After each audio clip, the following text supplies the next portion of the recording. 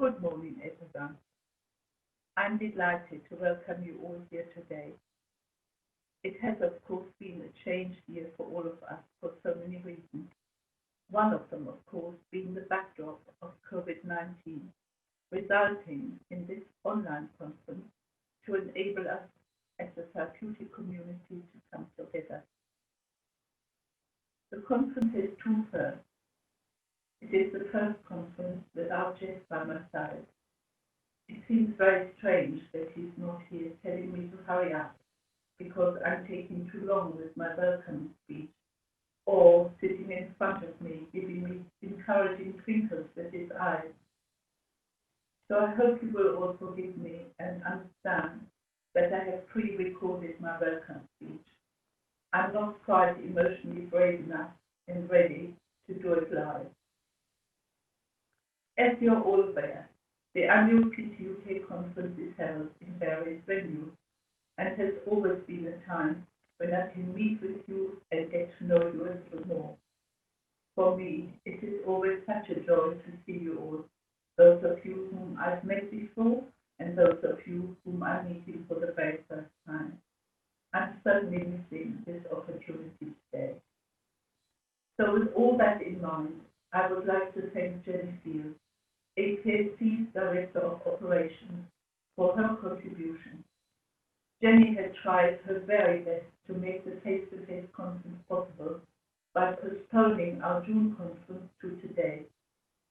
Jenny, I'm so sorry that you could not make it happen, in spite of all your hard work. You did your best in such difficult times, and thank you so much.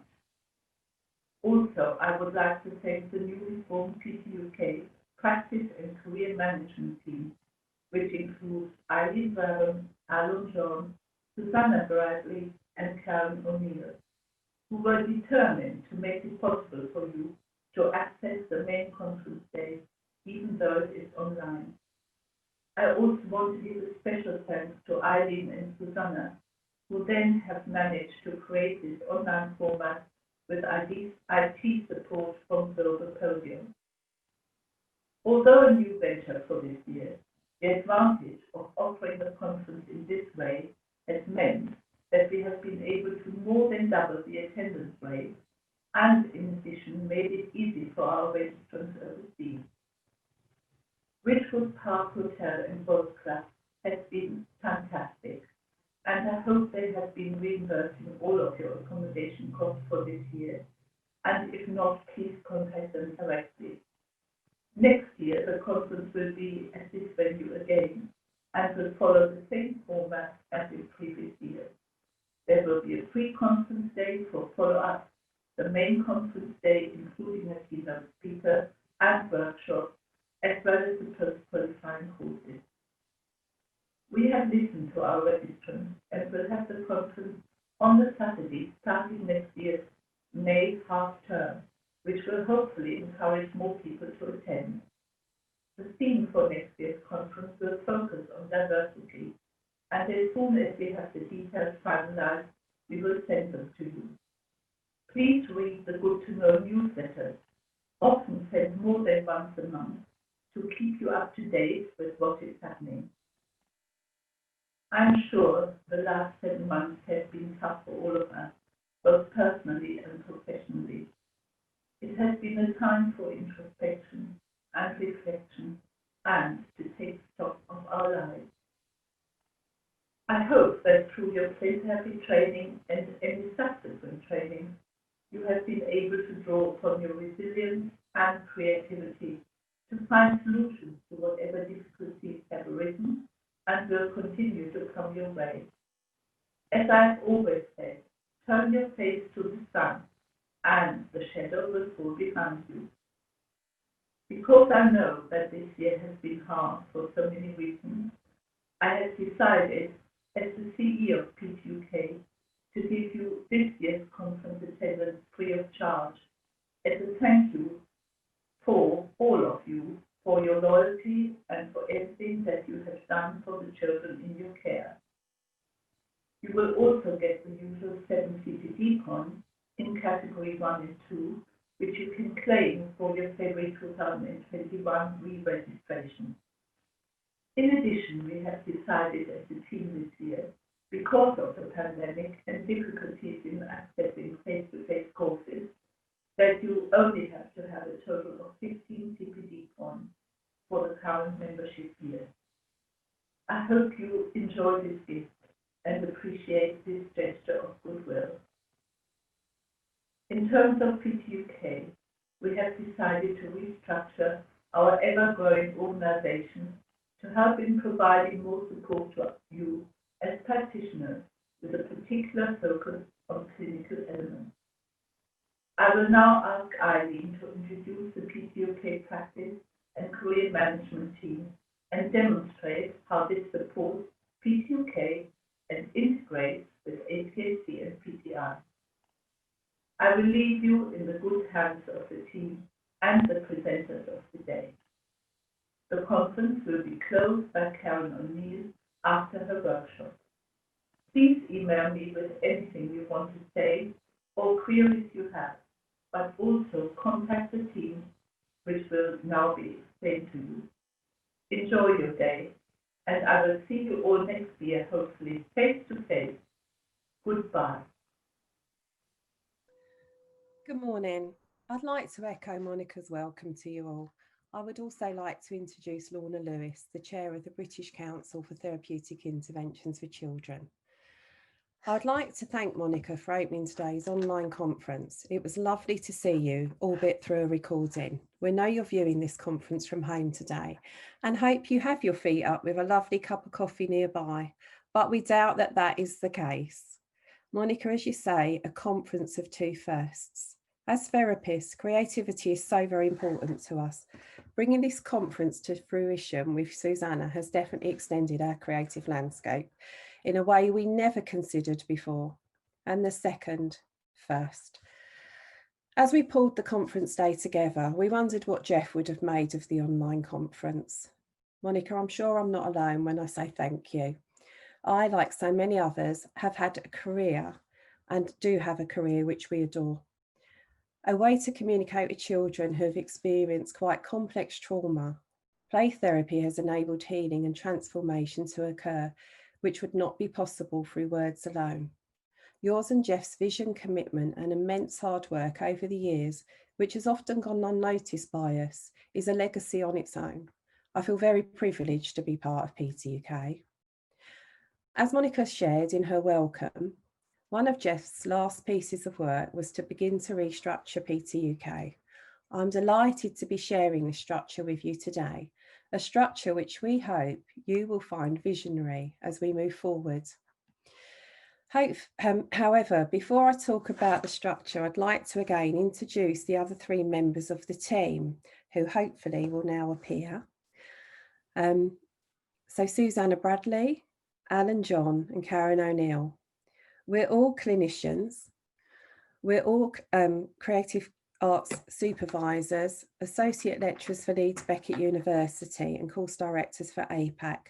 Some of us were even taught by Monica, with Jeff in the background telling her how to do it. You can imagine how that went. The professional practice and career management team will have many responsibilities, but to name just a few, we will be there to answer your clinical queries. Anything to do with your practice or clinical supervision, please let us know. We will be supporting developing webinars and frequently asked questions to support you with your practice moving forward. We've obviously been heavily involved in this year's conference, getting it together on the online, but we will be working with APAC in the future to provide the content for next year's and future years' conferences. We will be developing clinical policies and procedures and maintaining the PSA accreditation, and providing clinical advice and support to parents and professionals, which is something we're really keen to develop as we move forward. And we obviously need to be thinking about how we develop CPD, appropriate for you as therapists, to learn and to extend your skills. And the Train the Trainers course for our ACDs. We do need new ACDs to come through this organisation, and not to mention the post-qualifying courses, and obviously placements for new students. Fortuna will also be under our remit, and some of you may have already spoken to me about Fortuna. There will also be, at times, partnership working with APAC, such as next year's conference. As a team, we will work on the clinical content and APAC will undertake all the bookings administration. There are other crossovers whereby our partnership working will be a strength for both organisations.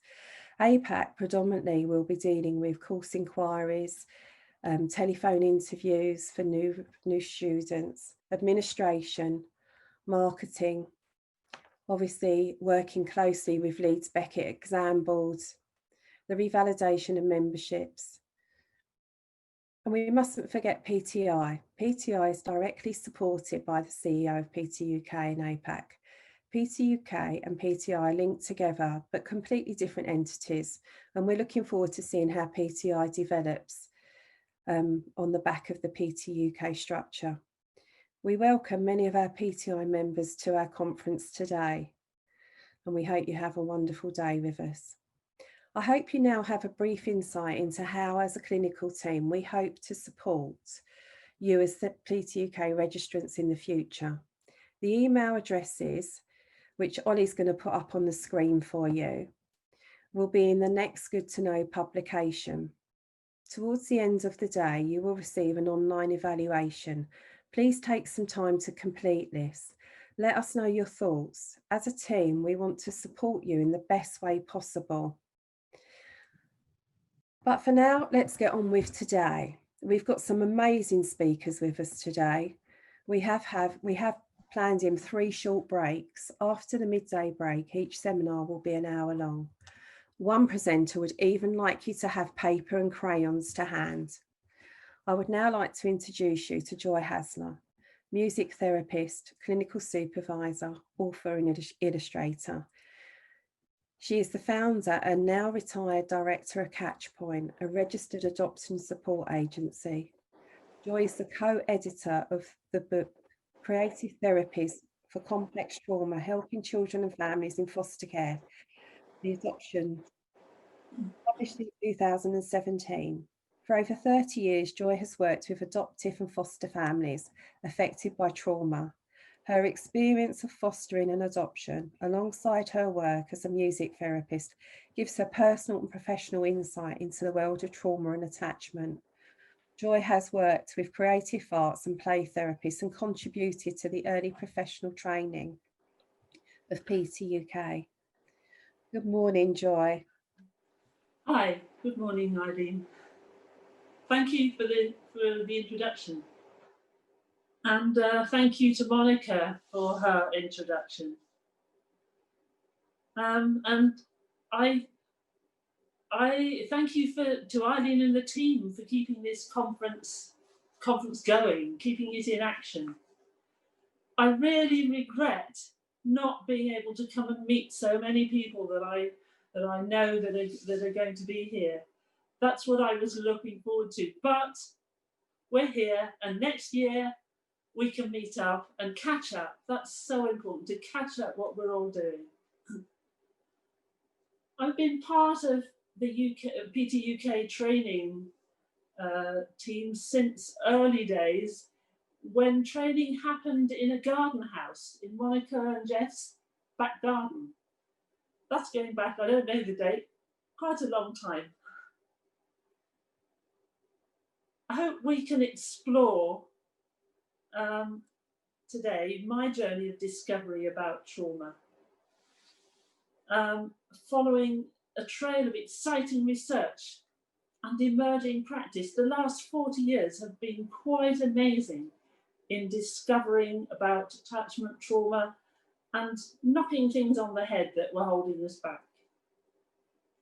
I started out as a music teacher and then became a foster carer so that I could work at home, because my husband was a community worker. Well, he worked weekends and evenings, so it wasn't much good being a teacher working in the day. So fostering was a job that I could do working at home and being involved in the community work. And 13 years of foster care, being a foster carer, taught me a lot. It taught me how little help there was for the children who'd experienced trauma of abuse, neglect and separation. It's much better now. So when we stopped fostering, I decided to become a music therapist with the aim of offering services to foster and adoptive families. We had adopted children as well, and so this was my world. And it's these families that have taught me so much about living with trauma and helping traumatized children achieve their potential with resilience. With some others, I set up a company called Catchpoint. Catchpoint means creative attachment therapies for children. What's the point? That's how I got to the name of Catchpoint. And we aim to support adopted and foster families with a whole range of creative therapies. So right from the beginning, we had art therapy, drama therapy, play therapy, music therapy. And our aim was to build positive attachments between the carers and the children. So we worked with the families together, or with just a parent and child. But sometimes this work actually included birth siblings in the family. Older children, if the family had had older children before they'd adopted. One young lady who got back to me recently, she's in her 20s and she's getting married. She asked her future husband to talk to her brother because she said, he understands why I'm like I am. Her brother had joined in many of the therapy sessions. One of the main aims of therapy is to develop security at home for the family. But I learned, as ever, from the children, that what adults feel safe with is not necessarily what a traumatized child feels safe with. I worked with a family who had adopted a boy of 7 who experienced domestic violence in his birth family.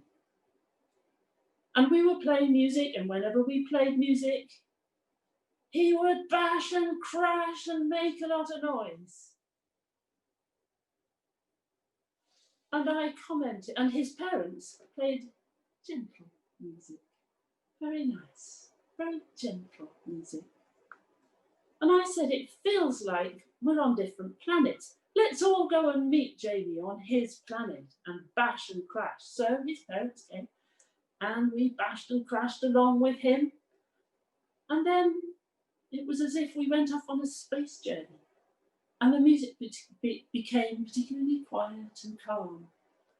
And this little boy ended up curled up on a chair, looking terrified. And I said, where have we got to? What happened? Where are we? And he said, we've got to another planet. And it's dangerous because there's a poisonous gas. It's quiet, but there's a poisonous gas and it's going to kill us all. And I thought, what we think of as safe, nice and quiet, may feel dangerous to some children.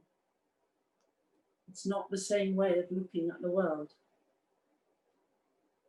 So throughout my presentation today, I hope to share some of the stories of the families that we worked with and some of the stories of the young people who are now in their 20s who got back to me. When I started this work, I realized there was a lot I needed to learn.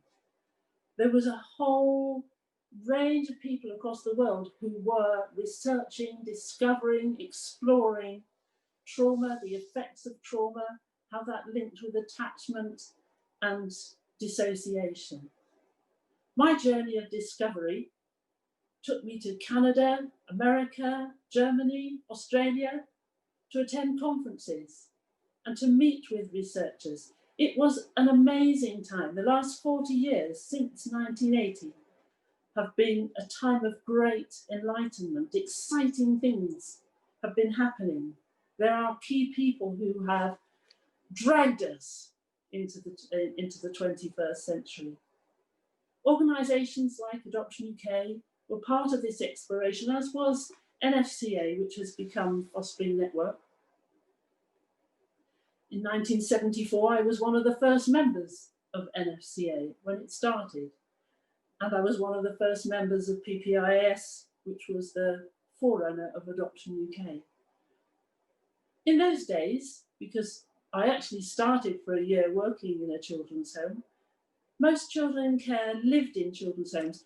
These homes were along a drive, big homes. There'd be one home for the under fives, one home for the disabled, one home for the teenagers, and they would be along a drive that was just children's homes. And children over 6 months old were not considered to be available for adoption. And then unusual couples, unusual, not now, unusual couples where perhaps the mother went out to work. They were certainly not considered appropriate for adoption. And certainly we didn't in those days have single-sex couples. That was a debate that came later. But over the next few years, these restrictions came tumbling down and families supported each other in caring for older and more difficult children. And we learned as we went along what it was like to live with childhood trauma. And then we campaigned, or we joined in the campaign to get a recognition of the effects of childhood trauma. There was no diagnosis for this. This was not an easy path, but some very interesting research was being done, mostly in America, but also here in the UK. And a group of us who were therapists around the country set up an organisation called Attachment in Action so that we could all meet. Originally, it had been called the Rainbow of Attachment Therapies because we felt that the ground principles were the same, but the rainbow could mean it could be a play therapy, art therapy, drama therapy, lots of different creative therapies. But the ground understanding of living with a traumatized child would be the same. And we were campaigning for, and then that became Attachment in Action. We had forums where we invited people like Bruce Perry to come and talk to us therapists working. And it was that group that eventually came together recently to write the book, Creative Therapies for Complex Trauma.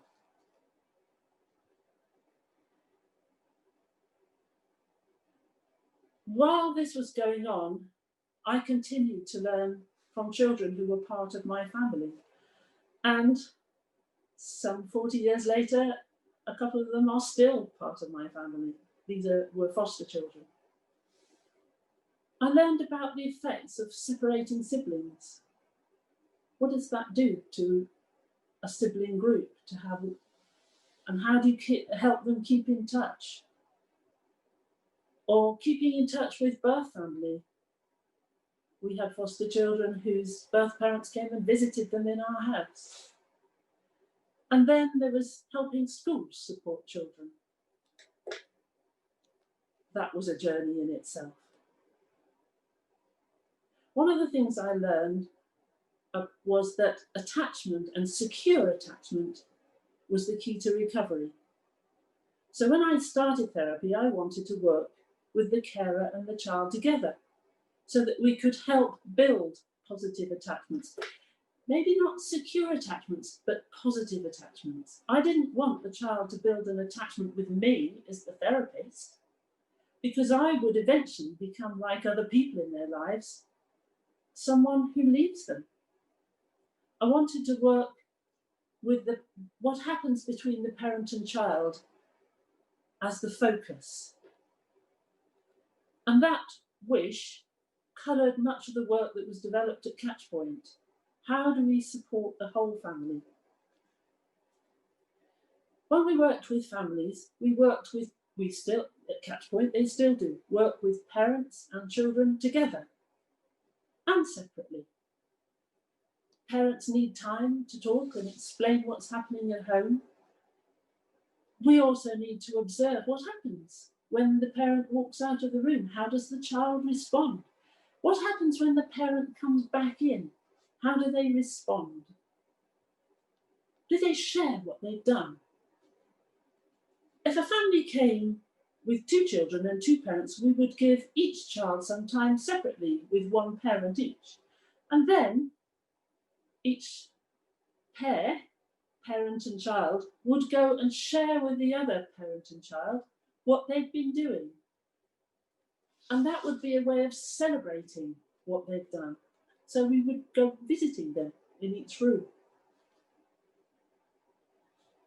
But it was also important to talk to parents on their own so that they could tell us what the difficulties were, so that we could hear what were the patterns of the children's behaviours. Because these children behave very differently in different places. And some would come to therapy and be absolutely charming, and others would come and be complete chaos. Those of you who are listening in and worked at Catchpoint, you'll know that.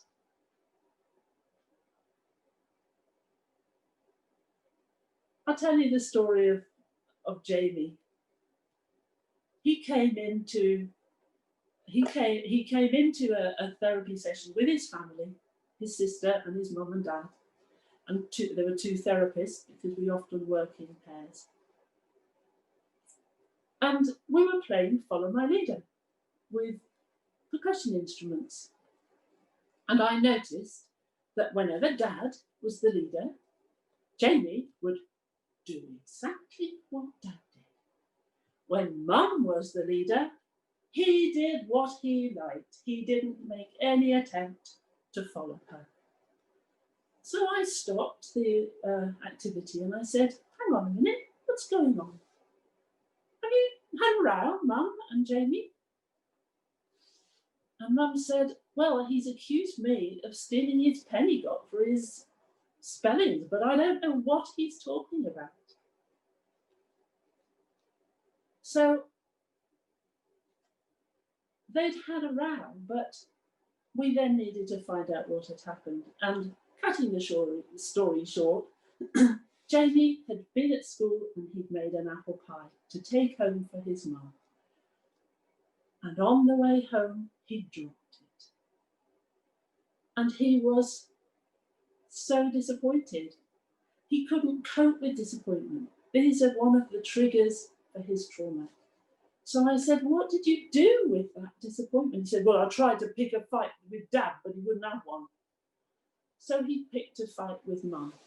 And so the rest of the session, we could play how he could celebrate what he brought home for Mum, and they promised that they would bake an apple pie together.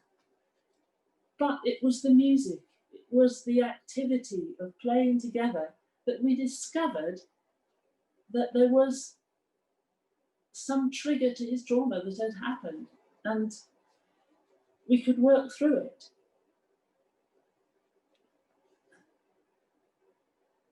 We all experience trauma. Trauma is something that is in the brain too overwhelming to be understood and processed. Then because it can't be processed, it keeps coming back and affecting us in the way we react in our environment. But if we have resilience, if we have secure attachment, if we have a sense of self-worth and trust that people care for us and hope for our future, we can process most traumas, learn from it, save the memory to help us so that we'll be safe. I've had a very minor trauma, and that was coming up to traffic lights in a car, and I put my foot on the brake, and it didn't work. The brakes didn't work. Oh my gosh, I swerved into the hedge. A minor trauma, but it affected me. I don't like driving near that traffic lights anymore. It wasn't the traffic lights' fault. I don't like driving in blue cars. It wasn't the colour of the car. This is the irrational things that we absorb when we suffer trauma and we want to keep ourselves safe. We have a phrase, oh, that was quite traumatic, which means that something kicked us in the gut. Something was hard to process. But in fact, we can say that that means it's already been processed, that we are safe. We are using the past tense. Oh, that was quite traumatic. We're already using the past tense. We can talk about it. We can tell people about it. So even in our language, we can share that we have processed trauma. All of us suffer trauma. And some of us will have suffered early trauma, childhood trauma, because I don't know if anybody's read the book Compassion Fatigue by Charles Figley. He says that 8 to 10% of children suffer early trauma. But when you get into the helping professions, the caring professions, the therapy professions, it goes up to about 45 to 50%, because people who've suffered early trauma often become carers because they have an understanding of how other people feel. So we all have reminders of trauma. Do you remember your first day at school, infant or primary, or even going to a new job? We are all helped to prepare for this important day, first day at school, but it's still scary. What will we be asked to do?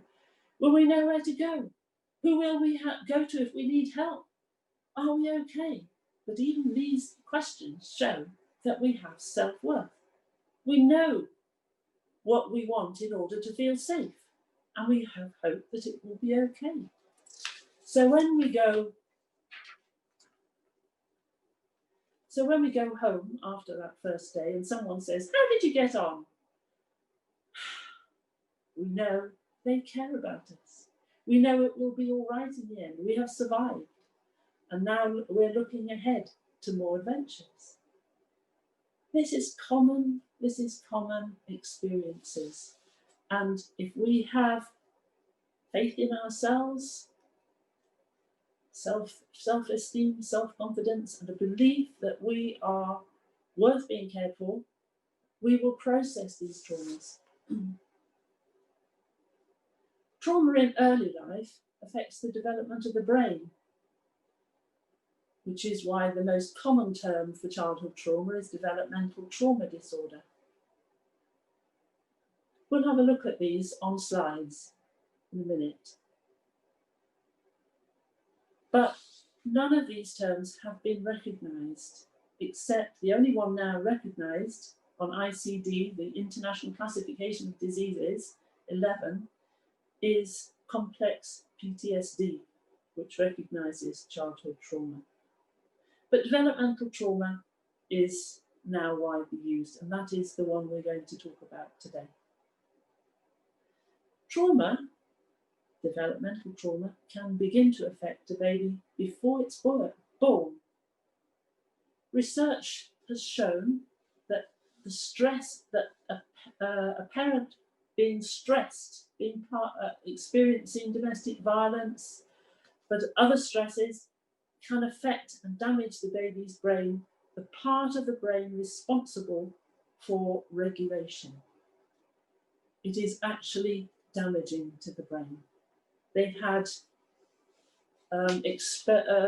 research with parents who were pregnant at the time of 9/11. And how did that affect some of these children? And some of them, not all, have been affected that they find it hard to regulate their stress. So that means some children begin life with a disability relating to stress regulation. And then there's some babies who need to spend time in a special care baby unit. They are brilliant at keeping babies alive. They are amazing. But they are restricted in what they are able to do in terms of the baby's emotional and social developmental needs. There is noise all the time. There are lights on all the time. The baby may be stroked, which is great, but not held or rocked. The baby doesn't experience the familiar sounds that it heard, felt, the movements, the heartbeat that was central to their existence in utero. We took a young person, age 13, back to the special care baby unit where she'd been after she was born. And the staff there said, well, we've been here 20 years, so we must have looked after you. And they treated her like royalty and showed her around. Here's a £2 baby. That's how big you were when you were born. And here's a nappy that we put on and gave her the nappy to take away. Here's a £4 baby. That's how big you were when you went home. And here's a £7 baby. That's how big you were when you came back in to the unit when you were 6 months old. £7, 6 months old, after neglect. It was a completely changing experience for her. Amazing. You can't do that with all children, but that was something special.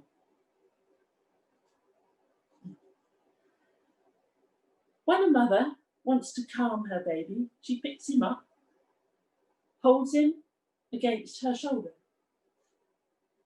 and automatically we start to sway. We don't think about it. When we want to calm a baby or child, we pick them up and we start to sway. And then start patting the back. And then we make sounds like shush, shush, shush, come on, shush, shush, shush. These actions are reminiscent of the sounds and experiences before birth. Rocking being the movement of the mother walking, patting being the heartbeat and the watery signs that come out of a watery environment. Now, these have been shown to regulate the mother who was stressed because her baby was stressed. And in helping her calm and bring down her blood pressure and heart rate, the baby comes down, it becomes co-regulation. And that's how we do this instinctively, co-regulate.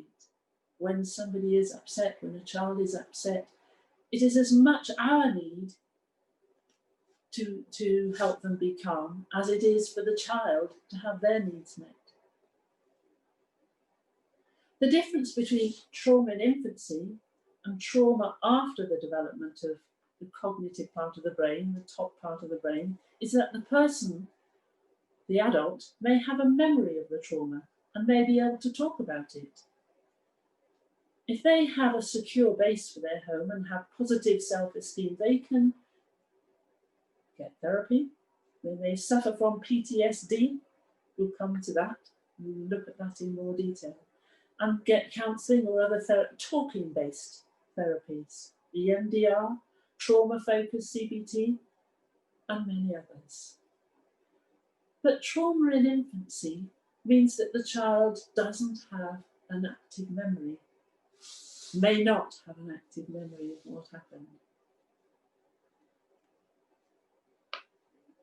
Domestic violence affects a parent, or the effect of a parent taking drugs or alcohol, being left on their own, being abused by, or not being fed, being shouted at.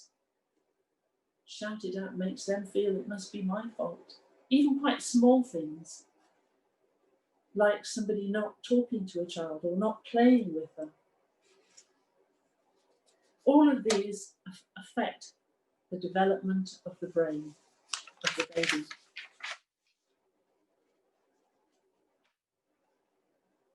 Dan Stern, a psychologist, did some research into how the brain develops in the process of building attachments. And he describes the process of the rise and fall of stress. And he called it a vitality fall. Comes up and down. You rise when there's a stress. I can't find my keys. Where are my keys? Oh, there they are. Sorry if that's reminiscent to people. It's one of the things I get worried about. Where's my keys?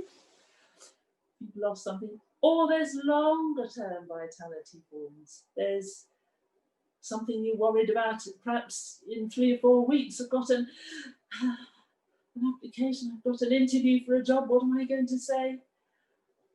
Something I've gone through here in preparation for this. And then today comes and my friends are here and it feels safe. there is a flow of these stress and rises, that experience of falls, and stress is resolved. And then when a baby cries, the parents get stressed and they come down too, and their needs can be satisfied. Co-regulation. It is when these patterns come together that trust is developed. And what is amazing is that in the research they discovered that it begins to come down before the need is met. So you have the turn of the stress before the actual need is met. Before you find your keys, then you know that you've just suddenly remembered where you put them. It comes down. And that repeated develops trust. It's a micro moment. It's a tiny moment at the top of this vitality shape. So these are the patterns that flow through our lives, and we'll look at them to see how that affects us in what we call the window of tolerance. This leads to self-worth, self-confidence, and enjoyment of life. But let's have a look at some slides. Before I do that, are there any questions? Eileen, are we got any questions, or can I move on? Questions coming in yet, Jules. Okay, so I'll move on to slides. Can I have the whole screen? Is that possible to have the whole screen so I can see what I'm doing?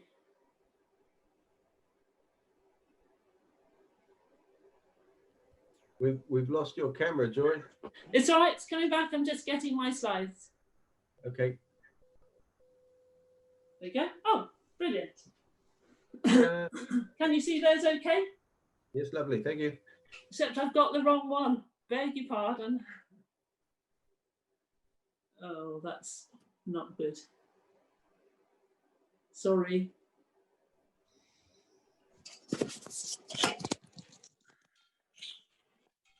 Does anyone have any questions for Joy? If you want to put it into the chat while Joy's just changing her screens.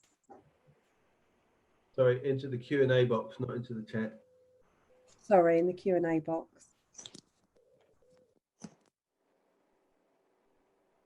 I'm getting there. Technology, I apologise.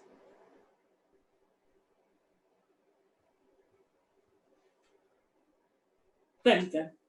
That's it. That's the one I wanted. Here we go. Okay, can you still hear me? Yes, Joy, we can still hear you. Loud and clear. So I want to show some slides to illustrate childhood trauma. And I'm starting off with the image, the picture of a maze.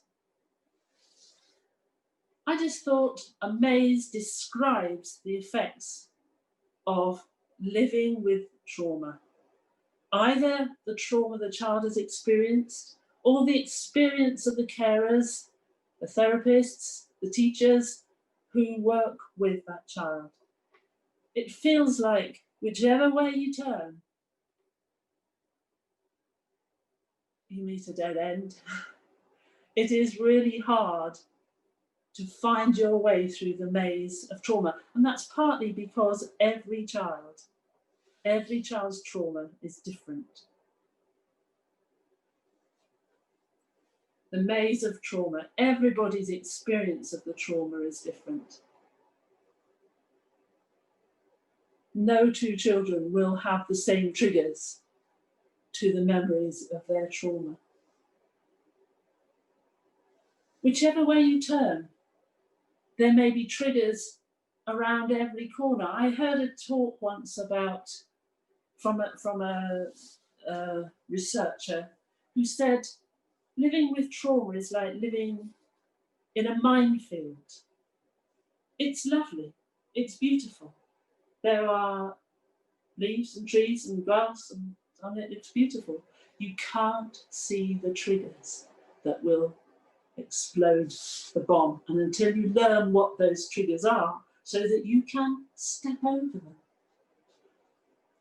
There are many other different turns in the maze of trauma, and some causing renewed trauma. So a trigger can renew the whole feeling of whatever was the trauma that affected you. I have to assume, and I am assuming, that there are people here who have experienced trauma. And through their experience, they have an understanding, which I've said before. But effects of trauma are actually catching. Living with somebody who has experienced trauma can affect us in terms of secondary trauma. And I know that we have a workshop this afternoon exploring that in greater detail. What is interesting is that the definitions of childhood trauma are still unofficial. This is incredible, considering the eminent people who've been part of the campaign. The long-term effects of trauma are complex. So, what is trauma?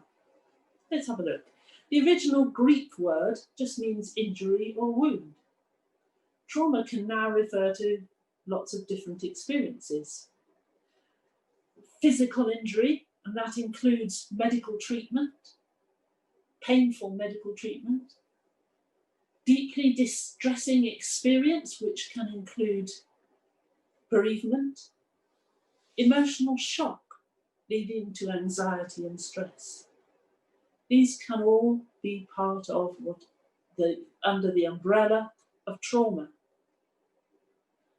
And in some cases, for children, there is no explicit memory of the trauma. There's no pictures and words that they can bring back into their memory.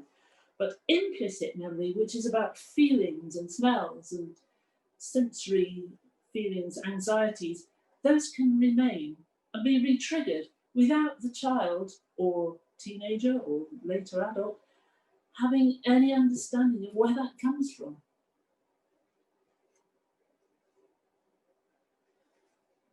NCTSN is the National Child Traumatic Stress Network, and worth making a note of because they have quite a lot. And they've been very much involved in the research into trauma. And they describe 12 types of trauma. Yes, they are child-focused traumas. Bullying, disasters, children born in countries where there is conflict. Refugee trauma. We hear about refugees making that journey and wow, traumatic.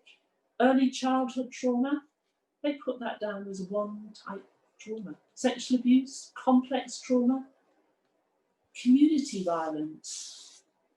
If you live with parents who are terrified in a particular community because of the violence, that's going to affect the children. Community violence, where the violence is around.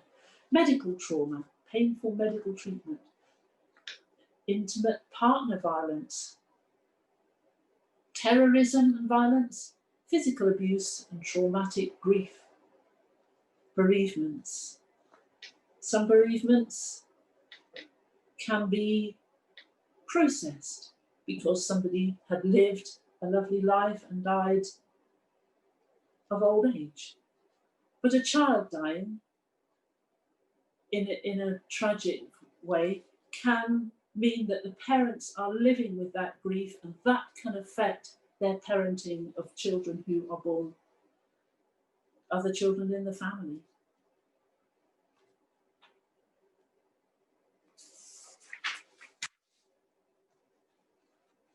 So childhood trauma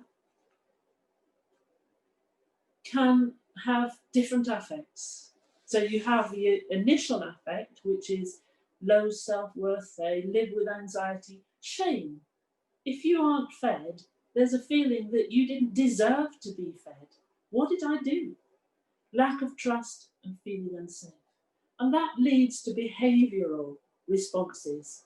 Hypervigilance, I've got to watch, I've got to keep my eyes open. I can't listen to what the teacher's saying at the front because I'm concerned about who might come through the door in the classroom. The need to be in control, we'll look at that, because these children have so many behaviours that are about needing to be in control. And dissociation again, we'll explore that this morning. And these behaviours and these effects lead to three main disorders. Regulatory disorders means I can't reduce my stress, I can't process it. Processing disorders, I can't take organisations, I can't understand processes of things. And social functioning, that's relationships. So I've drawn this a bit as a ripples on a pond, if you like. In the middle you have the childhood trauma, and then the next line, the next circle is the shame and anxiety and feelings of being unsafe. And then that leads to the children's behaviours. They need to be in control. Hypervigilance is amazing. And then that leads to them developing these three main disorders.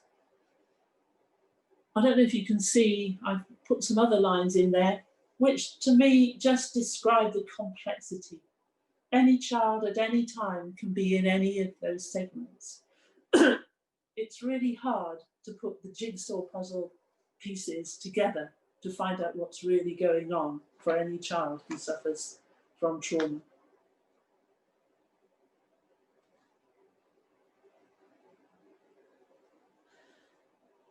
So what are the dynamics of trauma?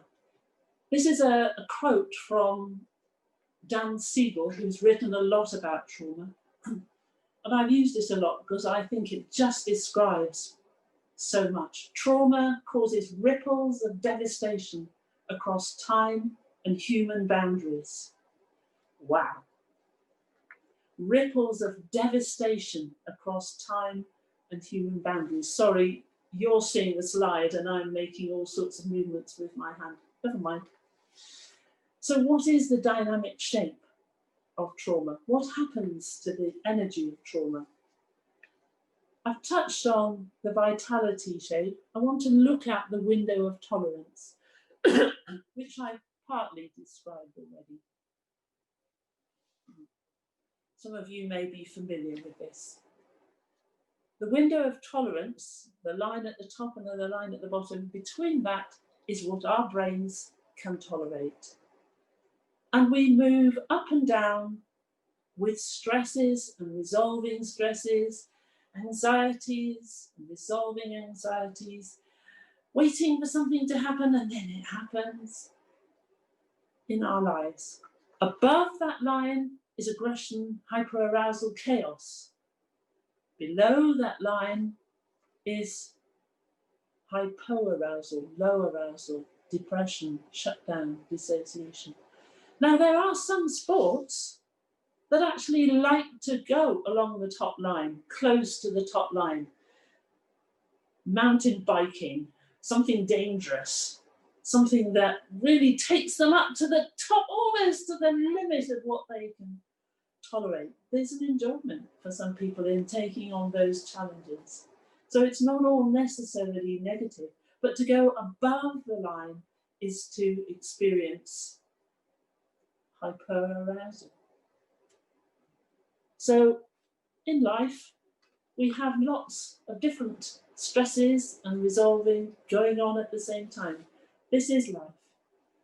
Between what happens between our window of tolerance. And if you look on different websites, they have different ways of graphically explaining the window of tolerance. PODS, PODS, have a circle way of describing it, and there are other ways if you look online. But what's the window of tolerance for people who've experienced trauma, particularly children? First of all, the window of tolerance narrows. They can't manage to tolerate very much because they have to be so alert. So they're very much more quickly pushed up into the aggression, rage, fight mode. or slipping down into the dissociation freeze mode. Can you think of a regular stress that comes and goes in your life? Where would you put it on that within your window of tolerance? Just any experience, event. Christmas, where does Christmas go? Fairly near the top, perhaps? Celebration?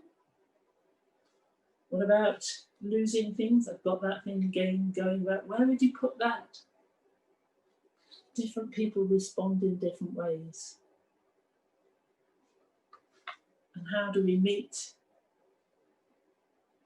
children who are on a roller coaster between above and below and up and down? Are there any questions? I can pause here for questions. Yes, Joy, we do have a couple of questions for you. Right. Are you ready? Yes. What is your opinion about assuming something is traumatic for a child when they go through a difficult experience? Do you believe... Hang on, just a minute, wait a minute. Assuming what? Say that again, slowly. Assuming something is traumatic for a child when they go through a difficult experience. Right. Do you believe that children might go through a trauma but not need therapy for it? Yeah. And what would help you make a decision about offering treatment or waiting it out? Right. I'm going to come back in so that you can see my face, I think. Stop that. There you go. Hi. Thank you. Every child is affected differently. And part of your assessment, which we will come on to, how we assess whether a child needs therapy, part of that assessment will be to watch and look at their patterns of behaviour that show whether they are able to process their trauma or not. If they can't process their trauma, people around them are going to be, ah! That's quite often when you meet foster carers who've been living with a severely traumatised child, you think, why did anybody place somebody with them? Because they are experiencing secondary trauma. So watching the people around, looking at the child, how do they respond? Yes, some children can experience trauma and not need therapy, but usually those are the ones who had a good early start. And then something happened. Maybe a parent died, maybe a parent, they got divorced or they went into care and separations and whatever, all sorts of it. But if they had a good start and were able to develop a positive, secure attachment, that will help them later on in life in managing trauma. So it is not automatic, but they can be a child can appear to not need any therapy. The people around them look as if they do, but many of these children will know how to provoke their feelings in other people. And what I tell foster carers is, the child cannot tell you how they're feeling, but they can make you feel it. So if they're aggressive and want to see fear in your face, what are they communicating? They're communicating how they feel.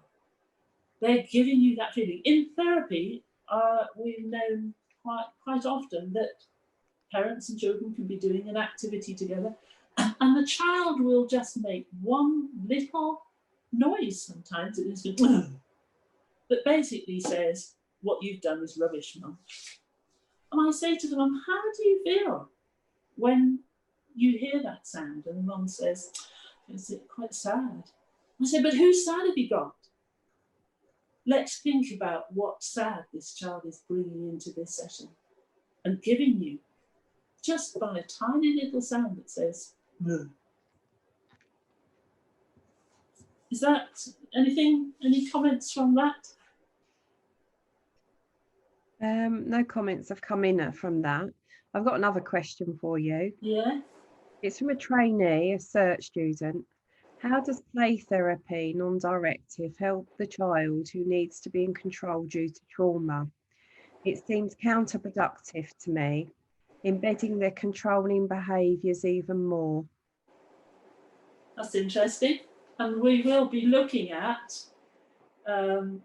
actually in the next session, I'm looking at things that, why we do certain things and what we're doing. So slightly ahead of what we're going to be talking about, particularly the need to be in control, which is very clever.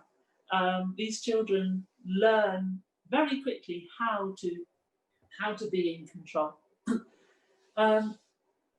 Play therapy, we're looking at the stages of therapy, and there are different stages where you allow the child to have more control, and at other stages they have less. So it's not just an open door for the child to do anything they like, whenever they like, whatever they want. I agree that that wouldn't be too helpful might help the child in some ways in terms of social skills, but not necessarily in terms of trauma. But please wait, we're coming on to some of those answers. Okay, so I've got another question for you. Are you okay? Yeah. Another question? Yeah. Do you consider understanding the attachment patterns of the child and foster parents are important when considering how to respond to trauma therapeutically? Absolutely, because it tells a huge story about attachment patterns are what happens as a result of the initial relationship.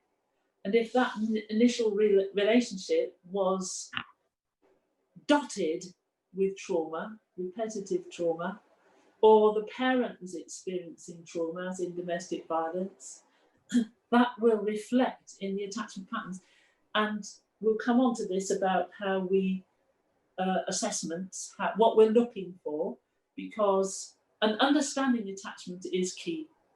If you're working with trauma, find out how do the different attachment patterns, insecure attachment patterns, how do they show themselves? Because some of the children can be ultra charming when they meet you as a therapist. And it is very easy to think, yeah, they like me. Well, sorry, they're sussing you out to find out how they can be in control of you. And we'll come on and talk about those. But yes, attachment patterns are very important. And also the attachment patterns of parents, because sometimes parents themselves had an insecure attachment, and that becomes part of their relationship with their children. It's hard. Okay, are you ready for another one? So this leads on to what you were saying earlier. Yeah. So you mean micro expression play, very important role in understanding relationship and background of the case? Say that again. Micro, I use the word micro, so yes, micro moments. What? Say that again. So we've got micro expression play, very important role in understanding relationships and background of the case. Yeah. Absolutely. Sorry, what's the question? It's more of a statement, really, and yes, they want you to. And I agree. They want you to expand a little bit more on the micro expression and how play can be very important in the role of understanding the relationship and background to the case that's being presented. Again, can you come back to this towards the end of this session? Well, when we have questions at the end, ask me again, because we may have answered that. Okay. In fact, actually, some of this I'm looking at in the next session, which is where we explore resilience and resonance and how we help the children, is my next session after the coffee break. Okay. So But yes, I agree. It is very important. So we've got a question about pregnancy. Yeah. You mentioned earlier about trauma can happen during pregnancy. And the question is just wondering how trauma affects the child's development in the womb. And if you know anything about that. All I know from research is that it affects the development of the part of the brain that is about regulation. I don't know about anything else. I'm sorry. That is the research has shown that trauma while in pregnancy actually affects the part of the brain. And that actually means that they can then pass that on genetically to their own children. This again, they have done research into people who were in the during the war, who were experiencing extreme traumas of bombs and war, and how that affected their children. And there was no abuse there when they were born. They were loved and cared for, but the children who are now adults still may have, not all, may have a difficulty with reducing stress, regulating stress and anxiety. So look it up. There's some really interesting research. Thank you, Jill. Okay. Sorry. Can we move on? Yes, we can. Sorry, I know I've disappeared. I'm just finding the next one.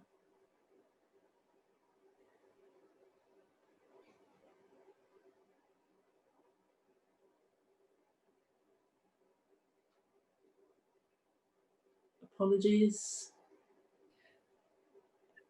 While you're doing that, Joy, could you just let us know, the participants, the delegates would like to know, can they have a copy of your slides, or would you prefer them to view them on the conference recording? There's things that I wanted to offer as well as the slides. So yes, I can put them together in a paper that I'm happy to, I can give to PTUK, and then you can send them out online, just as an online document. But I wanted to add in websites and names of researchers that to help people look up their own stuff. There's some fantastic organisations that are key in this area of trauma. This whole exploration of trauma is new. Well, the last 30 or so years, it's and it's going on, and there's some really interesting research going on in this country as well, not just in yeah. Okay. Yeah, thank you. This is just a slide with some acronyms, because reports and things often chuck out acronyms without saying what they are. And there's more, but I've just put a few of them here because we will be using them. CTD, cumulative trauma disorder, refers to particularly physical trauma, repetitive strain injuries. It isn't about emotional or psychological trauma. RAD, reactive attachment disorder, was the name used for childhood trauma before developmental trauma disorder. So that goes back into the 70s. They were using RAD, reactive, and there was always a worry about it. But it's still around, and you'll know what it is, and it is now developmental trauma. ACEs is used a lot now, adverse childhood experiences. Let's not talk about trauma. Let's just see that a lot of adult mental health problems come from ACEs. And you see this a lot now, adverse childhood experiences. Why they won't talk about trauma, I don't know, but there you go. PTSD, post-traumatic stress disorder, we're going to explore that. These are the effects of traumatic events. Developmental trauma disorder, DTD. This is the one that is most commonly used to describe childhood trauma, but it's not recognised. It's not being formalised. CPTSD, complex PTSD, CPTSD, yeah.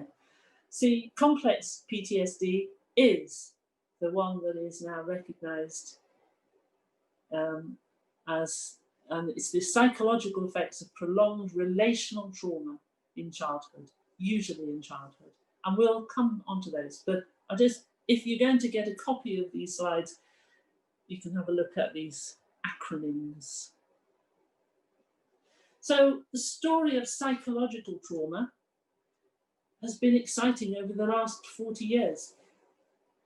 When veterans return from Vietnam with highly distressing effects of trauma from the war, from shell shock, there's another word that was given to, PTSD was recognised. There was long-term effects.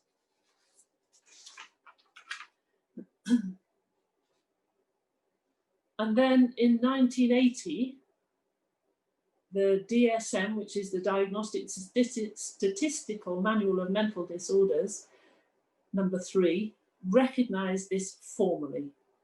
PTSD is now a described diagnosis. People can be described as and diagnosed as having PTSD. And this was formalised in 1980. That's not very long ago. I started fostering in 1974, so this has all happened since. And then Bessel van der Kolk, please take note of his name because he's available on YouTube and lots of articles, and his research, he comes from the trauma centre in Boston. Amazing person. But he led an international campaign to get the diagnosis of developmental trauma disorder, trauma that happens while the brain is developing. And he wanted it recognised to cover childhood trauma. This is the one that is actually used most now, but it hasn't been officially recognised. The National Child Traumatic Stress Network that we've seen before, NCTSN, they worked with Bessel van der Kolk on a consensus of proposed criteria for developmental trauma disorder. And they presented lots of supporting data for this to be part of the DSM-5 in 2009. But for whatever reason, I don't know, it was not accepted. And instead, the DSM-5 team changed slightly PTSD to include developmental considerations. That there was a recognition that trauma in childhood is different from traumatic events as an adult.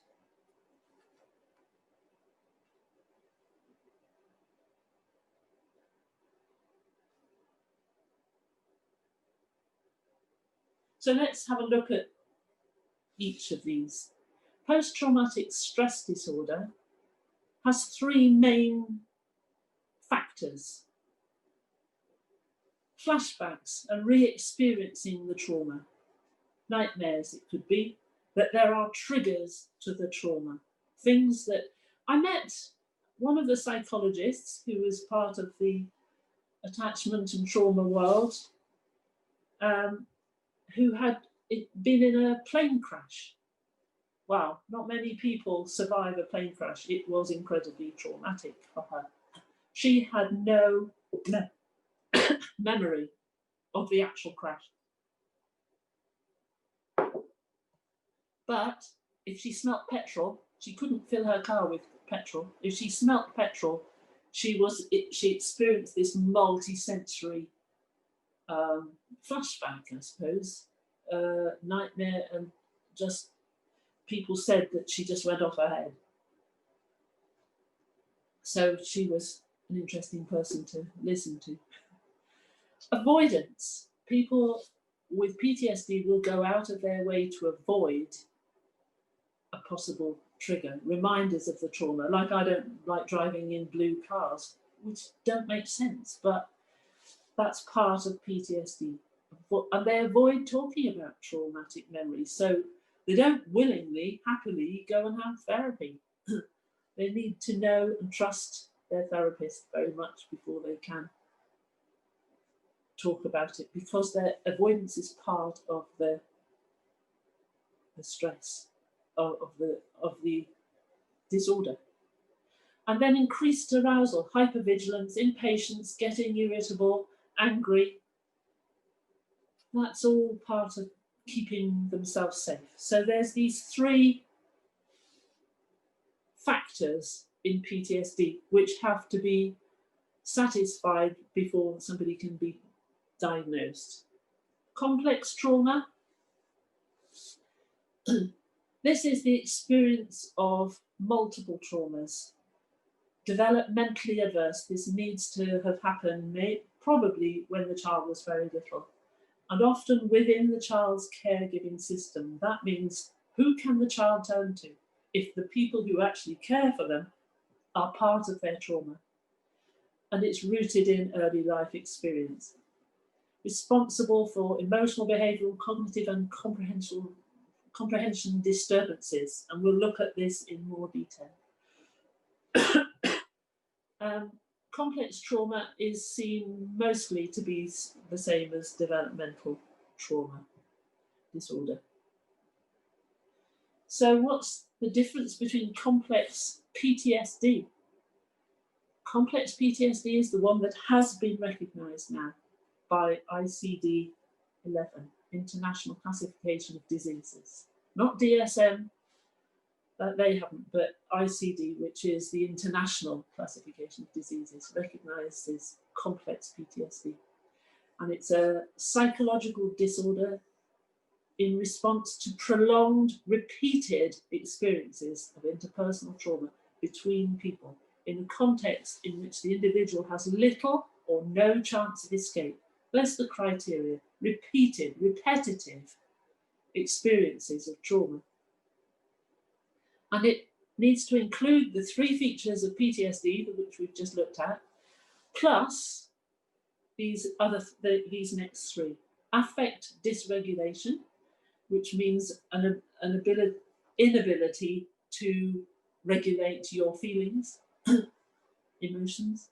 Negative concept of self, no self-worth, and poor social skills. Difficulties sustaining relationships. You maybe make a friendship, but they can't sustain it. So another way of looking at that, here's a diagram. PTSD are these three factors: sense of threat, avoidance, and re-experiencing. And complex PTSD is the same, but has the additional disturbances: negative self-concept, affect dysregulation. Just like very quickly to have a look, therefore, at this trauma continuum. Trauma, while feeling safe, is if you have a secure attachment, complete internal processing, and is released. You know, it doesn't affect the fact that you feel good about yourself, and you know people trust, love you, and will care for you and keep you safe. Trauma while feeling moderately safe, a few defense mechanisms might be needed, but there's still a process and release of that trauma. You may need to take time to talk about it. You may need to revisit it with somebody you feel safe as a defense mechanism, but it's still processed. Then you have trauma with virtually no feelings of safety. And these are children who then move into the insecure attachment. Heavier defense mechanisms need to be in control. But also, especially suppression. I'll push this trauma down. I don't want to think about it. I'm not going to think about it. I'm not going to talk about it. Push it down. And then PTSD, the trauma is repressed. We learn to live with the triggers, avoid them, and react in the ways we said in terms of aggression. It's repressed, not processed. And then complex PTSD, these are the children probably with disorganized attachment. There's an element of chaos around them, ripples of devastation across time and human boundaries, trauma deeply repressed. But the responses to that trauma are there on the surface, and that's what we see. It is hard to get below that.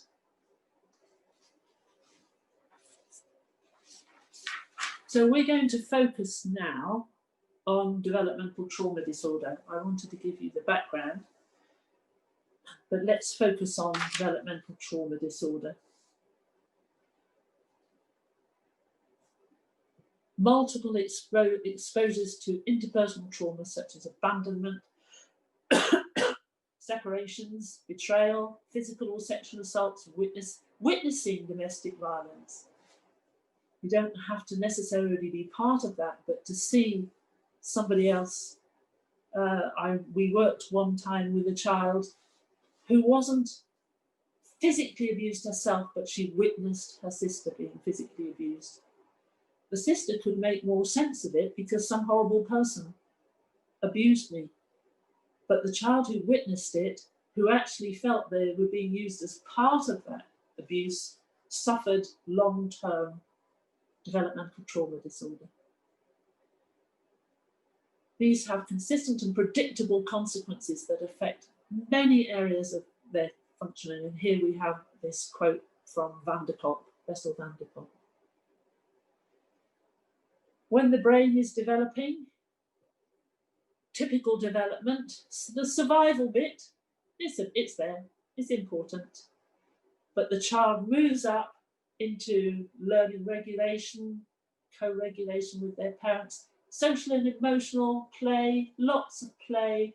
They have a good feeling about themselves. And then the top part of the brain, cognition, is strong. They can think, they can work things out, they can organize their lives. Developmental trauma means that the bottom section of survival is enlarged, is dominant. And as they go up the development of the brain, the rest gets less and less till cognition is small.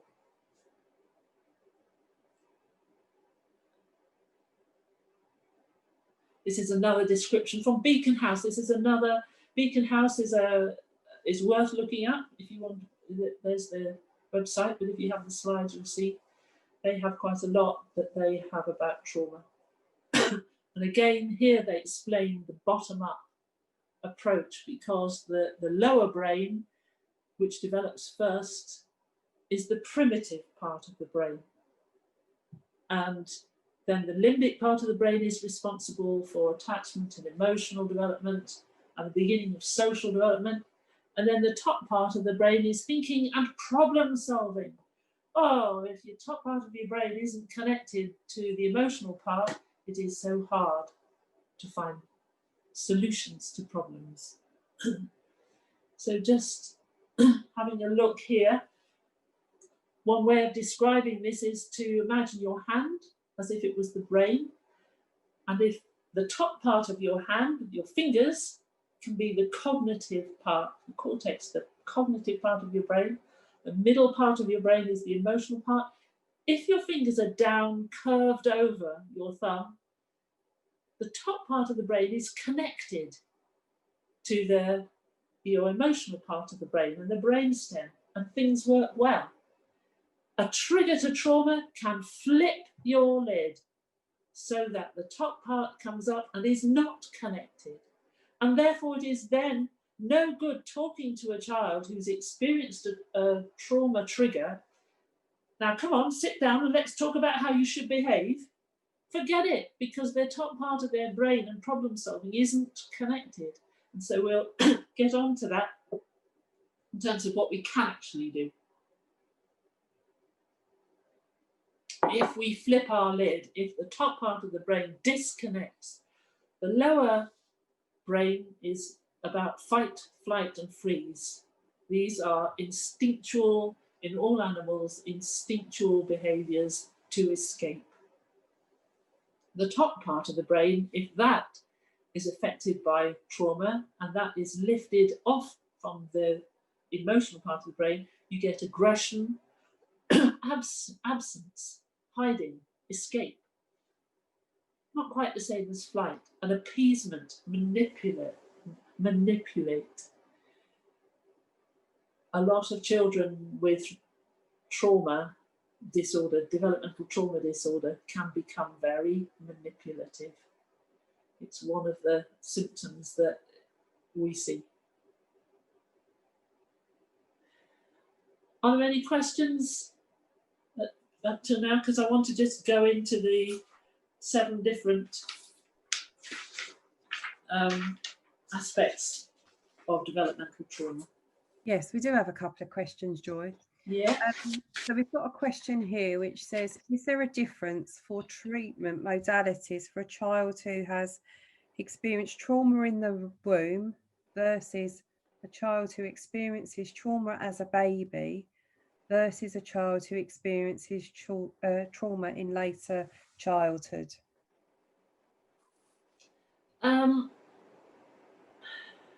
That's difficult. It depends where the child is now. Is the child safe now? That is going to colour how you present your therapy. If you are working with, say, parents with domestic violence, and the mother leaves that domestic violence, so she is now still got her children, looking after them, but is no longer part of that domestic violence, so they are safe, that mother will still be traumatized, and therefore your whole way of working will need to take that into account. If the child is in foster care,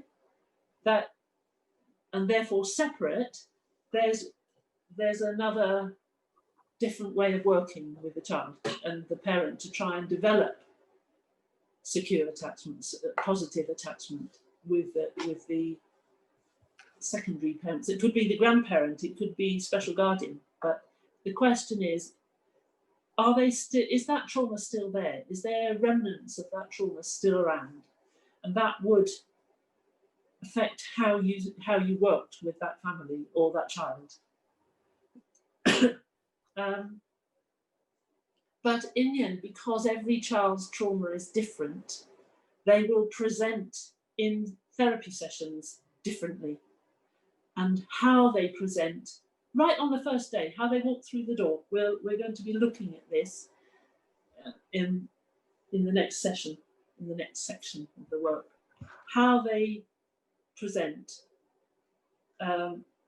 will colour how you do the therapy, what you offer and what's happening. Children don't need to have, you're not going to sit down and talk about the trauma. So you don't need to have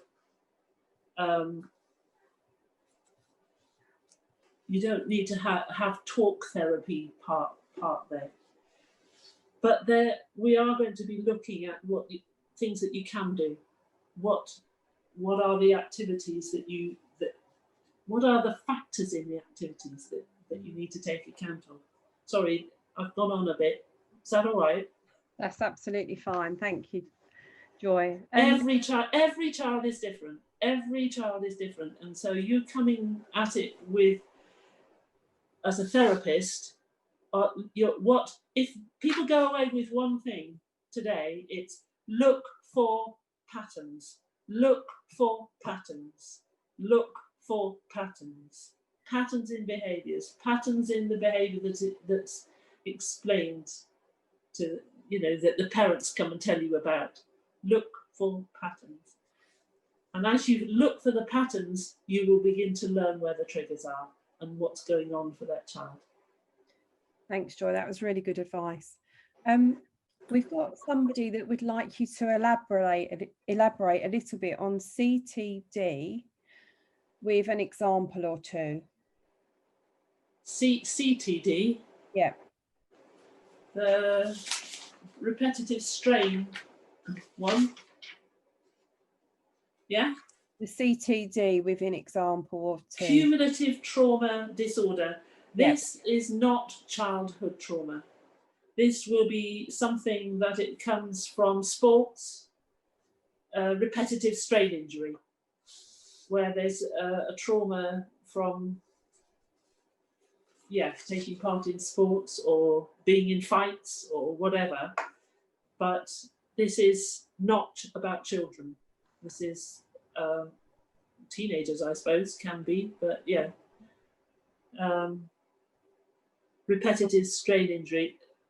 It could, I suppose, be part, if it was part of developmental trauma disorder, because a parent made a child do something that caused a repetitive strain injury, it would be part of a bigger picture of developmental trauma disorder. And I'm going to admit that I don't know enough about cumulative trauma disorder. It was on this list, and I could see that it was about repetitive strain injury. Thank you, Joy. So sorry if I... It's interesting because I worked with a young lad who actually overexerted himself in sport to manage his trauma. Yeah. And right, interesting. Yeah, to cause himself to have this sort of issue arise. And I would say that is about control. One of his symptoms of how do I get sympathy and control. Yes. Yeah. And to disassociate, I think, for what was going on at home. Yeah. Absolutely. Do you feel that filial play coaching could help with developmental trauma? I don't know enough about it, and what I have heard, it sounds good. And so I'm not actually going to be dealing with that here. I would have to look it up, but I have been to workshops on filial therapy, but I haven't included here. I apologise for that. Sorry. So I don't know. That's okay. Filial is very much about building attachment. So I guess that there would be some benefit in, I understood that it was useful. It sounded as if it was very useful for children under 11, but as they get older, it's not as effective. Are you okay to take a couple more questions? Looking at the time, yes. Okay. Could you please explain fawning as a trauma response in a child? That's interesting. Fawning. Explain. I mean, I know what I think that is. Pretending they've got some. Yeah. Yep. Go with what you think, please, Joy. I had a foster child who, when people came to the house, if I spoke to him, he would lift his hands up and as if I was going to hit him. I'm not sure that's quite fawning, but it's similar. If it was a foster carer who said, "Oh, come off it, Lenny, pack it in," he would just stop, because it was just an act that says, "Look, she's dangerous, she's horrible to me." Fawning. I'd have, or children who've been traumatized use all that would be a fantastic weapon, almost. Yeah. Look at me, poor me, oh. Yeah. Some children don't go down that line at all, but others do. Yeah, so very much exaggerated behaviour of misery or affection. And I might take that into drama, so that puppets are acting that out and playing, I wouldn't ignore it, but we would take it into the play. Mm-hmm. As a music therapist, I'm not sure. I've had children pretend that, I can't do this. Oh no, I can't do this. I can't do this. Okay, you can sit and listen or whatever. Join in when it's your turn. And when it doesn't have the reaction that they want, you have to remember they have almost a list of strategies in their head to get control. And if one doesn't work, well, we just move on to a different one. Try that one instead. Yeah. So I like to make note of what I see in terms of letting the child, wow, that's gosh, that was interesting, or whatever, Mhm. but not to give the reaction that they're hoping for, which would be ultra sympathy. Yeah. Yep. Thank you, Joy.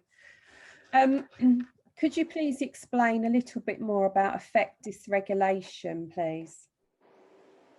Yeah. Sorry, I'm just making a note. We had it down here somewhere.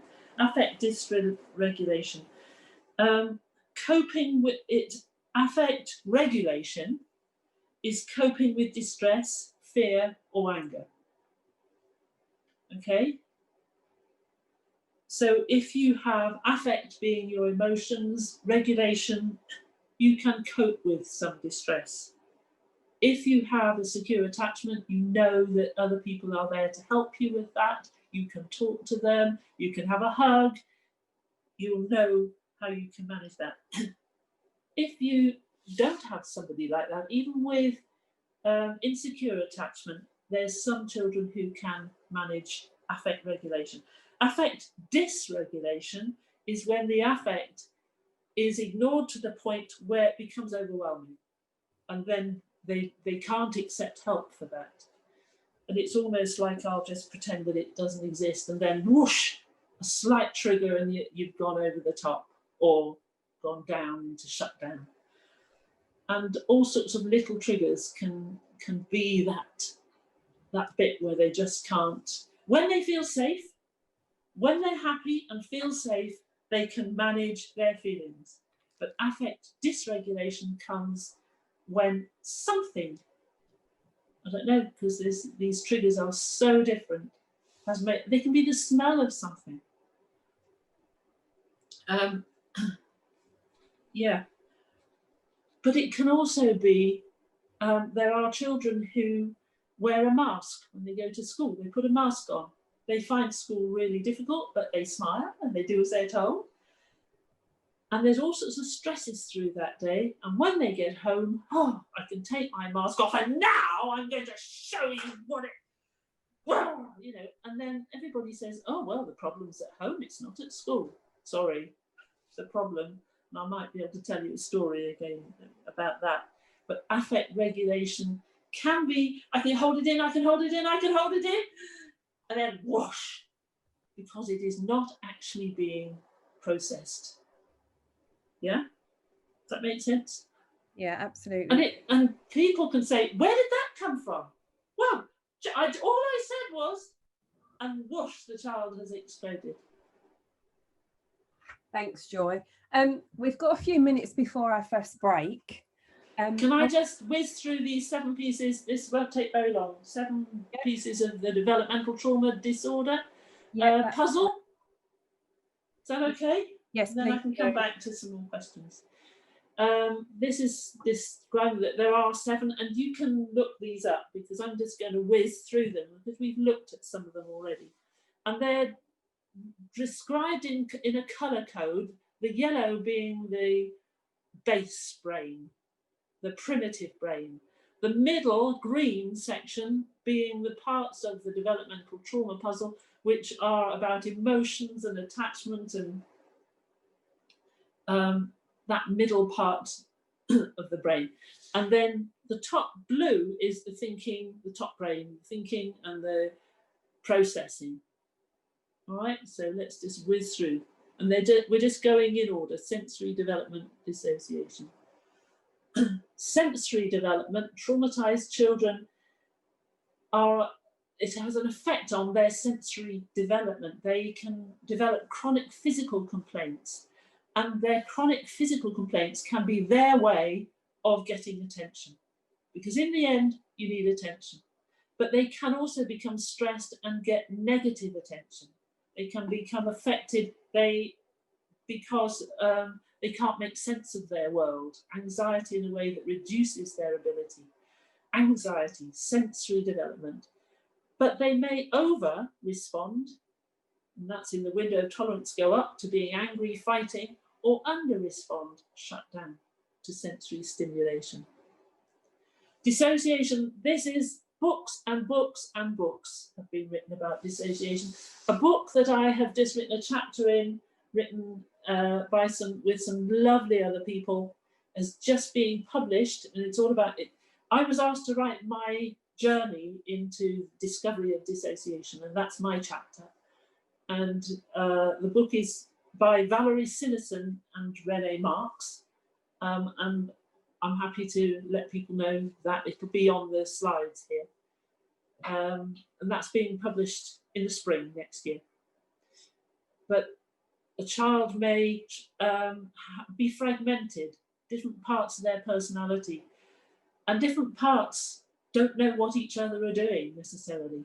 They have gaps in their recollection of what happened. They don't maybe. Now that makes it really hard when they're given homework at school and they come home, and when they come home, they move into their home part of their personality and they haven't got a clue what was said at school. So then they get into trouble at school for not doing their homework. Dissociation can also be about being shut down, switching off, separating themselves from the environment. Attachment, I'm not going to say, I think most people know about attachment and the different patterns of attachment. Children need developmental trauma causes disruption to this development of secure attachment. So you will have the avoidant, the ambivalent, or the disorganized attachments that children present. Behavior regulation. Behavior of traumatized children can become impulsive, reactive. Behavior, if there's something you go away with, behaviors are symptoms.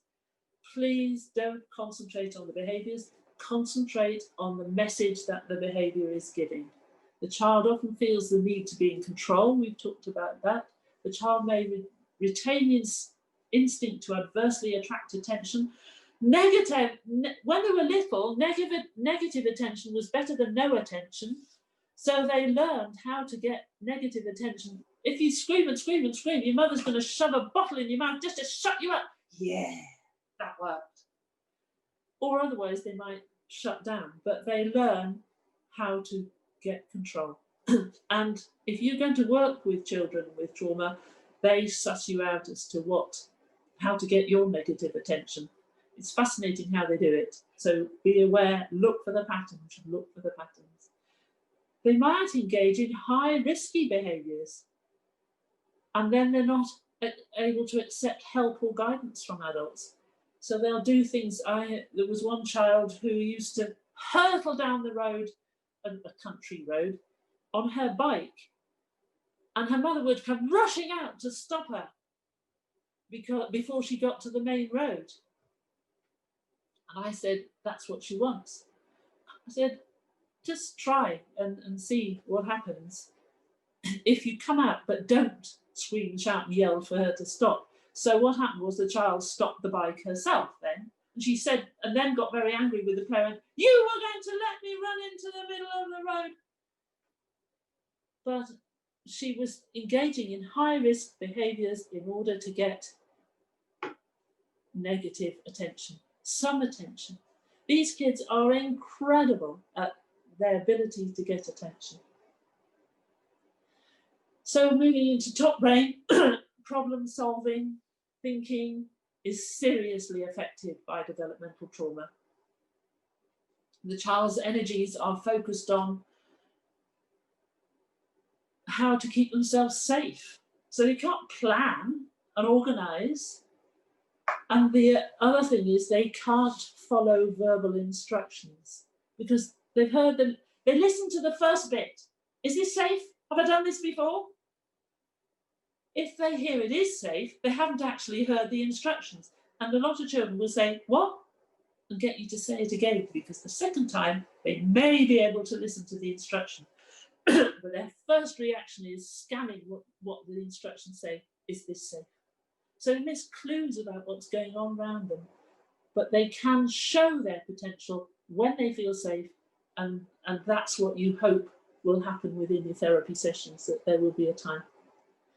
And self-concept, self-worth. Oh, how do you survive in a world when your brain says you're not worth being cared for? We'll look at this with the development of resilience, because resilience is about having positive self-concept. Abuse and neglect prevent the child from developing trust in their caregivers, so they feel worthless and rubbish and it's all my fault and self-blame.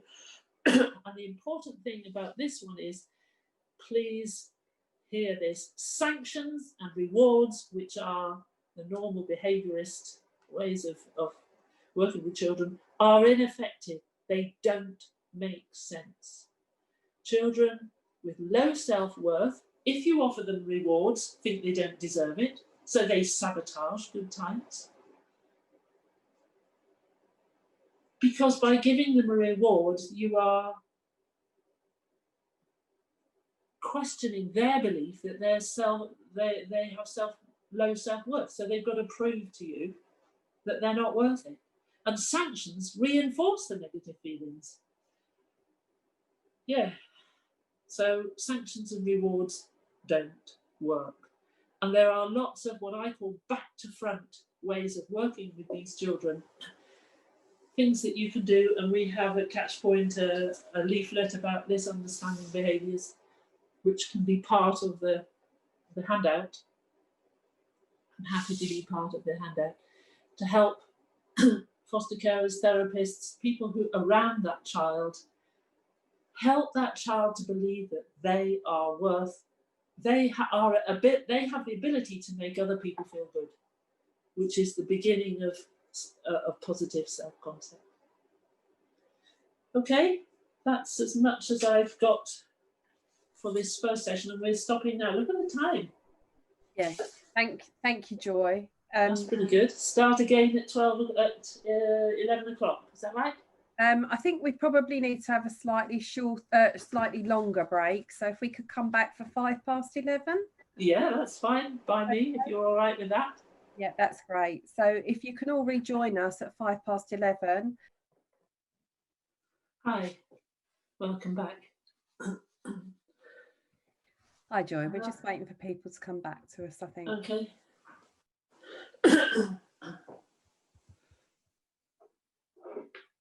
Are you able to take a couple of questions before you restart? Yes. Yeah. Yeah. Okay. Ollie, are we okay to start? Yes, we're back on live now. Thank you. Okay, so Joy, we've had quite a few questions around what would work instead of sanctions and rewards for children, and what might encourage them to help encourage and motivate a child. Right, that's a whole area for another 1.5 hours. Yeah. Okay. Do you think there'd be something in your paper about that? We have this leaflet, which if Alan's happy, I'm happy to share with PTUK, which starts off inside. I'll read the beginning part. If normal rewards and sanctions work, use them. If they don't, try new strategies to manage children with back to front thinking. And I'm just going to share this back to front thinking, which is caused by early trauma. Gentleness and love are seen as weakness, therefore unsafe. Anger and aggression are seen as strength, therefore protective. Praise and reassurance don't make sense. The child's internal model of himself is that he's to blame, and so praise must be a lie. And that's why they sabotage, which is what we said. Reprimands and telling off do make sense, because feelings of shame and raised anxiety are activated and justified. So that's what we have to have back to front thinking. And the place to start with back to front thinking is, what are the feelings the child gives you? What are the messages the child is giving you? And I wanted to start with that actually at the beginning of this session. What are the messages that children, because if you understand the message that they're giving, you will have an idea of how to respond. And so here's some examples. Is that all right? Can I go ahead on with this? Yes, please do. Yeah. Here are some of the messages. A child says, I lived with fear. Now, they're not going to say that.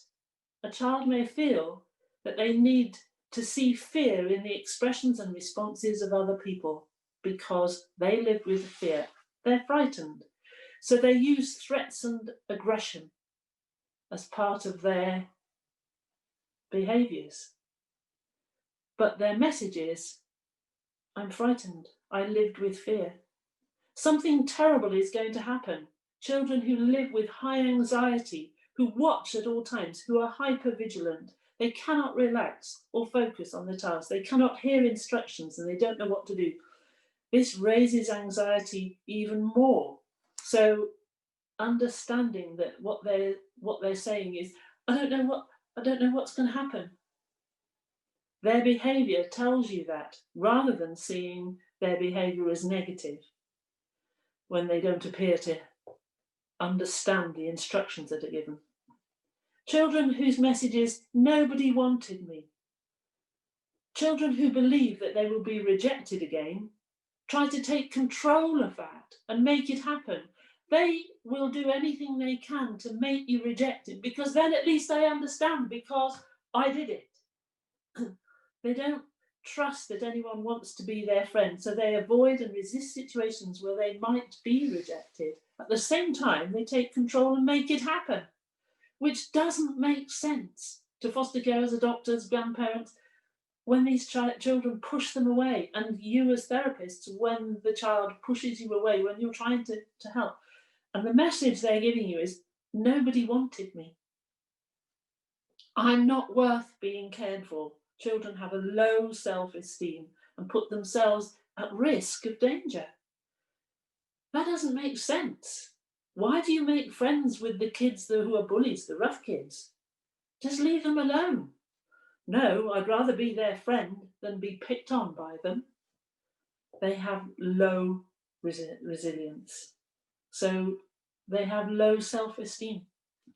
Then you have the children who tell lies repeatedly, and this really winds parents up and foster carers. What is truth? The child is saying. Children didn't get told any truth. Nobody told me I was worth anything. Children don't trust parents, adults, that they won't hurt or punish them. So if I own up to doing something, I'm going to get punished. That's my experience. So what do I say? I didn't do it. Yeah, but I didn't do it. Lies. I can't share you. Children need to get their parents' attention by being irritating, argumentative, and refusing to do what's asked, because negative attention is better than no attention. You have to have the attention of adults to survive, and negative attention is better than no attention. That's about survival. And the message is, I can't share you. These are just some of them. Understanding the message behind the behaviour, judging by how you respond, by how you feel. How do you feel? And what is the benefit that the child is getting from the particular behaviour? To help them feel safe, to help them feel in control.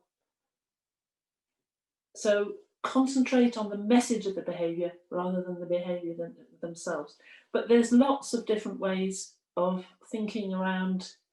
For example, avoid directly praising the child. Why? Why can't I praise the child? Surely that will help.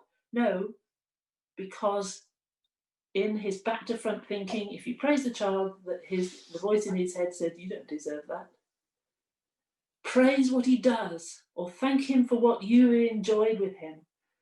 Because what you're saying to the child is, you are responsible for me feeling good. He can't argue. There's no voice in his head will argue with that. Don't use the words good and bad, because the child misinterprets those. Use enjoyed and disappointed. Avoid rescuing the child, because the child doesn't trust. So rescuing the child doesn't help them learn. You can just offer to help. Avoid asking questions about what I would like to rub out of the dictionary the word why, they can't answer the word. They don't know why they do something. Well, why did you do that? Instead, be curious. And this takes us into the whole thing about pace, playfulness, acceptance, curiosity, and empathy, which we'll come back to in a minute. So avoid questions about what happened and avoid the word why. If the child targets a particular person, don't give the child negative attention. That's what they wanted. Give positive attention to the victim. Well, they won't do that again. Avoid ambiguous or unclear information. Say what you mean and mean what you say. And if you said it, do it. So be careful what you say. Be clear. And don't underestimate your child because he heard you first time, but they will sometimes ignore what you're saying because that gets your attention while you explain it again. I watched a child in a classroom and the teacher for an hour, at the end of the time, she said, well, that was fine because he didn't throw any chairs or hit anybody. And I said, but I watched him control you and the whole class for the whole hour. But just an example of that, this was a 6-year-old child. When she asked the class to come and sit on the mat at the front, he ignored her and he walked round the back of the classroom. And he waited until she spoke to him personally and said, Johnny, please come and sit down. Right, now he had her, forget the other 30 children in the class. So he said one word, the one I want to rub out, why? And he then had a 5-minute explanation about why he had total person, clever, very clever. He knew how to get attention when there was 30 kids in the classroom. He ended up working on a computer on his own because he couldn't work in the groups. Very clever. But understanding what, you can reward children as long as it's spontaneous. We've had a lovely time, so let's do such and such. Not, if you have a good time, you will get that, because they don't trust that. So giving spontaneous rewards is okay, and rewards that are shared. I hope that helps. Thanks, Joy. I think we're ready to move on to the rest of your presentation, if that's okay. Yeah. Well, that was going to be how I was going to start anyway. So thank you. So I'm going to follow my journey of discovery in this and tell you some of the stories of the children that we've worked with. But I would like to list some of the people, and I will make a list of this and give it to PTUK. But Bruce Perry, who started the Child Trauma Academy. If you go online to the Child Trauma Academy, there's lots of free articles, chapters in their library that you can download. It's brilliant. And Bruce Perry, if you get a chance to listen to him or see him or read what he's written, he's one of my key people in this field. Bessel van der Kolk started the Boston Trauma Center. And they also have training, and he's got quite a lot on YouTube that you can look up. Dan Hughes, of course, who set up DDP, Dyadic Developmental Psychotherapy, and he's written a lot. And he comes from the early days of trauma, and worth listening to. And then he's written a book with Kim Golding. Kim Golding is British, and she has just received a CVE in October for her services to children and young people. Brilliant. So we're being recognised. And I'll just read something that she's written. Kim Golding. They wrote the book. She wrote a book with Dan Hughes called Creating Loving Attachments.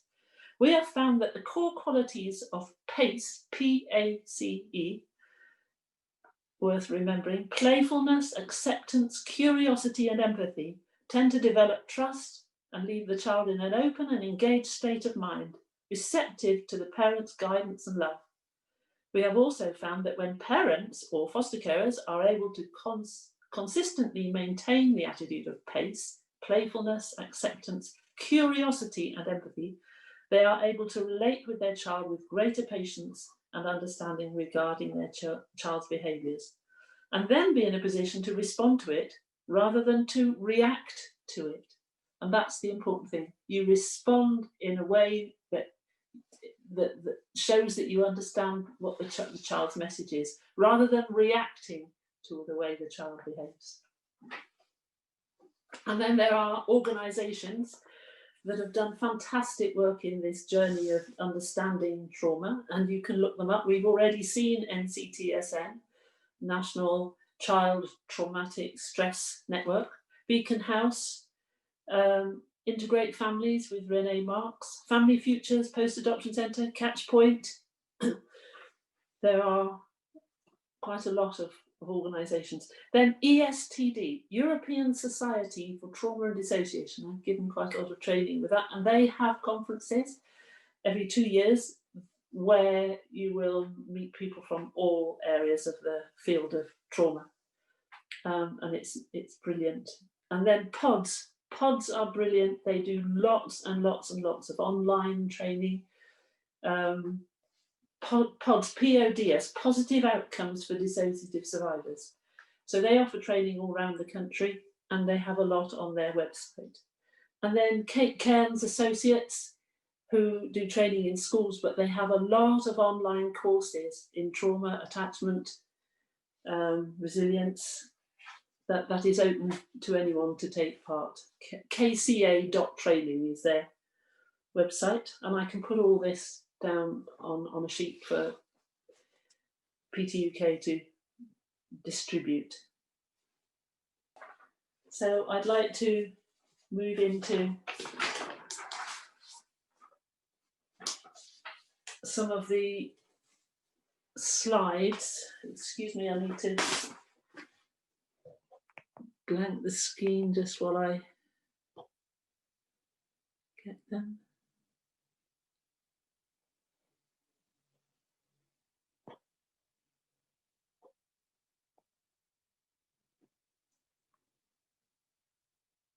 There we go. So in this section, we're talking about resonance and resilience, exploring resonance and resilience. Let's look at resilience. What is it? It's the ability to recover from stress and adversity. It's the ability to survive and thrive under difficult conditions. Resilience is when a person can achieve their own potential despite circumstances being against them. Resilience is what we all get if we have positive, secure attachment. It's the ability to bounce back. It's not about having no trauma. It's about processing and recovery from trauma. Resilience develops as part of attachment. As trust develops, we develop the feeling of, I'm worth being cared for. I have people who care for me, and I can ask for help.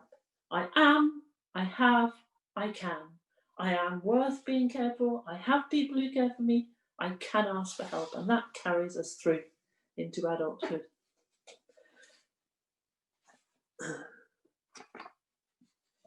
To develop resilience, children need to feel safe, but safe physically, emotionally, socially, and cognitively, not just physically safe. Safe from the triggers of trauma. They need security, safety, and stability. These are the key points, particularly in therapy sessions. How does our therapy,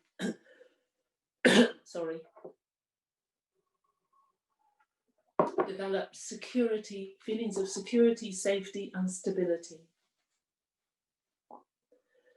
And children, to develop resilience, particularly traumatized children, need people around them who can resonate with them. And we're going to look at resonation. Can resonate with them and share their journey to recovery. And it's how we can support these people so that they can resonate with their traumatized child. So let's have a look at resilience. Resilience has several factors. self-worth, what you feel about yourself. I can sustain friends. Positive thinking instead of always wanting negative responses. A sense of humour, yes. When you hear and see a sense of humour in your child, not the type of sense of humour that is getting a negative response, but sense of humour or shared sense of humour. When they can share a sense of humour with their parents, brilliant. They can accept help. A lot of these children, when they first come to therapy, are offered help, but they cannot accept it. They don't trust that they're worth this. So resilience is being able to accept help, and they can be flexible. They can be organized. They can change their mind. And one of the most difficult times for a child who has no resilience is times of transition between changes, because being flexible is very difficult.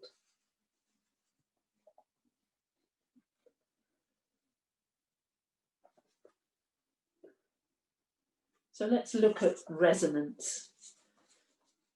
I like this word resonance because it's scientific. It's a scientific concept.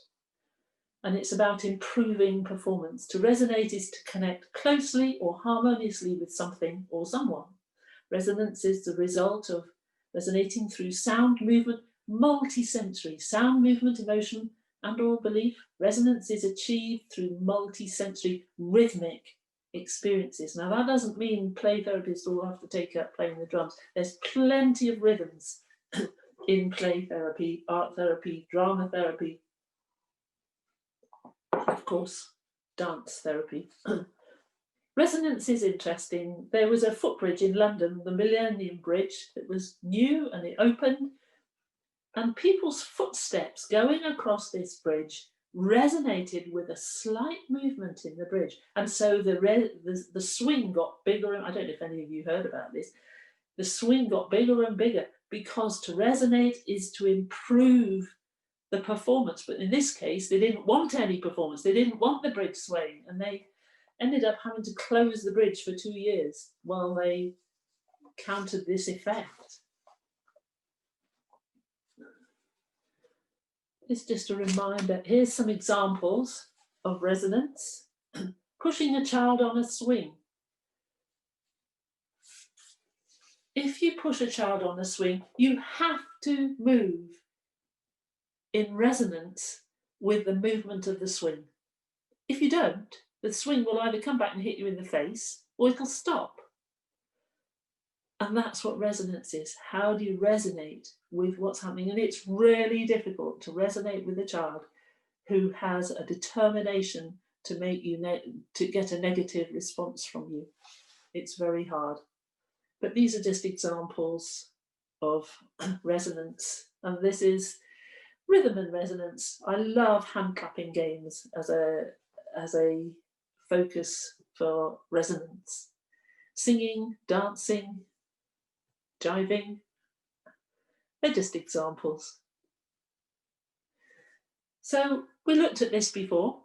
This is the window of tolerance of the trauma, the child who suffers trauma. And this window, the actual middle bit, which is as much as the brain can tolerate, is narrowed by trauma.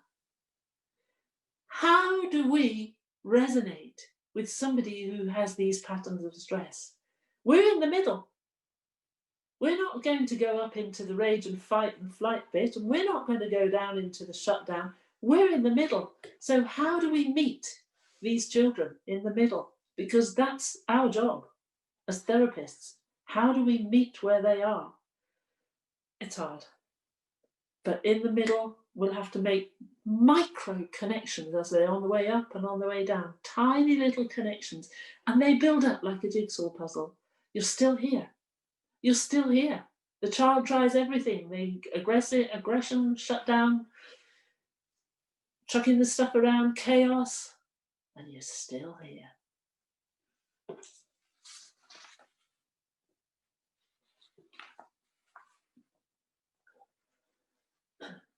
So recovery from trauma First of all, what I'm saying is we need to resonate. Before we can achieve resilience, we need to resonate.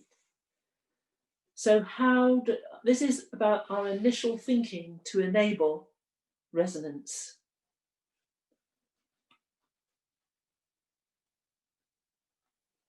First of all, we need to learn and understand how trauma affects the brain, which is what this day is about. But there's lots and lots out there that we can find out. But look for patterns. Look for patterns. Recognize their attachment patterns. This is really important to know what you're working with and how the trauma has affected this particular person, because everybody's trauma is different.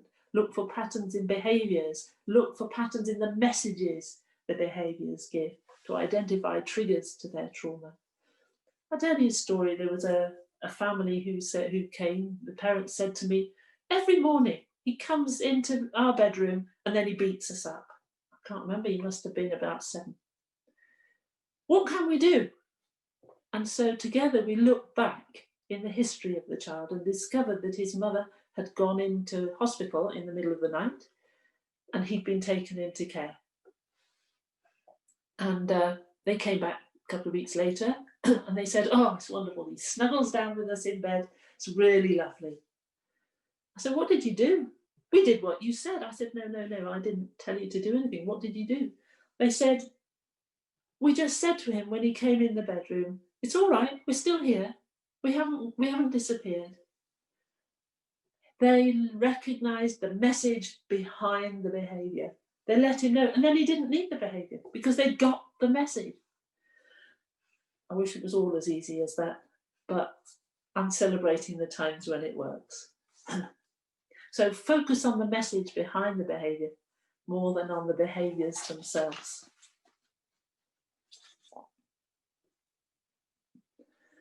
More initial thinking.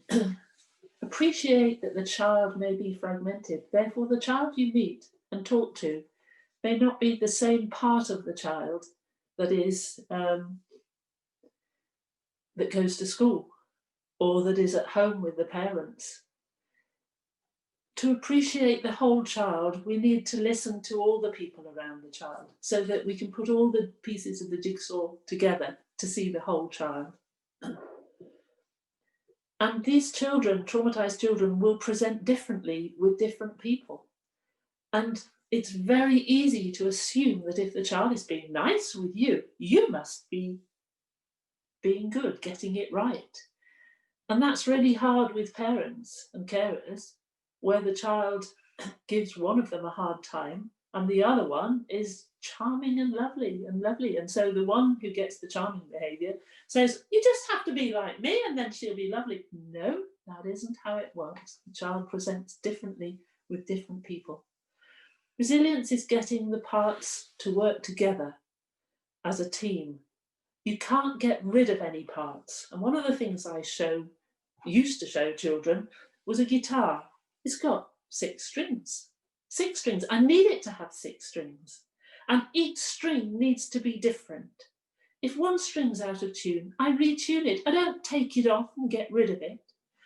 A lot of children have said to me, just get rid of the angry part of me. Just get rid of the part that does everything wrong. No, sorry. We want your whole person. We want all your parts, not getting rid of any of the parts. But I'm always looking for patterns. How do different parts respond in different situations? You might find a child coming into therapy, a therapy session, one day being very cooperative, very helpful, very lovely, and another time being chaotic and disruptive and destructive to your toys. Yeah, we played a game of follow my leader with a group of children, and one of them was a child who had different parts. And the game was that whoever was the leader, the others followed, and then that person chose the next leader. So we came to this girl being the leader. I think she was about 9, 10. And she said, I said to her, now it's your turn to choose who's the next leader. 10 minutes later, we talked about how you choose, and then I said, what's the difficulty? And she said, well, one of my parts wants to choose Mum, and one of my parts wants to choose you, and one of my parts wants to, and so whoever I choose, I'm going to be in trouble because I didn't choose the one that they wanted. I said, wow, how do you make decisions about what to put on in the morning in terms of choosing your clothes? Very difficult, she said. And I realised sometimes what these children live with. Just a simple thing for making a choice. Very hard.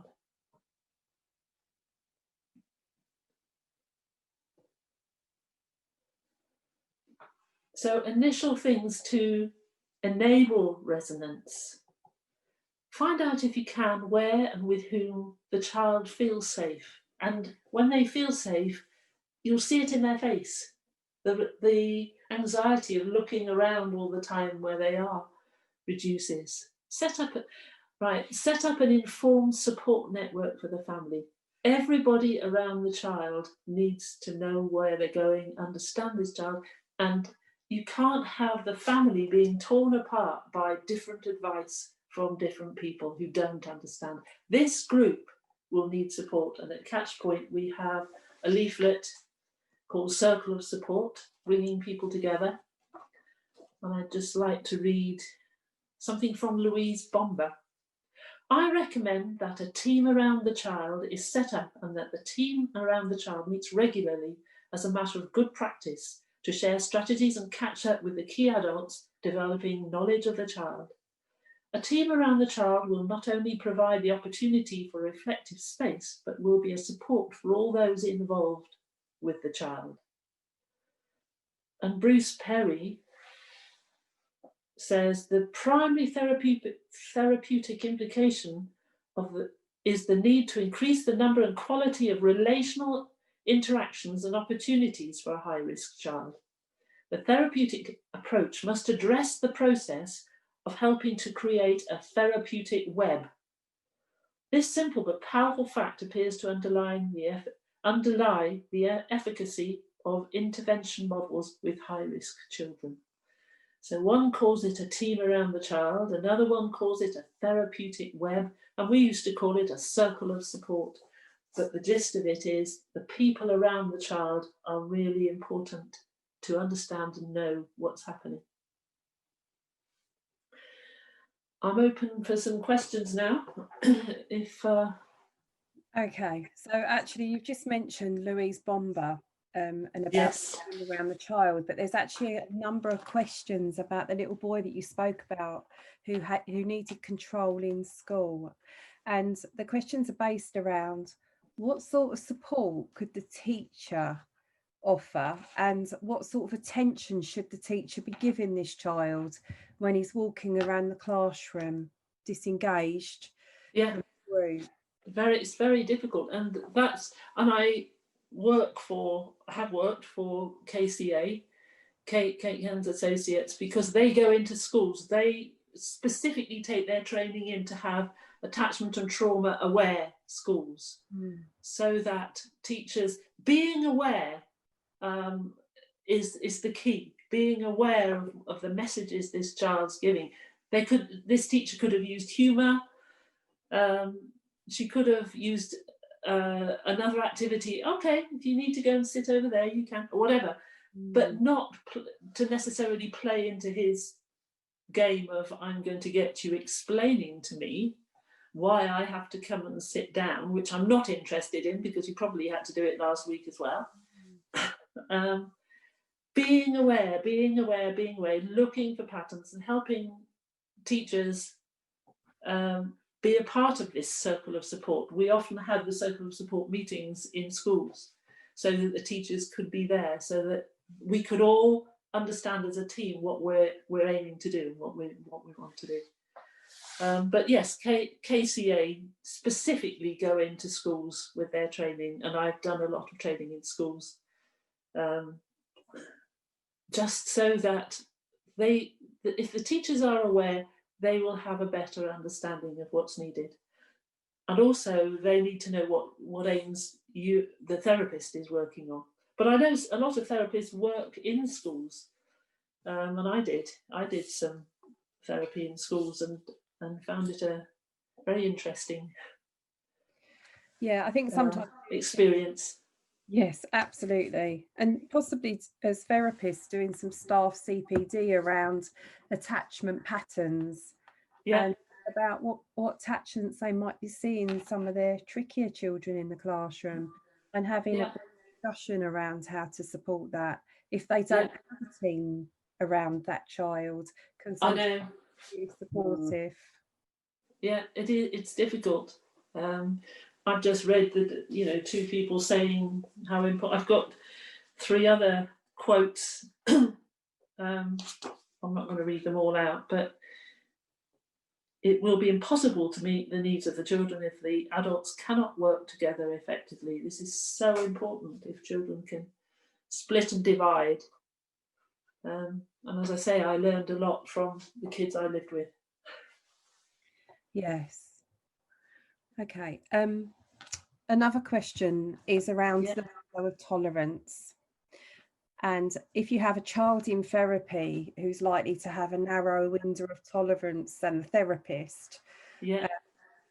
can the therapist's windows of tolerance be reflected back to the client?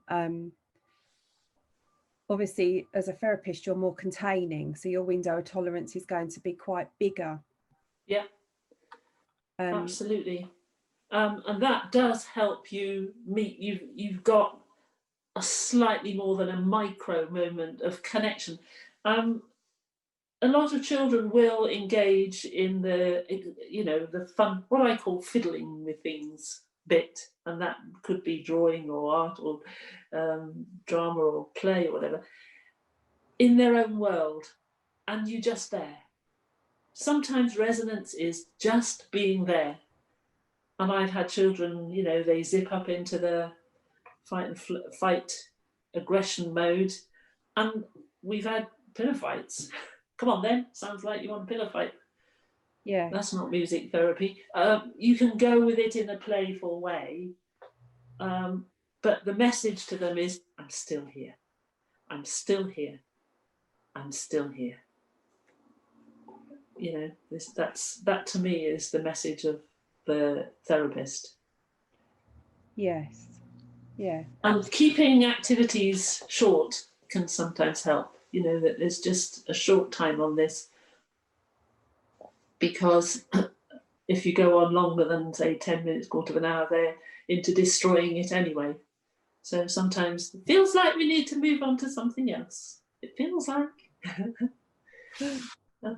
Yeah. Somebody said, how can we effectively help children with trauma when we can't see them due to the current COVID restrictions? This is getting out of my, because I retired before the COVID thing, and all I know is that some therapists are doing some fantastic work online. Yeah. Particularly music therapists, because there are some fantastic music apps that you can have a keyboard on and drums and all sorts on your iPad or on your computer. As play therapists, it's really difficult to do that because you can't be alongside the client. So I guess it is. But there are games. There are things that you can engage with, and certainly puppets. Maybe it's. Well, I guess it's about not having the toolkit as well. With it is hard. It's really hard. But certainly you can support the carers. Yes, supporting carers is really, really fundamental, and just sending little notes possibly to the. Yeah, absolutely. And your message again is, I am here. I am here. You can ring me. You can talk to me. It is so difficult for foster carers, grandparents, adopters, special guardians, to know who they can trust to talk to, because they're so worried that if they talk to a friend about this child, they get, all children are like that. Oh, don't worry, all children are like that. I'll come out, and it's not helpful at all. No. No, it's not. Um, We've got somebody or a couple of people that have asked whether you could just briefly go back over the 7 pieces of disassociation. If you could go back to that and just talk through those different stages, just so that right. that. I can't at the moment. Wait a minute. The seven pieces of the jigsaw puzzle bit. Yes, or Yeah. if you can just put that into something that you're going to send everyone, that would be wonderful. Yeah, yeah. We are coming up to some other, I think you'll find, we've got some, when we get into resilience, we've got 7, oh no, there's only 6, but yeah, similar. Yeah. So we are moving on. But yes, I hope that these slides can be available. Lovely, that's great. Thank you, Joy. Okay. Yep, thank so you. I'll move on to assessments now. What are you watching for? What are you looking for? Just a minute, excuse me going blank. This while I find this done.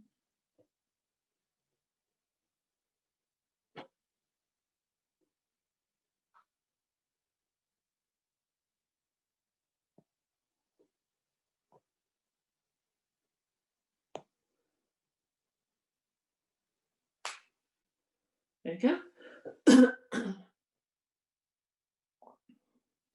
Can you see that? Yep, we can see that, Joy. So this section here, it seems to have slipped a bit since I had a look at it. Anyway, I think you can still read it. If you're doing an assessment of a child prior to starting therapy, there are some things that you need to be looking out for. And my main thing again is looking for patterns, because patterns helps you see where are the triggers, how does the child respond to different people. In one case, with a child, it was one of the patterns we found is that at school she was terrible on 2 days of the week, and it was the same 2 days each week. And what's going on at school on those days? Oh, it was a different learning support assistant in the classroom. And just something like that, the patterns, what are the patterns? But the patterns can be, there's several adopters or foster carers who will say, oh, every February we get a really difficult time. So it could be even over a whole year. Right, what happened in February? Oh, that's when they came into care. Da-da-da-da-da-da, or whatever. Work as part of a team. You can't do an assessment. It needs more than one person to see what's going on. Work as part of a team and read the history of the child like this, finding out that, yes, they came into care in February. So you can say, well, what is it like in February? Oh, terrible, but we've learned that we get over that, is the sort of response that we get. Try and get observations by more than one person. That helps, again, to put the jigsaw puzzle pieces together, because children respond differently to different people. And at Catchpoint, we have observations at home, at school, and in a clinical session, in a therapy session. And the behaviour of the child can be very different in all of those 3 places. So it means you're getting all the different parts, the jigsaw puzzle. And then listen to the carer's account. What are they living with? You've read the history of the child, what happened at the beginning, why they came into care, but then you need to listen to the people who live with the child now. And listen to the teacher's experience. That doesn't mean they are informed and may not be helpful, but it's still worth listening. And then discuss these with a colleague, because having somebody else listen to them and say, oh, what happened there? And did you notice that? Just helps with your making the assessment of what's happening with this child. So some of your observations in your clinical session, in a therapy session, how does the child explore? And that exploring could be creative materials, art materials, it could be musical instruments, it could be toys, it could be, how do they explore? And this will show how children explore differently according to their attachment pattern. So a secure child will always share what they found. Look at this, Mum. Hey, look at this. Or look at you. Try it. They will want to share what they found and celebrate what they create. A child with an insecure attachment, right, I don't want, I'll do, you said, it's, you know, play with those or find something or whatever. So they'll find one thing and sit down, and they don't want to look at it, and they don't necessarily explore it. But the child with a disorganized attachment, whoosh, everything's gone all over the floor, and there's a whole chaos. Just how do they explore? It's so important. How does the child respond to an instruction? We've already said that listening to instructions is difficult. So what do? Do they do something completely different? Do they ask you to repeat the instruction? Do they watch what other people are doing? Because that's how a lot of children survive at school. They watch what others are doing because they haven't heard the instruction. And then how does the child cope with transitions? Change of activity or the end of the session? Do they want to rush out and get out quick? We had a lot of children who, the minute they felt it was the end of the activity, would wander around the room and say, I haven't played with this yet, and I haven't got that, and they would get lots of things out. Because the end of the session meant going out of the room and I don't know what's going to happen. I don't know where I'm going. So we would have a little chat about when we go out, then you're going to go in Mum's car and put your seatbelt on, and then you're going to the library or whatever it was, and we would find out so that we could fill that gap, because transition times are really difficult.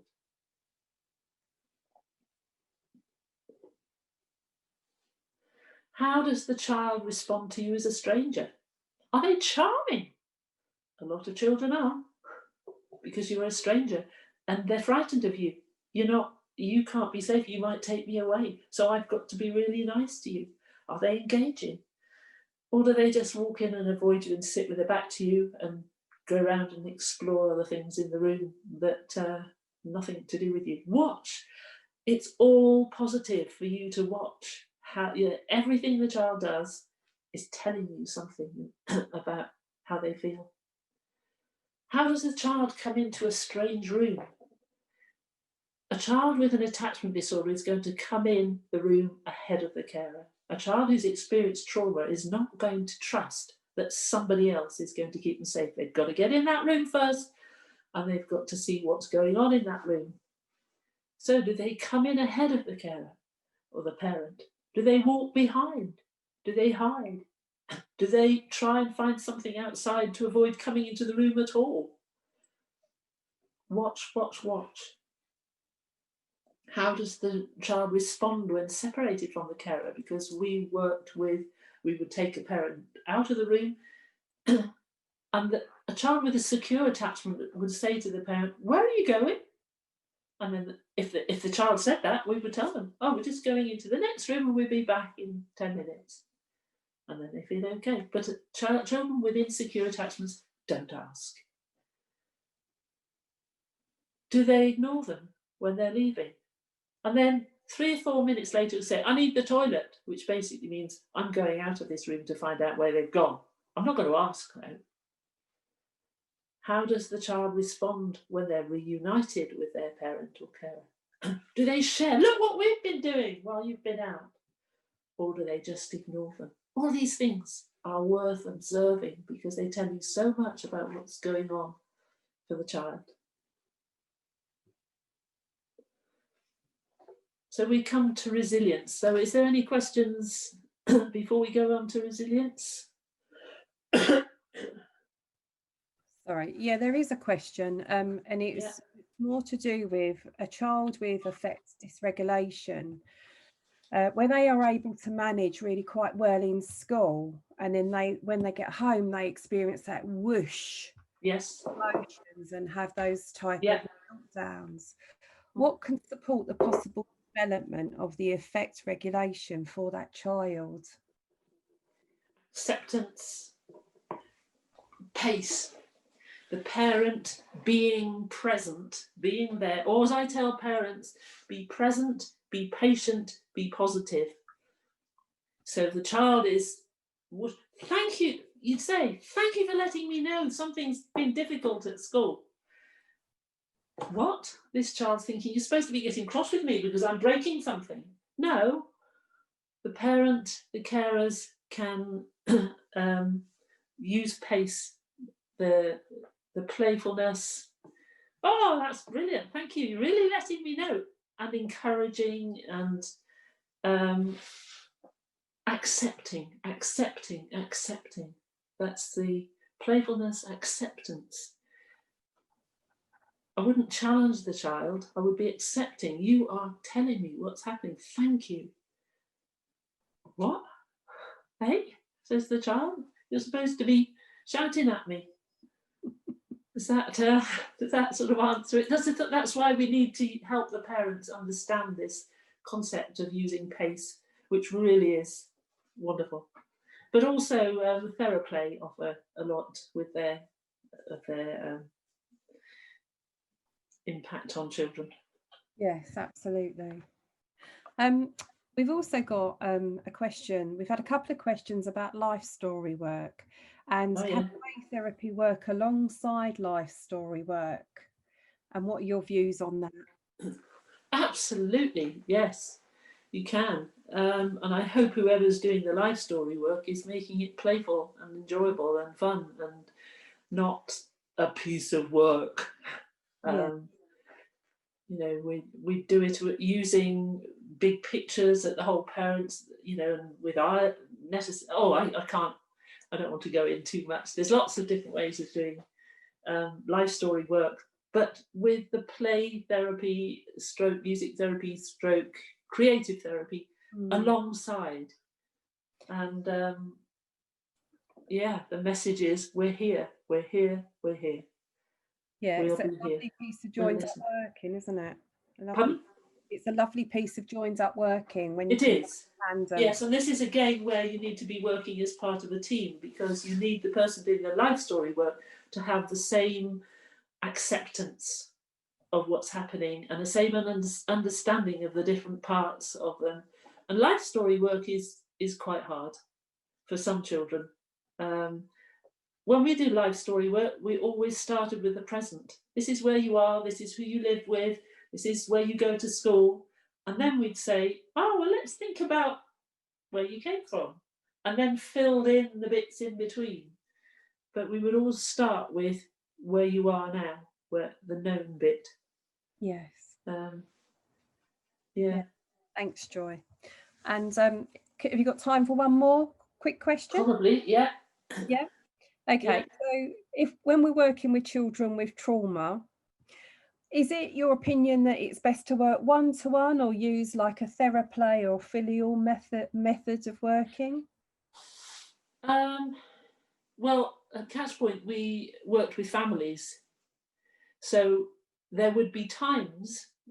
are times, because they still do it, where the child is working one-to-one because the parent might be in another room talking to somebody else. Mm-hmm. Or as I said, if there was two children, one might work with one therapist and another with somebody else. So they would get some time one-to-one.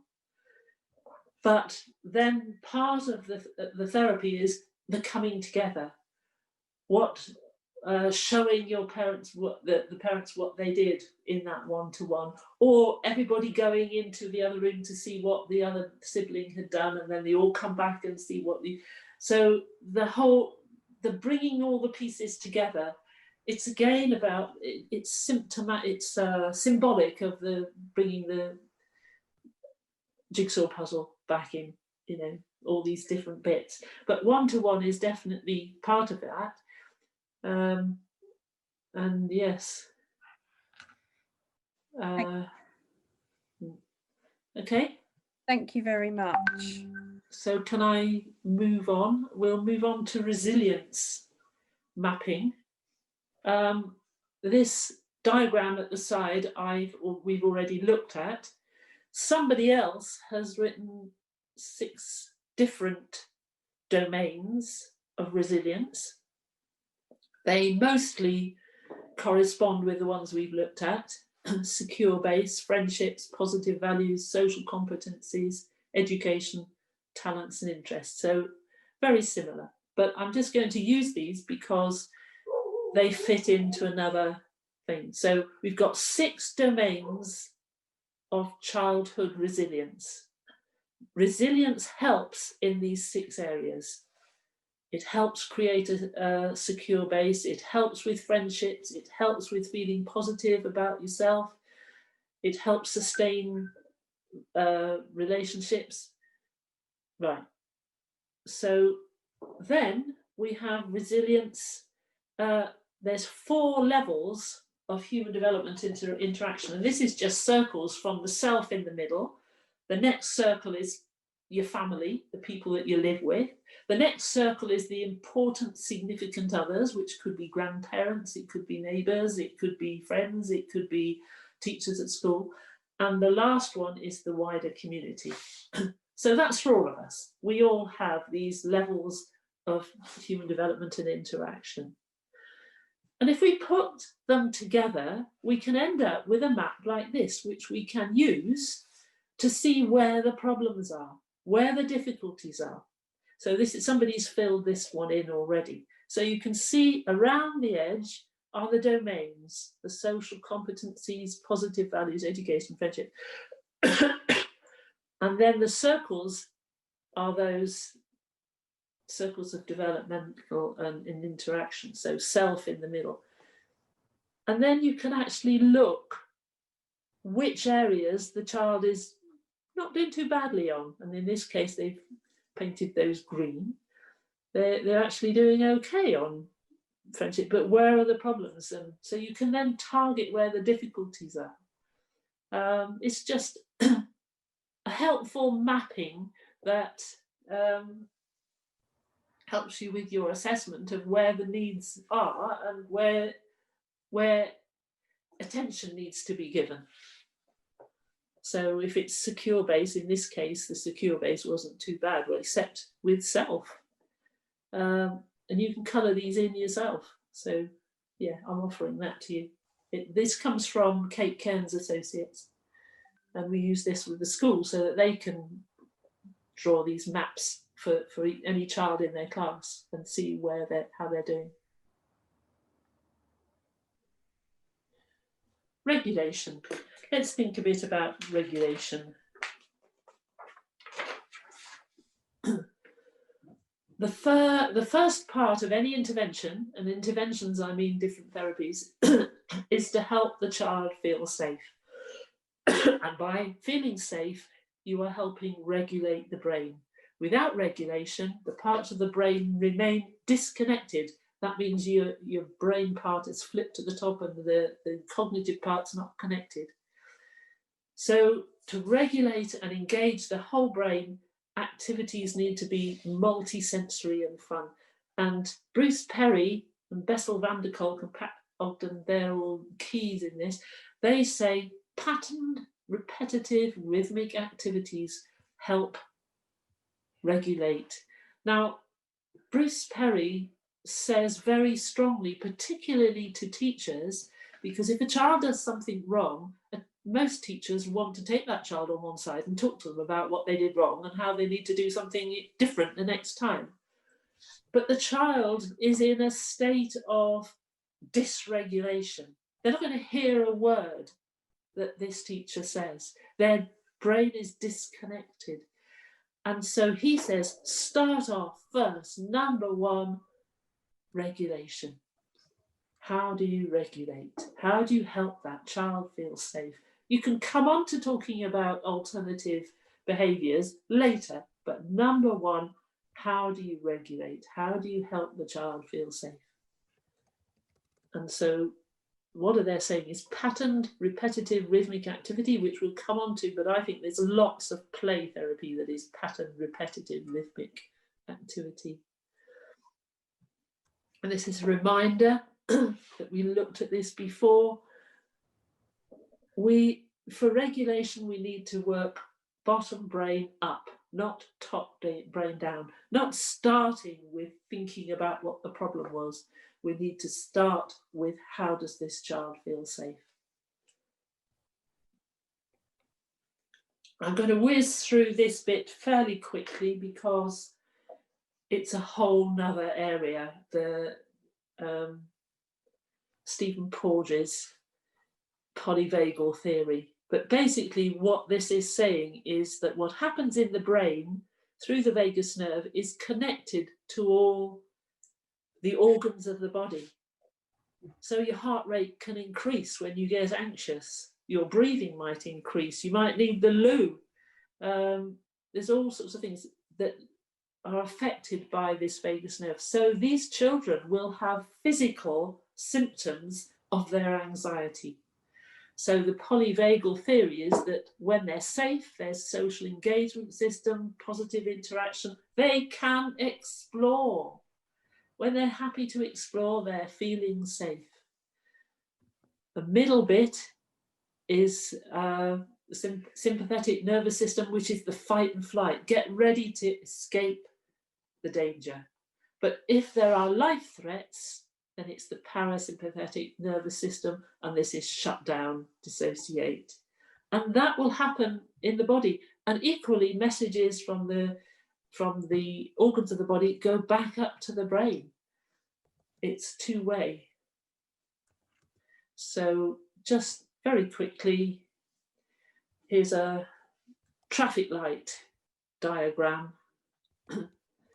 This came from PODS, which I recommended earlier. When they are safe, social engagement can happen. Now look, I'm fascinated. Play and creativity is still in the yellow part. There's still an anxiety. What's expected of me? What will happen if I get it wrong? Hey, huh? Slight threat, but not stopping them play. But it isn't the total safe place. Then love and intimacy, immobilization, but there's no threat, but it's not safe. That's people getting too close, because when people get close, I'm terrified I'm going to be rejected. So that can have its own provocation. But if there is a threat, something happens, somebody comes through the door. It can be something very simple. With one child, it was just some people laughing, because that laughter resonated with the fact that his parents had laughed at him. And a threat, these are the triggers to the threat can happen. That triggers off is fight and flight, I've got to get out here, or shut down and freeze modes. And they will affect the whole of the body, all the organs of the body. It's not just what goes on in the brain. Anybody want to ask any questions? Because I'd like to move on to resilience.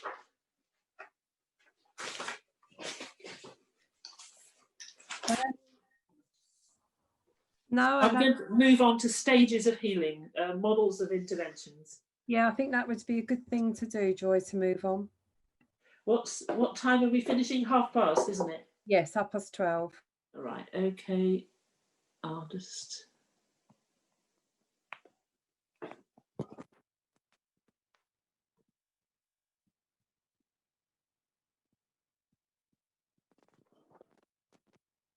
get the last one.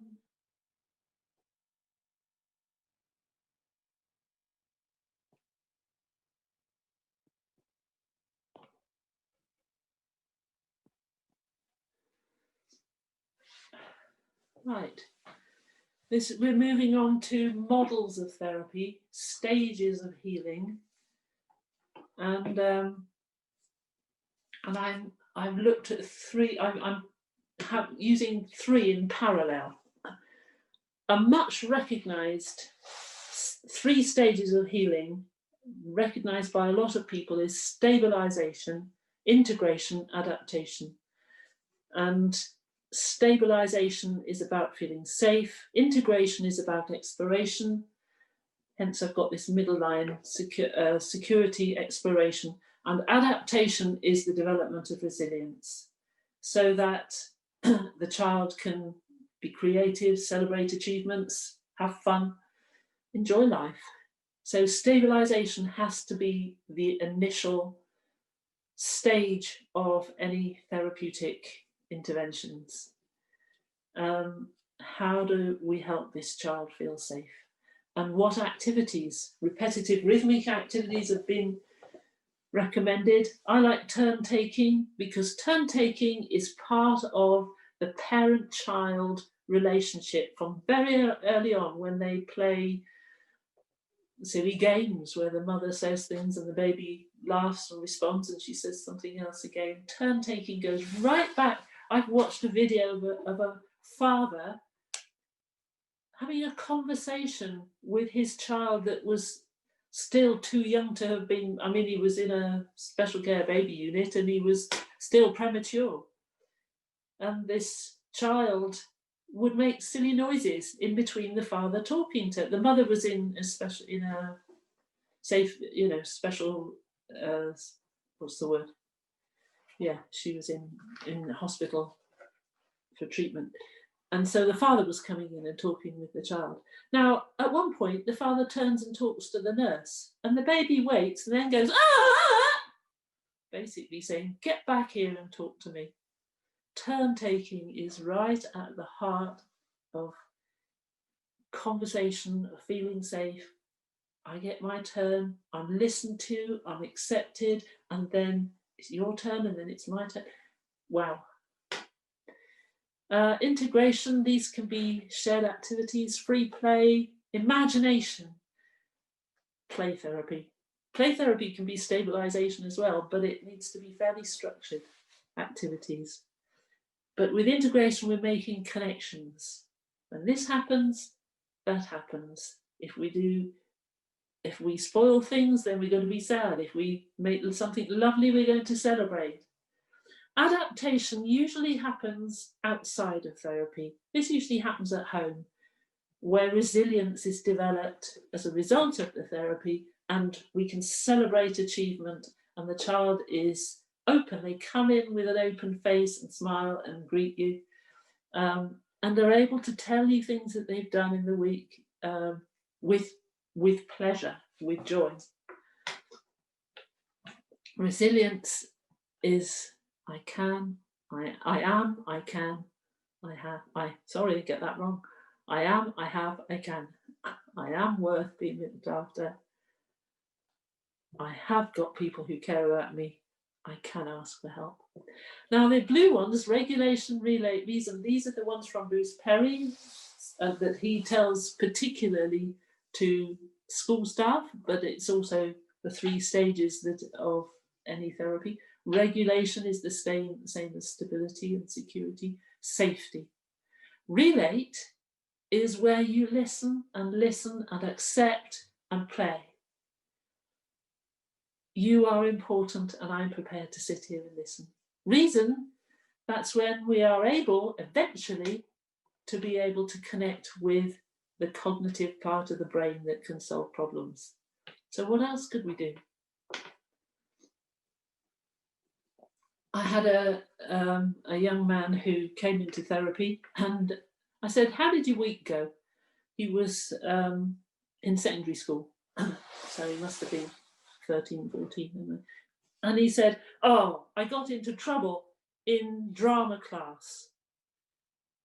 And I didn't say why, because I don't. And I said, well, what happened? He said, well, I was running around the room blowing raspberries, and then some of the other children followed me, so we got sent out. I said, oh, right, okay. What happened? And he said, well, the teacher told us all to stand in a space, shut our eyes and imagine that we're an animal. I don't know if you heard the words that would be the trigger there. Shut your eyes. No, I said, you can't shut your eyes. That wouldn't be safe. A child who's hypervigilant can't shut their eyes. And he immediately recognised the trick. Oh no, I can't. Oh, that's what it was. Oh, right. And so his reaction had been to run around the room blowing raspberries and getting sent out, which is what he wanted. He wanted to be sent out because he didn't want to be in this class where he was told to shut his eyes.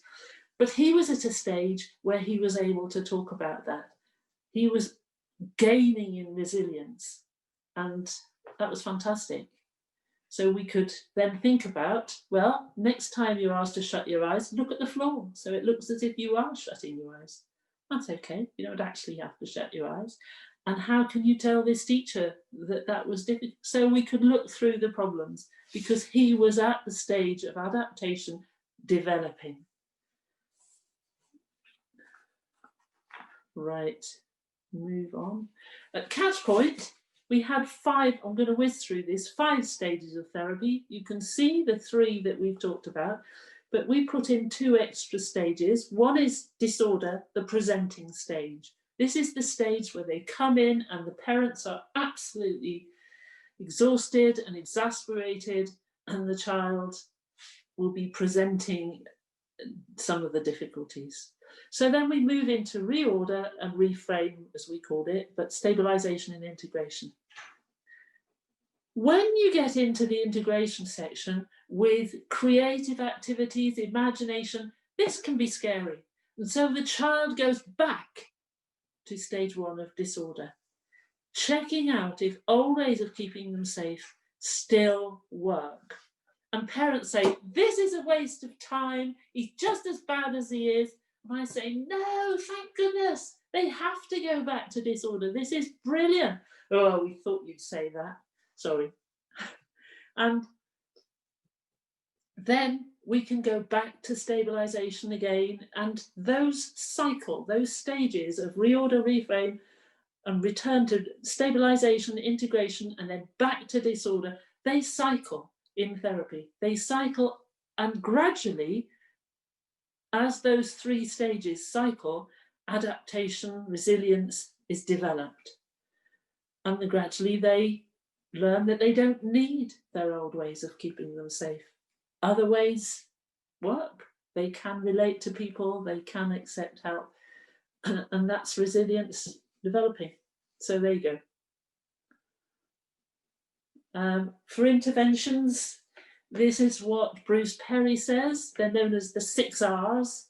And any talk that he gives, he will tell you about the 6 R's, and you get them online. And any activity that involves these 6 R's will help heal trauma.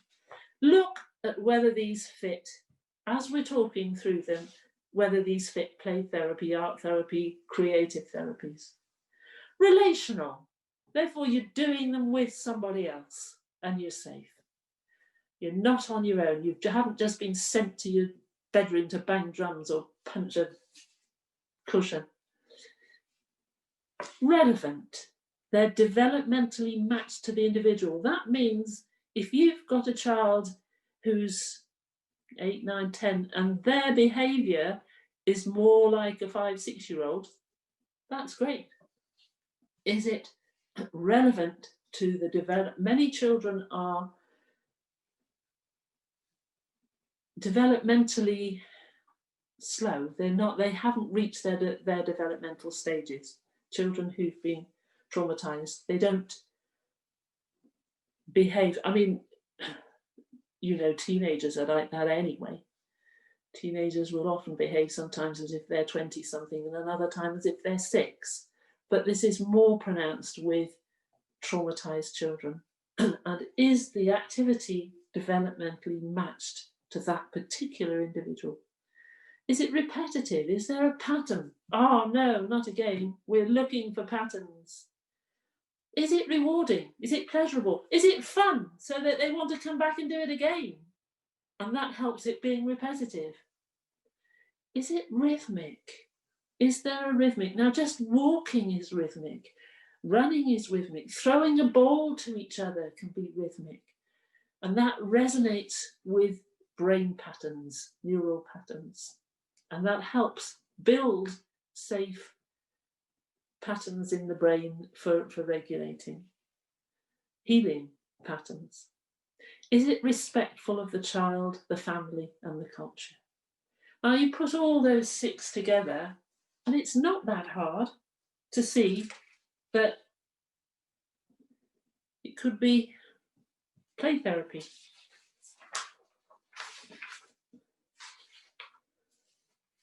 So I'm afraid I'm going to whiz through some, but you'll get these because they're about music therapy. Can we build resilience through creative approaches? That's the question we've been asked for this day. Creative therapies are socially engaging, so they are relational. They're multi-sensory. That means that they can be relevant to lots of different stages of development.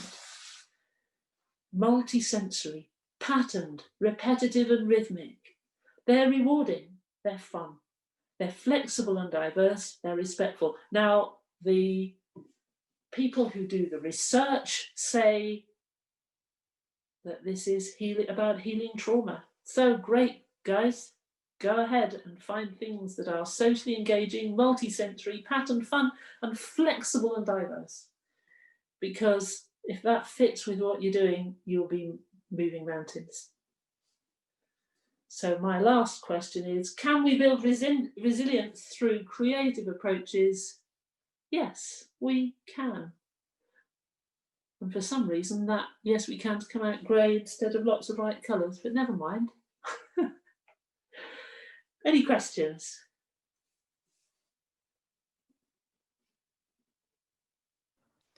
Sorry. That's all right. Could you offer some repetitive rhythmic activities, please? Repetitive rhythmic activities. Well, I'm a music therapist. That's, banging drums and playing instruments, patterns and rhythms. The thing is, it's multi-sensory because anything that's rhythmic will involve movement, fun, it'll involve sound, it'll involve, the action, the turn taking, it's multi-sensory. So anything, I'm sorry, I'm a music therapist, but I can see things in art where you take turns to draw little bits, where you draw this part. It's fascinating watching children draw something with their parents, say draw their family or something like that, and they'll miss people off. They'll miss, or one person in the family will be like 6'3" tall and somebody else will be a little squirter. Through the pictures you can see so much, but they're all, if they're multi-sensory and socially engaging.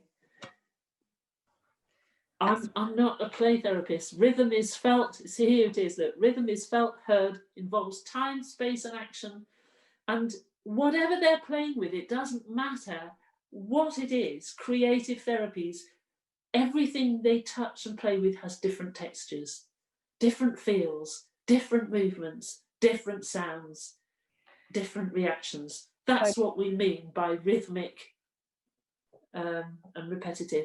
So mirroring those fans being flown through the air or ribbons on a string. Absolutely. Oh, ribbons are fantastic for rhythmic stuff. Rhythmic, and they're multi-sensory.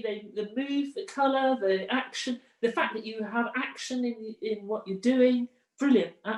Things like that. And then at Catchpoint we've got the sorry, Alan, I keep saying present tense, but you know what I mean. The hammock for gentle, just swaying. It's rhythmic and all those things.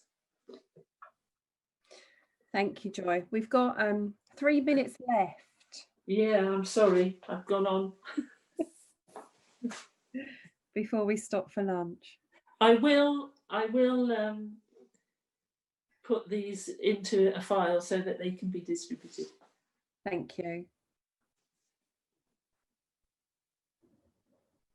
See, hand clapping games, regular rhythms, security, shared rhythms, singing. That would be really wonderful as well for older teenagers, wouldn't it? To sort of do some physical activities, and using your hands on your knees is a really insightful way. But we found puppets were brilliant. Puppets are brilliant. Yeah. If a child can't say something themselves, they can often say it through a puppet. And puppets are multi-sensory, you know, or construction. And you build something and then knock it down. It's all part of rhythmic play. Yeah, absolutely.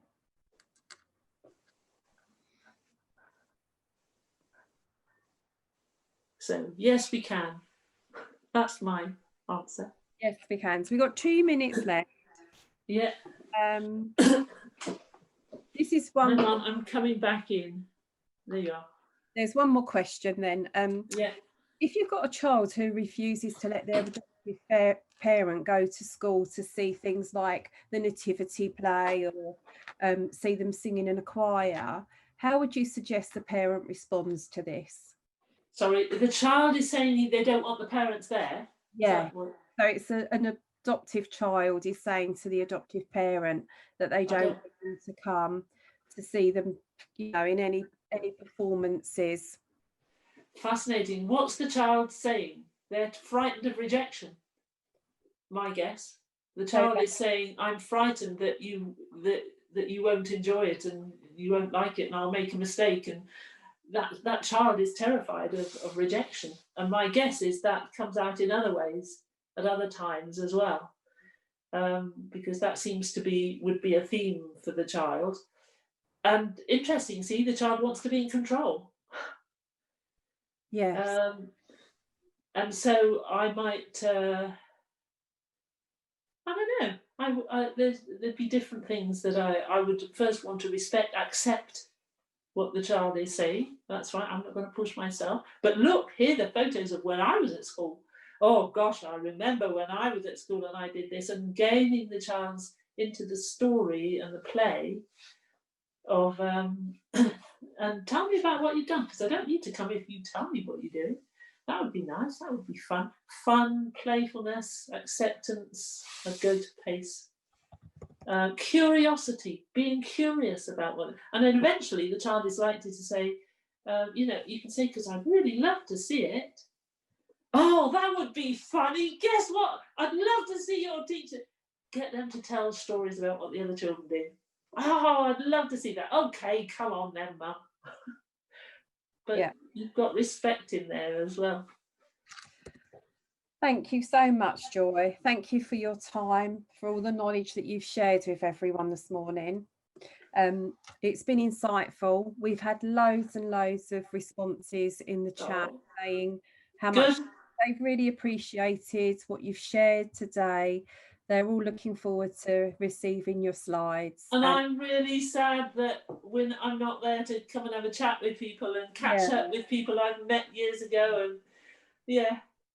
Well, hopefully we've got next year. Next year. So yeah, thank you ever so much for all your time. Thank you, Eileen. We're going to go to a break now. Hello everybody, welcome back from your break. I hope you've all had a chance to get some sustenance and get a bit of refreshments in you. We'd like to welcome Lynn Sutra-Anderson now for our first afternoon workshop. Dr. Lynn Sutra-Anderson was one of the earliest course directors with APAC, and she is now a Fellow of the National Counselling Society, an accredited Senior Supervisor with PTUK, a BACP Senior Accredited Therapist, and a registered consultant sound play therapist with the Association of Sound Play Therapy. As a founder of the clay therapy community, in 2012, Lynn established a pioneering clay therapy training in the United Kingdom, and her private practice in Cambridgeshire, UK, where she offers psychotherapy for children, adolescents, adults, couples and families, clinical supervision and consultancy work. Lynn's expertise is in the field of clay therapy. The creative arts and sound play therapy is acknowledged throughout through invitations to present training and conference workshops across the globe. Lynn has 30 years of experience in this field and is the author of 3 published books and numerous journal articles on clay therapy. The book titles are Touching Clay, Touching What? The Use of Clay in Therapy, which was published in 2010. Making Meaning, Clay Therapy with Children and Adolescents, which was published in 2015. And Seeking Shelter, Seeking Safety, Clay Therapy with Families and Groups, which was published in 2019. And Lynn also loves being a grandma. So it's my absolute pleasure to introduce Lynn. She's an amazing therapist, and she's been in the field for a very long time, and she's incredibly knowledgeable. So over to you, Lynn. Thank you. Thank you very much, Susanna. Lovely words. This is really very, very exciting to be here online, about to talk about something so very grounding, such as clay, but actually on air. I'm speaking to you from my home office today, and I'm delighted to actually say hello to so many people around the world. Some I will have met, not all, obviously, but just absolutely fantastic to be able to share our work, for so many people to attend this conference. Where do I begin? Because originally this was going to be a workshop, a hands-on workshop of 3 hours duration. And actually we've got about 50 minutes. So I'm distilling as much as I can. So during my 27 years as a teacher of pottery and art, I gathered a lot of experience and understanding about how clay seemed to quieten hyperactive children and soothe hypersensitive children. During that time, I also trained in the psychodynamic tradition, and I began to see that what was happening in the pottery room was very therapeutic. So I was encouraged to explore more. I soon discovered that there was very little research in the area of clay in therapy and hardly any books written. So began my master's in the late 1990s, a dissertation which eventually led me into the doctoral studies, drawing on my teaching experience and my theoretical understanding from counselling training. I came to see how clay and therapy fit together as a hand fits into a glove, and that it is a therapeutic discipline, a therapeutic modality in its own right. I also came to see clay therapy as a sister therapy to some play therapy, and both, I need to mention, are deep forms of psychotherapy. So for this reason, I haven't chosen to ask you to bring clay along today, because we're online. For I know from experience that the psyche is stirred usually when working with clay, and the containing of your process is not possible online. So here's a little plug for next year. Please come along to the live conference. And if you can't do that, that's if I'm invited again to present. And if you can't come to that, please sign up for the 5-day intensive clay therapy training. So I need to share my screen at this point. And yep, okay. Here we are. Pop this up here. Lovely. Okay. So this is really what I'm wanting to do. My title actually has its origin in a visit to Nepal many years ago when I was delivering some clay therapy training. And the fear and the safety were very strong aspects that were uppermost during that particular week. The organisation was therapeutically supporting very vulnerable children, and it was quite a crisis at that time in Nepal. We know that crisis throughout the world forces children into very vulnerable places. And I hadn't known last September, when my last book, Seeking Shelter, Seeking Safety, was published, how timely that book was to become in our present day lives during our pandemic. In my presentation, I want to illuminate ways of using clay to help children feel calmer, more soothed and safer, if that is possible. I'm often asked to give a demonstration with somebody in the room, i.e. an adult, when I'm presenting workshops. And I do decline this, for I know how often working with clay takes us to other times, earlier times that have been significant for us. It's almost as if we drop a plumb line to another time, an earlier time, a situation that perhaps is signaling that it needs some attention. However, you'll be very pleased to hear that shortly I'm going to actually talk through a live demo with a difference, if you like. And that's when you are going to be meeting Daryl, an 8-year-old. Okay, so Daryl, if you wouldn't mind just sitting there for a moment, I hope you'll mind. Are you comfortable? Yeah, yes. Daryl is quite comfortable. He's going to sit there and wait while I talk a little bit longer. So just before beginning, a note of caution, please. Generally, but not always, touching clay helps to soothe and calm us. And touching the clay is really about igniting millions of the nerve endings that are in our fingertips. And we are then sending a lot of messages to our brain. And by doing this, we often end up releasing serotonin and endorphins into our system. Oh dear, Darren's flopped down. Never mind, he'll come up in a minute.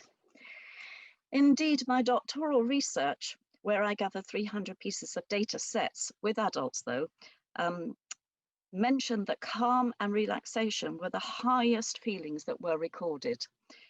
Anger and frustration was also activated. And this is when wooden mallets are very useful, or actually stomping on the clay or slapping it or squashing it. So it's really important, and I want to stress this very carefully. It's important to take a thorough case history before we begin with any children in play therapy. So Daryl, come back, Daryl, please. Come on, up you come. Oh, he's not quite sure about this. He's a little bit uncertain. Okay, you sit there, Daryl. You're going to see in a minute what I mean about Daryl. I'm just going to give you the very briefest of case studies. So he arrived at a new school in September, and he was very quiet. There probably had been a history of domestic violence in his family. And the teacher says he seems to be quite withdrawn and seems to be getting more and more withdrawn. So he was referred for play therapy. He entered the room and he showed some interest in possibly working with clay. Now, before you see the live demonstration, I want you to have a look at what is happening when we work with the clay. So when we're actually tracking the process. So I'd like you to look at facial expressions, body movements, breathing, the touching of the clay, the altered states of consciousness, and when Daryl was ready to talk. Now, you are play therapists, so I'm going to ask you to use your imagination a great deal over the next few minutes. So come on, Daryl, come back. No, he's really a little bit upset about this whole business. And he needs calming with his anxieties and his fears. So let's have a look at him. Oh dear. He is feeling a little bit scared. So I'm looking at his facial expressions here. He sat on a cushion. Didn't want to sit on the floor if he wanted a cushion. Didn't want a chair. Here we go. Ah, so here's Daryl actually saying that he feels a bit scared and he needs to keep himself safe here. So when I offered him a wooden board, he was quite happy because he's got something to rest on. It was almost as if it was like a little protection for him. So, oh yes, that feels better. I've got some support. A little bit of movement here. So Daryl leans over onto the board. Eek! I don't know what to do when the clay's got out of the bucket. So he starts breathing quite shallowly, quite quickly. He's a bit worried. He doesn't know what to do. So now I monitor my own actions with the client. Okay. And I move my eyes from the clay to Daryl and back again. So I'm not staring at Daryl. what I'm doing is I'm almost inviting with my eyes Daryl to engage with the clay. So there's a backwards and forwards movement. I'm also monitoring Daryl's breathing. So I'm coming in close, I'm coming back again. And I'm tracking this very carefully. Daryl's made a choice. He's touching some clay now. So he's begun to engage. So now he's leant right over and he's really engaged with the clay. And he's tracking, and I'm tracking the process as he moves in to almost looking as if he's sort of communicating with himself. Now, sometimes therapists will interject here and ask what they're doing, what the client is doing. And I would say, don't hurry, take your time. Give space to this process. Quite often there's a quietness in the room, and we're watching and we're waiting. We're waiting for Daryl to take things further.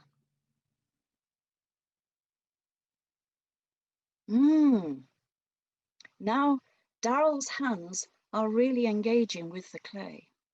It's very important. I stayed back a little bit, but I'm still very interested.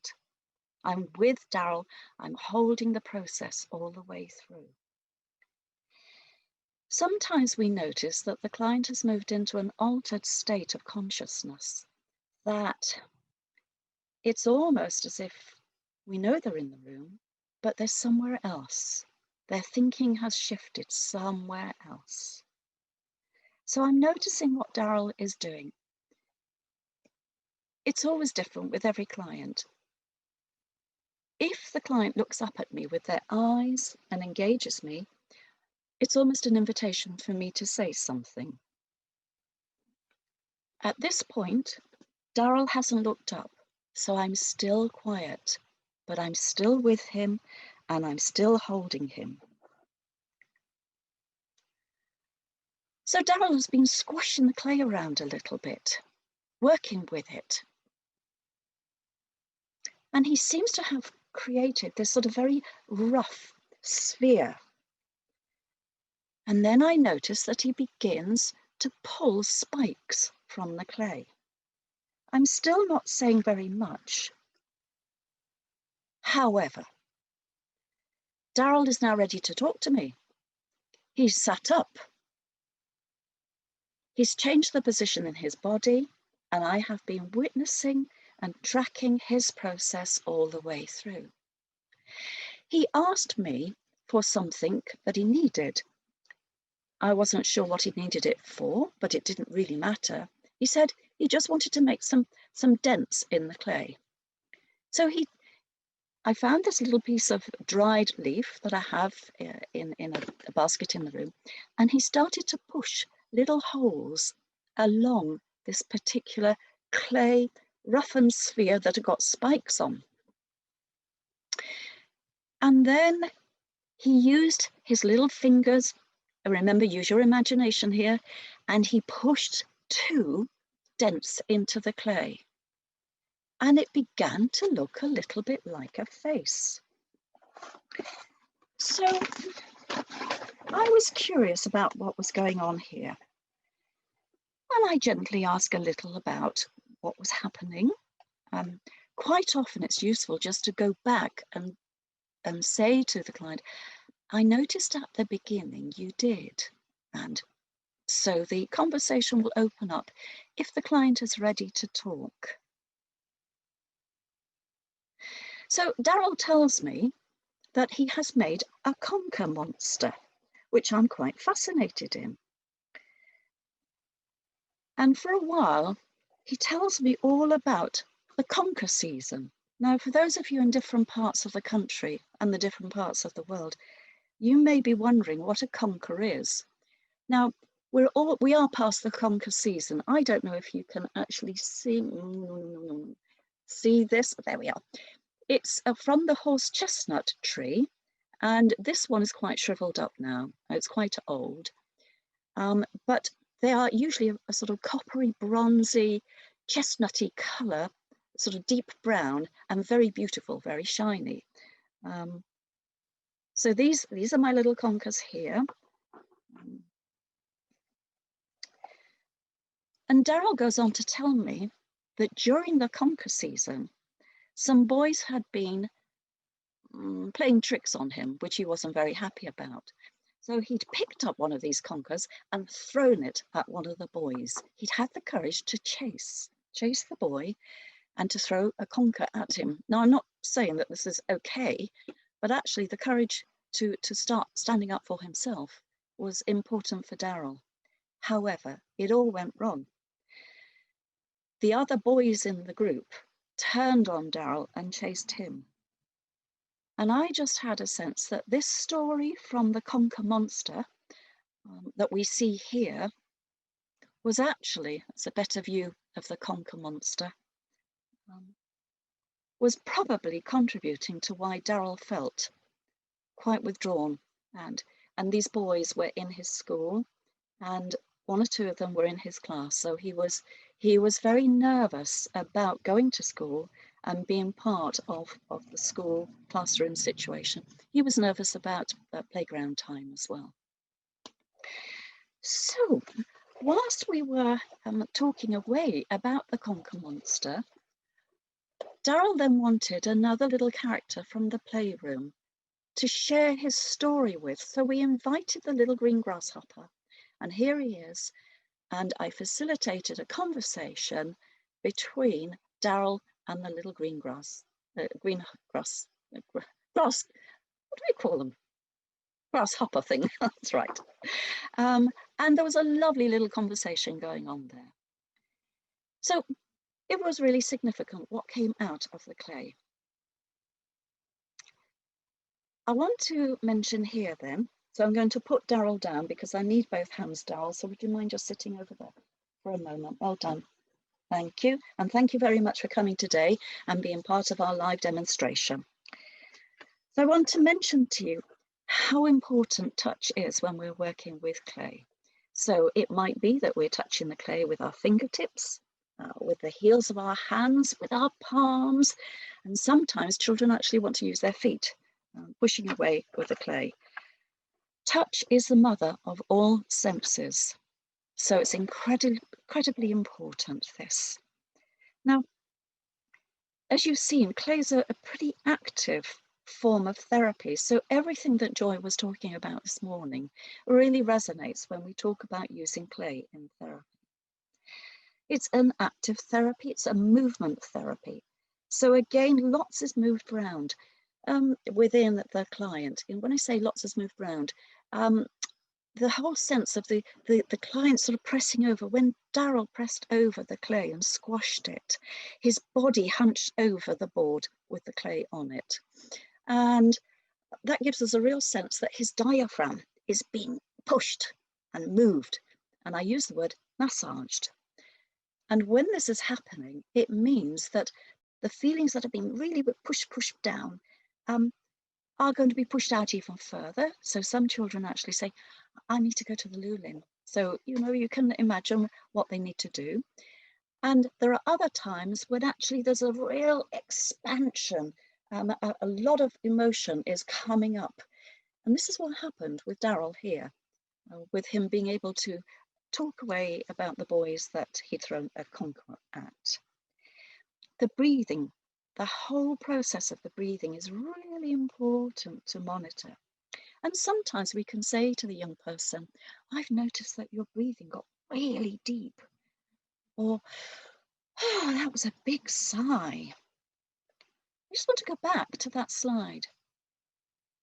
People often say, when do you know how to talk to the client? When should I sort of interrupt and say something? Well, interestingly, the client, whether it's a child, an adolescent, or an adult, will almost disengage from the process. They almost come out of it, if you like. And they tend to look up at us, almost an expectation or an invitation to come in and see what they've been doing. So very much a case of the touch, the breathing and the movement, all of this happening quite simultaneously, and it's difficult to separate out. But with Daryl's demonstration, hopefully you've got a sense of how the process works with clay. I'm just wondering, Susanna, at this point, and I could stop for a few moments and take any questions if there are any. There have been a couple of questions, Lynn. Yep. One is, have you got any tips on how to introduce clay to a child who dislikes messy, wet textures?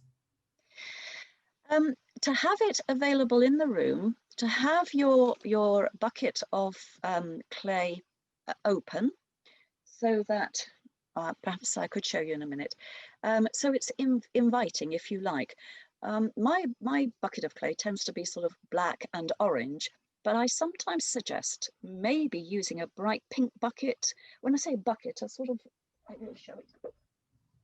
A sort of like a toolbox that will contain plenty of clay for a few sessions. And incidentally, clay is pretty good during COVID time. So, and I could talk a little bit more about that later on. Just have the clay available. Mention to the young person, it's here if you want to use it. But there may be a good reason why this child doesn't want to get messy. So I never force any medium on any child. It just would be absolutely inappropriate. So I go by what the child is saying and leading and indicating. Thank you.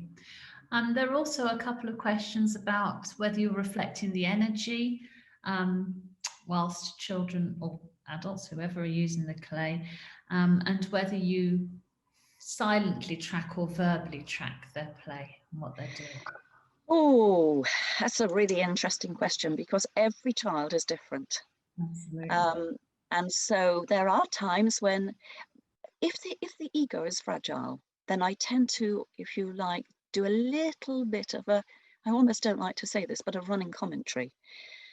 However, if the child seems as if there is some ego strength there, and of course it depends whether it's right at the beginning of the therapy or towards the end of the therapy.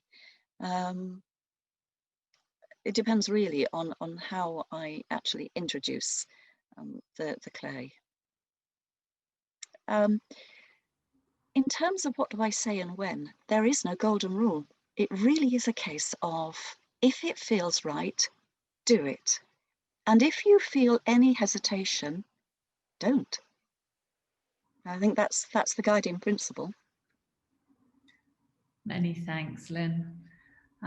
That's pretty much where we're up to at the moment with questions. That's great. Okay, well, that's lovely, because now I can talk about bringing the clay work to a close. Lots of children do like to actually have photographs of the clay creation. It's also very useful for taking to supervision and talking through. Some children want to keep the clay creation so that it dries out and it's available for next week. And it's very helpful to tell children and adolescents that we can do that. That's not a problem. We need to keep it safe because as it dries out, all the water evaporates. It shrinks by about 10% of its overall size. And it changes colour. So it doesn't matter what clay you start with as the base clay, it will change colour as it dries. And if, for example, we've got a cat who's got some whiskers on it, when the clay dries out, these whiskers can get knocked off. So I do mention that to the client. I have some emails and cards and letters written about people who didn't know why their piece of clay work was so important to them on the day that they'd made them. But years later, it had come to them that, yep, there was really something about this piece, this creation, that was speaking to them, and they needed to take it away with them at some point and look at it. So, you know, I don't encourage people to keep their creations, but I'm just mindful that if they're wanting to keep their creation, then there is still a sense of energy. It's still active, if you like, in the imagination as a symbolic form within the client's psyche. Some clients like to keep the creation and put it into a plastic bag, and so it's still nice and moist, with the intention of working on it during the next session. Some supervisees have told me that, yep, their clients do want to work on the piece from the previous session. I have never, ever experienced that. There we are. Every experience is different. Some clients want to squash up their clay and want to throw it in the bin, the rubbish bin. Please don't take it out. If that's where the client wants their clay to go, let it be so. They're wanting to throw something away, get rid of something. I do talk about the possibility of putting the clay creation back to earth, if that feels right, particularly if there have been perhaps deaths in the family, bereavement situations, that there's been a huge loss. It can be very healing to put something back to the earth when we've made it in clay. And in fact, in Touching Clay, Touching What, I have a photograph there of a trainee from La Moulin in France, who wanted to place her clay creation in the little tiny stream at the bottom of the garden. And we went down, and it was quite a process, and it was a very healing process in terms of a photograph was taken and the clay was able to slake down and become part of that little stream's bed. And then other clients want to know, well, what can we do if we put it in the clay recycling bin? And they like the whole concept of actually the clay being recycled by it going into a bucket, being covered with water. So in a sense, it's almost cleansed. And then some days, weeks, sometimes months later, it can be recycled. So those are different ways of actually bringing the clay work to a close. And how I introduce that is by saying, so, you know, we have a few more minutes, and what is it that you would like to happen to this clay creation? Sometimes if it's been a clay process, and you'll see in my next PowerPoint, I'll talk a bit more about that then, that there's no way that you could keep whatever it is that's been worked with or through in the session. So I do like to give some time to the young person to think through, what is it that I need to do with this piece of work? And those are the books that have been mentioned already. So I'm going to stop there, stop the share, and come out of that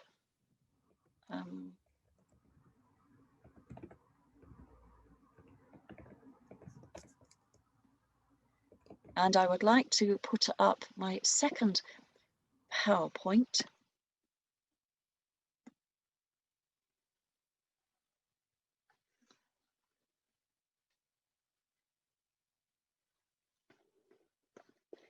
Any questions, Susanna, at this moment in time? I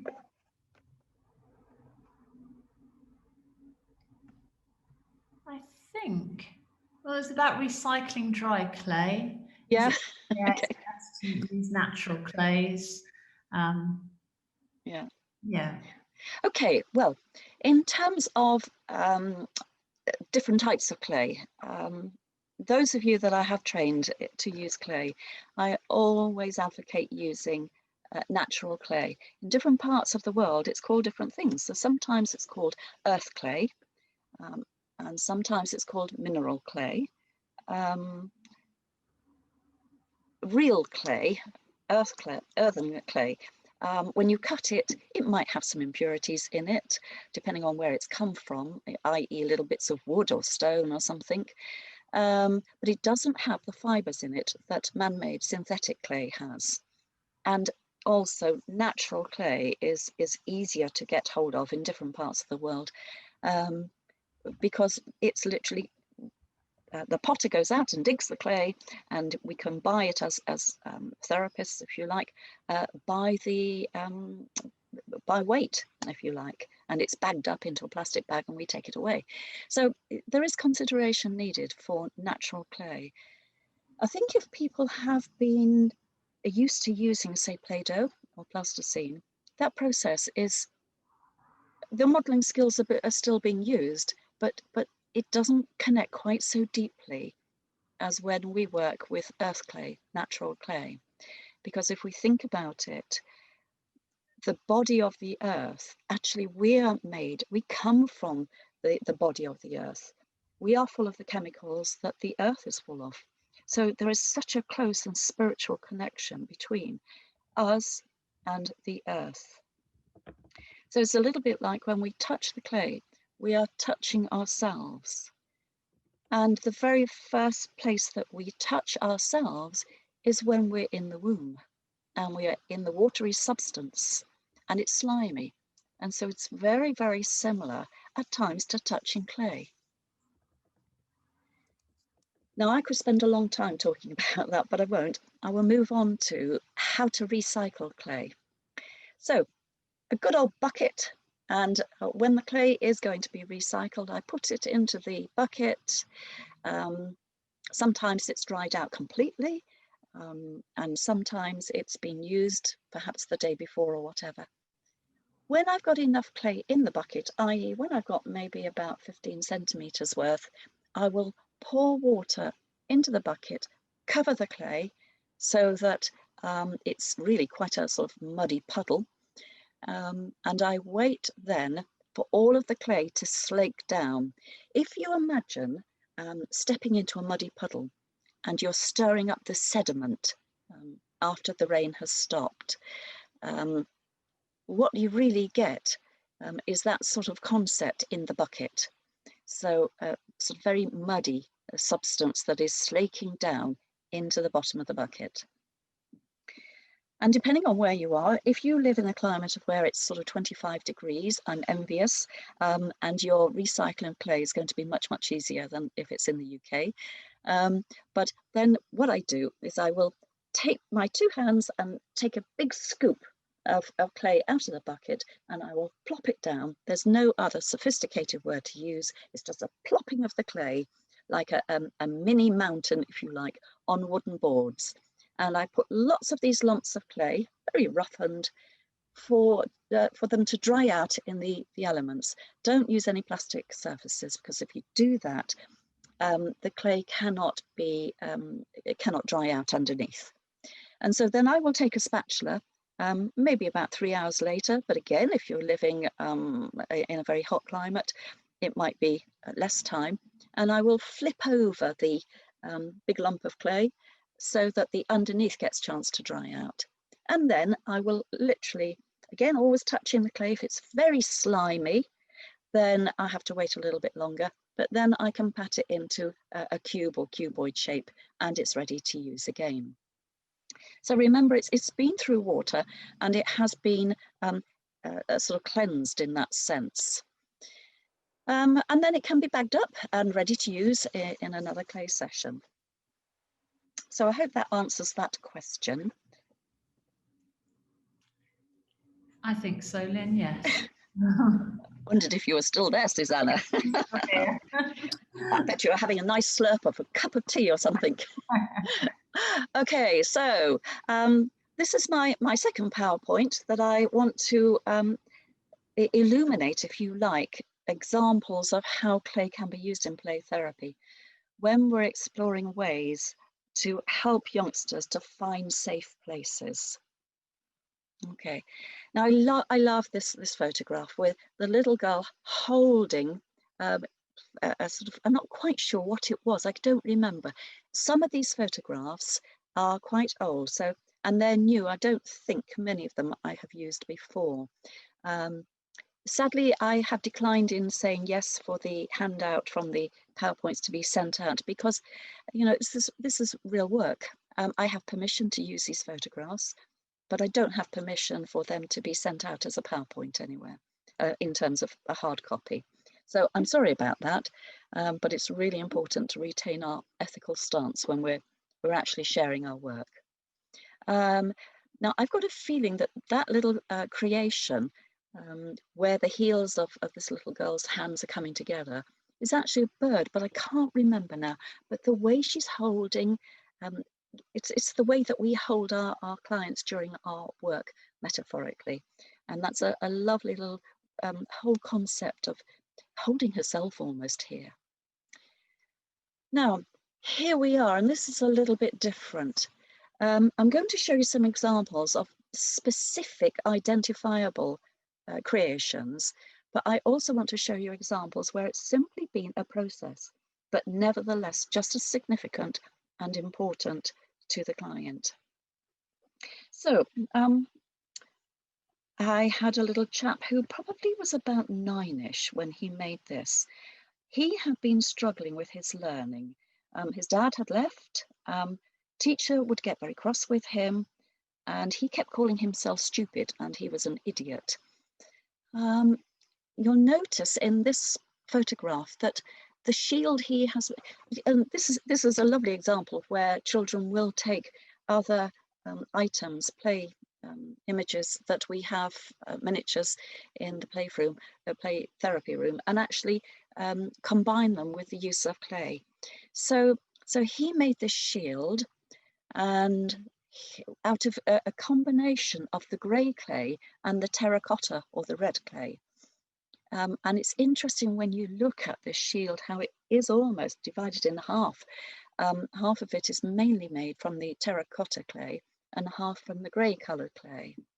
And he used the gems, many of you will have these in your collection, and he pushed them into the shield, so there was almost like a face there. And then what he's got down at the base here is almost like a sword that's been made from the clay, and also with another little gem on top. And this was about keeping himself safe and protecting himself. So the photographs I'm going to talk through with you just now are just very, very quick vignettes of cases that I worked with for quite a long time. But in a sense, he was sort of making a stand for himself with the dog, a pottery dog there, and also with this shield. So his manipulation skills were quite good. And that's something else that's always interesting to look at. When we view the photographs, we can get a real sense of what the client is expressing, and quite often a real sense of what the client is feeling when we view the photographs. Incidentally, I just want to say, I spoke to the client's mother about showing this, although the work is quite historical. I spoke to her this week, and she was delighted to give permission for this to be used, and that she would share it with her son as well. So that was lovely. I have permission as well to use this. Now this would have been probably about 10 years ago. What you can't see, and you might wonder, where the heck is the bear? The bear is tucked around, or tucked under these great big lumps of clay.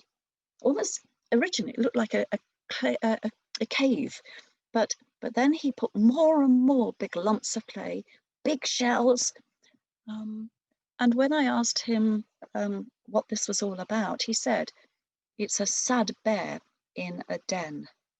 This client was somebody who I worked with when he was about 6-ish, who then came back to me later on when he was 10, and we did some further work. Making my home where I feel safe. Now, this was a 9-year-old girl who talked about, now this picture is actually on the front of Seeking Shelter, Seeking Safety, if you're thinking, oh, this is familiar. When she had finished this little room, I asked her about the various little figures that she had very carefully made and positioned in there, and you can see a cat here with a tail, and she explained about how she had lost her cats had died, a dog had died, and two great grandmas had died as well. And she'd been struggling to sleep, and she didn't want to be separated from her mum.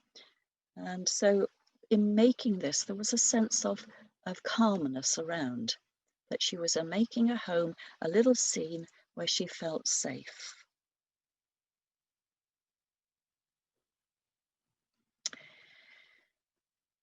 When a process is happening like this, this is just as significant.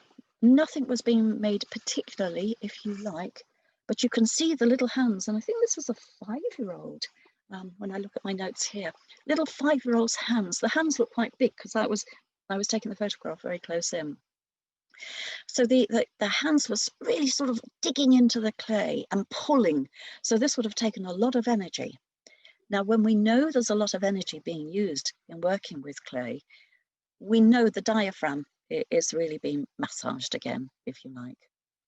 And this was a little girl who had recently been fostered. And again, this is something that Joy was talking about this morning. She'd been separated from her siblings, and she was struggling with that whole process. What I'd like you to notice is that this is the piece she's working on, but she had pulled other pieces off the big piece of clay, and they were left to one side. And that's really significant. This separation, this tearing apart of the clay, that's worth looking at when you're working with situations where children have been fostered, adopted, or when there's blended families. I think we have to be really careful that we don't assume anything when the client is working with any medium, but specifically with clay, because here we've got a client that is using a lot of water with this clay that's been pushed down and moved around. And I took this photograph when the client was actually moving all of this. So again, a lot of energy taken up with the process, very little talking, but it was very significant.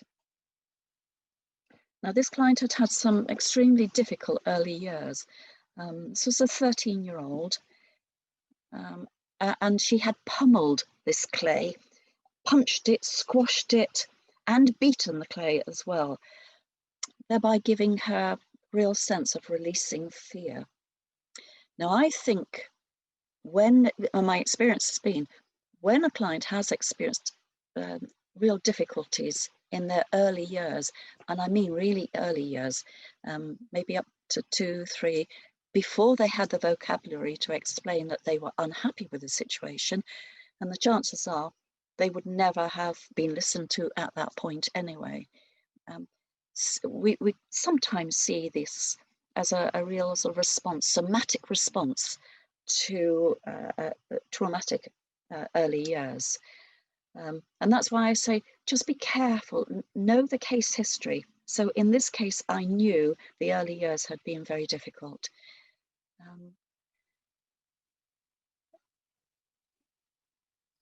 When I look at this, it's almost as if you can see water rushing. But that's my perspective on it, and that's not what the client had mentioned. In fact, she said very little during this process. A totally different process, working a problem out in clay. I honestly have to say, I don't know what quite was being made or worked through. We could have a guess at some of the shapes that are there, but it didn't seem to matter. This was a 10-year-old girl, and she was very busy. It was a very, very busy session, as you can see. There were bits all over the place. Very productive, very purposeful. But as she was touching the clay and moving it, manipulating it, all of those actions are about self-soothing. And therapy isn't all about painful feelings. Sometimes children have a lot of fun in the sessions. If they make nothing, or if the process is not understandable to the therapist, actually, does it really matter sometimes? The client has had fun. We have held them and accompanied them whilst they've been doing this. And there's a real sense of leaving the room and, oh, that was good. So some self-soothing with this clay.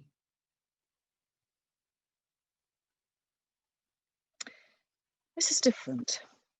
This was a 7-year-old little boy, and his little fingers really squashed the clay, and he pulled the pieces of clay. I wasn't sure what it was originally that he was making, but he then started to talk about fish in a tank. And he wanted some pebbles. He wanted to take a photograph of this, so that took quite a long time to actually complete this session.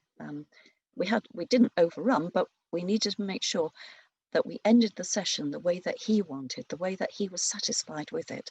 And he wanted pebbles under the fish, and we photographed them. And this is where he was saying, fish are scared. So they were all bunching together, coming together. Now these fish some are reasonably well formed and some aren't. But you can see that there's a blend of the two colours of clay again. That's quite interesting. So I'm scared, he was talking about when these fish were bunching together. Then he wanted to take another photograph. And I don't think it is quite the same fish by this photograph, but he placed 2 more fish on the pebbles. And he said, I'm safe now. There was a big one and a little one. Big one has got a definite eye. Little one has no fish features, if you like.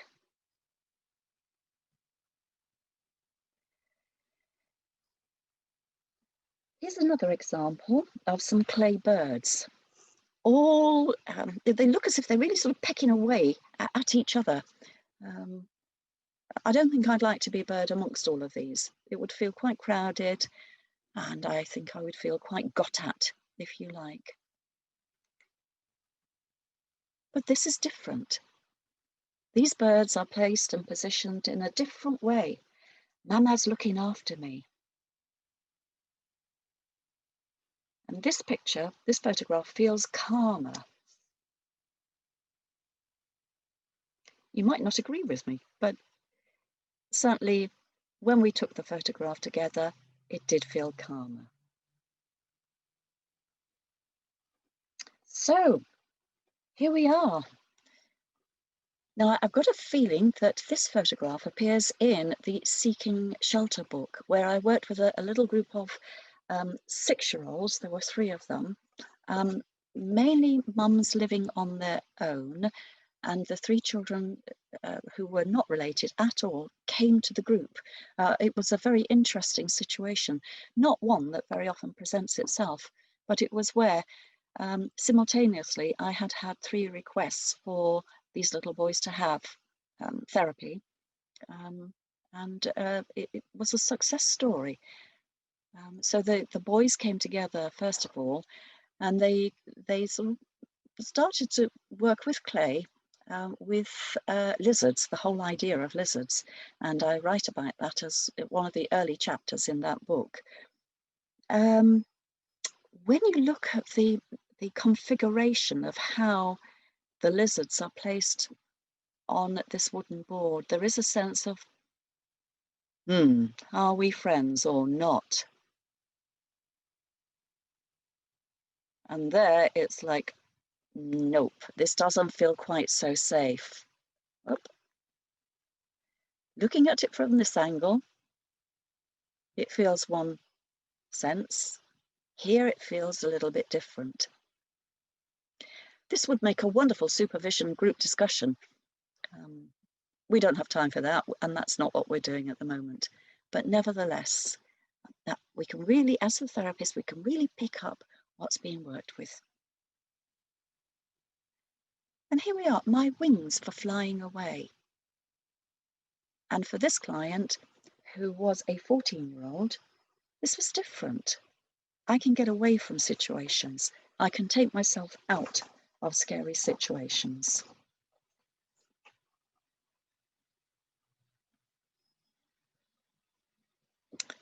He's a chirpy character. Life is not so bad. There's almost a smile on this face. More often than not, I find that the ends of pens, just ordinary biros, are great for creating eyes. So you'll notice that I haven't talked very much about using tools because I'm much more interested in helping the young people to use their hands or their feet in the clay, because the impact, the sensations, the feelings, the emotions come through more so than if we're at arm's length with an implement.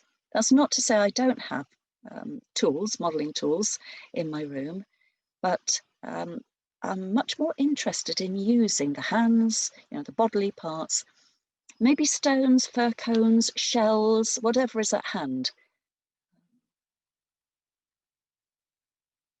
And here we are, making a safe place. Again, a teenager. And we could ask ourselves, well, how is this a safe place? It was for her. She talked about being a little creature and that she would be able to hide in between these two boulders down here, sort of in the crevices. That was her safe place.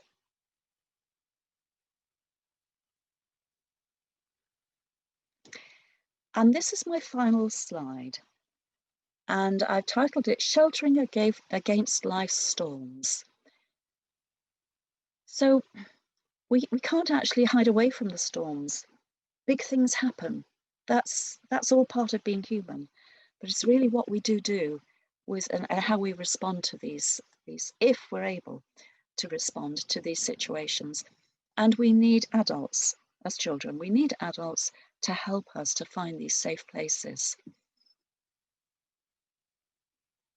So I think we have time for some questions. Is that right, Susanna?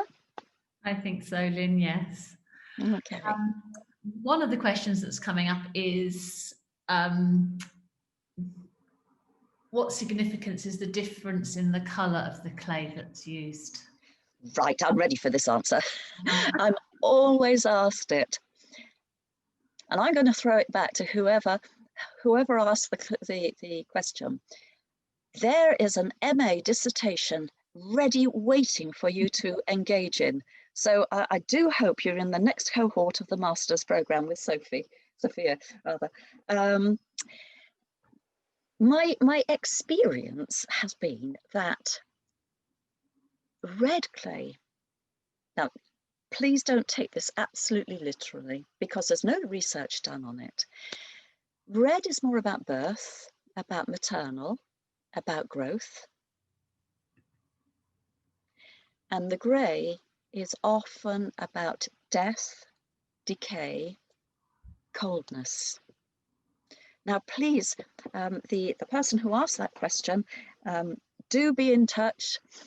Do let me know if you take on board my invitation to do your master's in this particular area. Thank you, Lynn. There have been questions about taking photographs of the creations and when you do it, whether you ask permission and so on. So I thought that might be useful to answer. Yeah. I think right at the beginning, when you're actually working out an agreement with your young person, it's useful to mention it might be times when we want to take a photograph, and I use the words we, together, us quite a lot. So maybe you'd let me know if you want a photograph taken. So there's the facility, if you like. I let the child know there is the facility to photograph things. But we have some children, I mean, I do a lot of supervision with play therapists who have told me in their practice, the children will say, will you take a photograph of this? So children are pretty good at asking us, if we've let them know at the onstart, that is an option. There are travelling therapists who cannot keep the clay creations very safely, and so a photograph is taken. the young person knows that, and so the photograph is kept in their folder or their box. I think it really depends on your practice. You've got to think this through, what's right for you.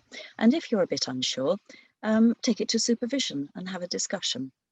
Every one of us has to work out how best we move forward in our practice. Thank you.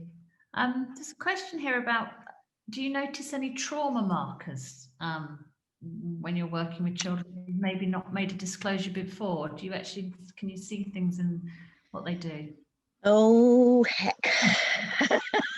Yes.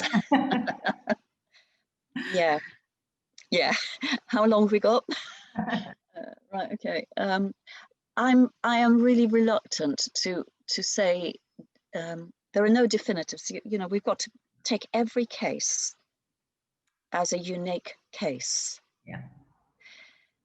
But there are times when you think, and I know I ask in supervisees, is there any history of sexual abuse here? Mm-hmm. And the supervisee says, well, it's funny you should ask that. And sometimes they go back and read their notes or ask a few more questions from the referrer. So yes, we can certainly pick up, but also we've got to be incredibly careful. Yeah. So, you know, I do really want to sort of say, just be careful, because just because somebody makes a sausage stood upright with two conkers either side, we could misinterpret that. We've got to be very, very careful. Yeah. But I think sometimes you get a real sense. You know, sometimes you get this sort of, we need to listen to our own bodily reactions. You get a real sense in your gut of, oh, this does not feel good. Mm-hmm. Yeah. And there will be some therapists out there saying, but I never feel that. Okay, everybody is different. Mm-hmm. But when you're picking up the sense of this doesn't feel good, take it to supervision. Mm-hmm. It's the same with some play. You know, as I said earlier, they are a little bit like sister therapies. At times you can pick it up in the sand and you think, what on earth's happening? Yeah. And I think when we're using play in therapy, we are working almost as an emotional midwife, because we're not quite sure what's going to come out. And we may see something, but actually it's not in the child's awareness, not in their consciousness. So we go very cautiously about, in fact, we talk about things when the child is ready, when they've actually initiated. I hope that helps. Thank you, Lynn. And I'm just noticing the time. Oh, yeah. Right. 12:45. How much more time have we got? That's about it, I think.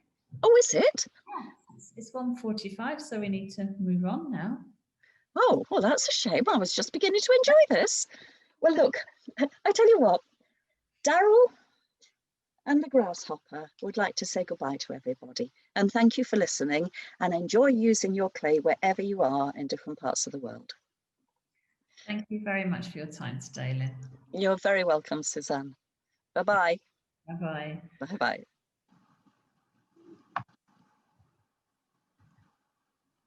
And so now we go over to Alan.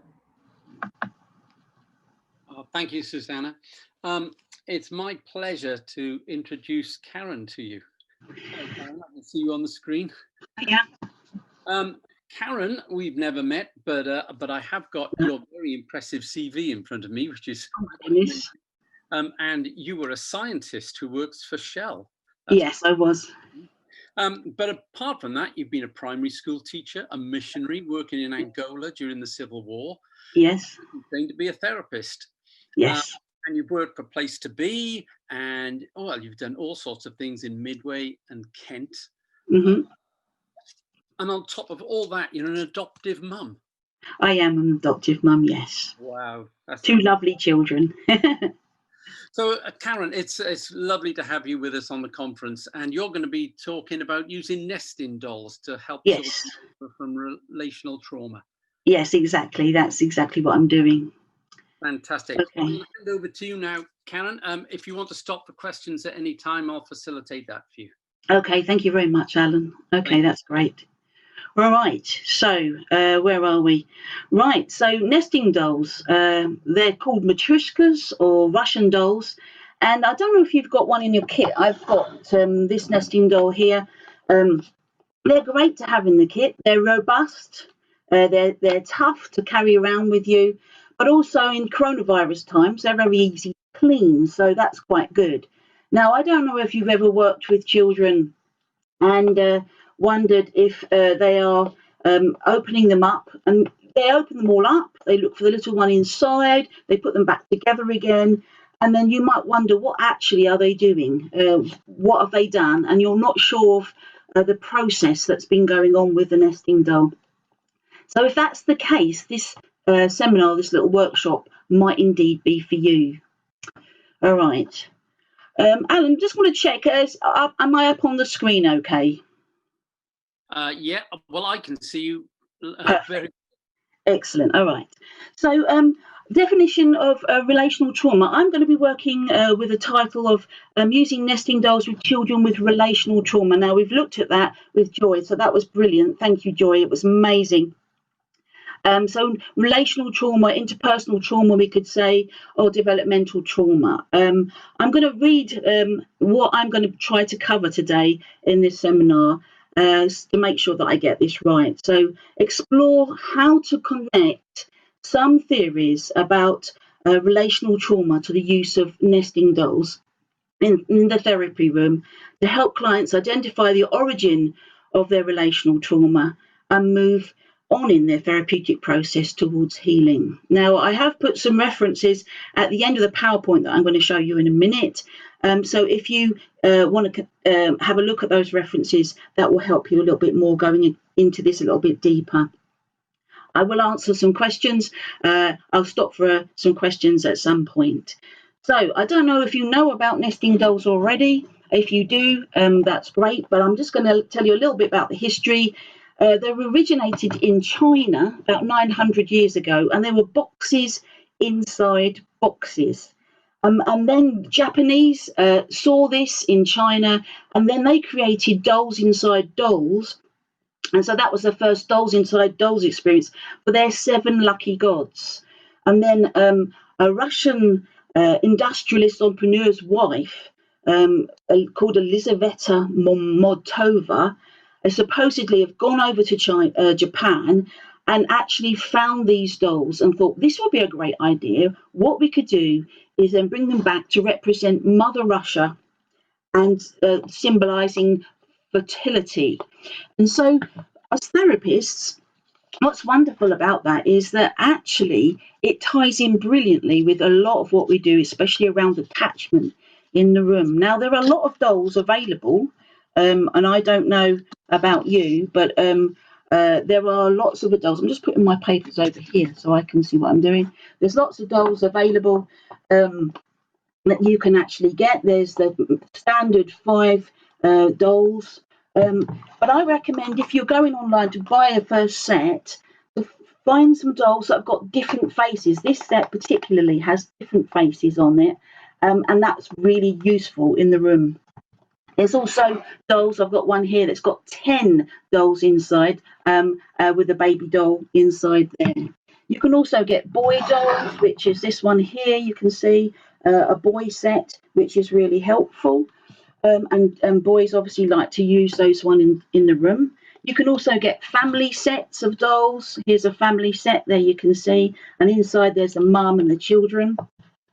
And because I had a white family set, I also had I've made an African family set there. I don't know if you can see that.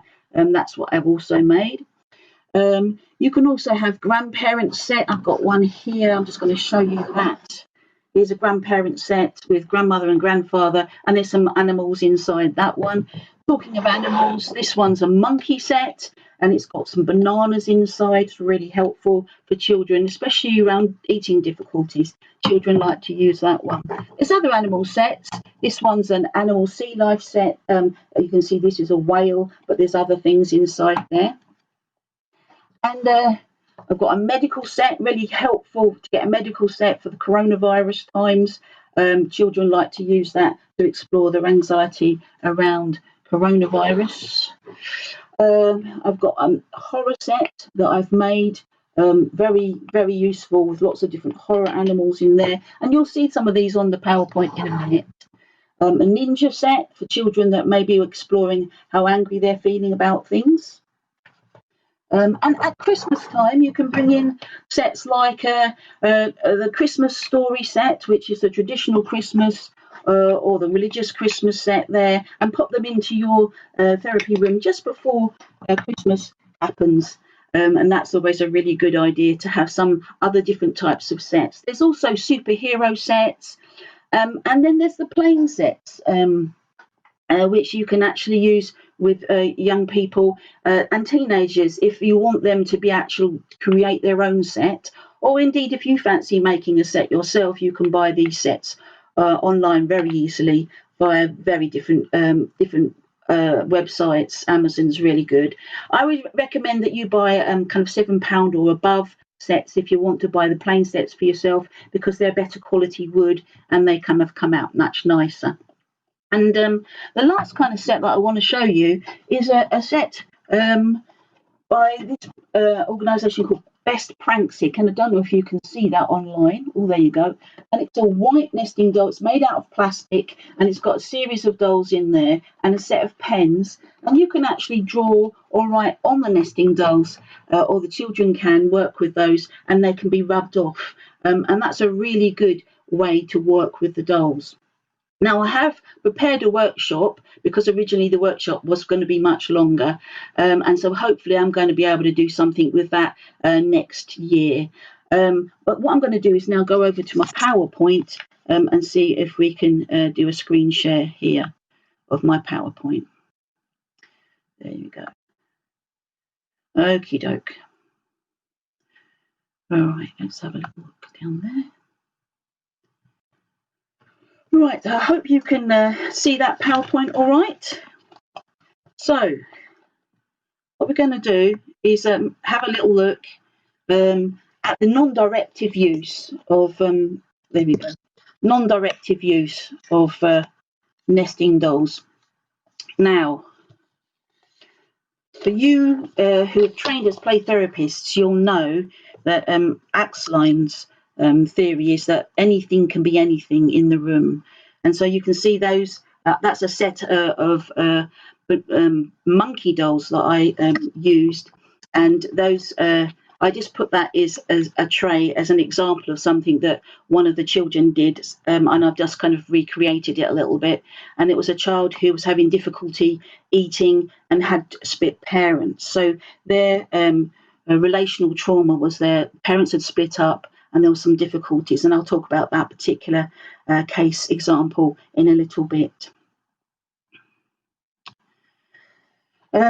Usually children use dolls, and they can be quite literal in their use. The monkeys can be monkeys, ninjas can be ninjas, targets for air guns, or characters in the sand, of course. They can play hide and seek with the dolls. They're quite kind of universal in the way that children can use them in the room, but usually there's an underlying reason that children will want to use them. And I'm going to give you an example here. There's a young fella who kept setting them up in the play therapy room as in a row of dolls, and we had to keep bowling them down because they were like Skittles.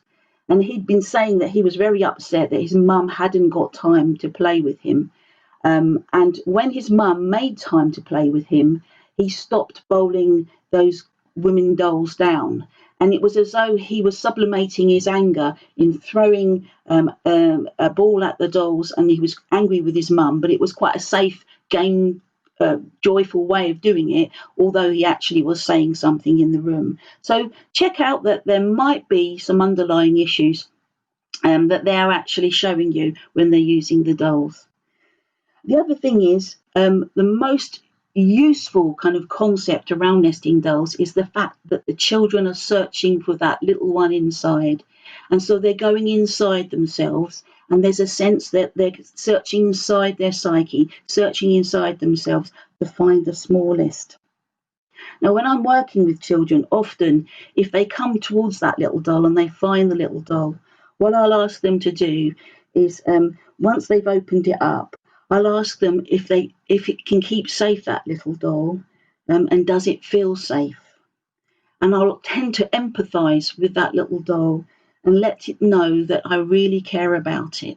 And that helps often the children feel safe and in the therapy, and it strengthens their ego state.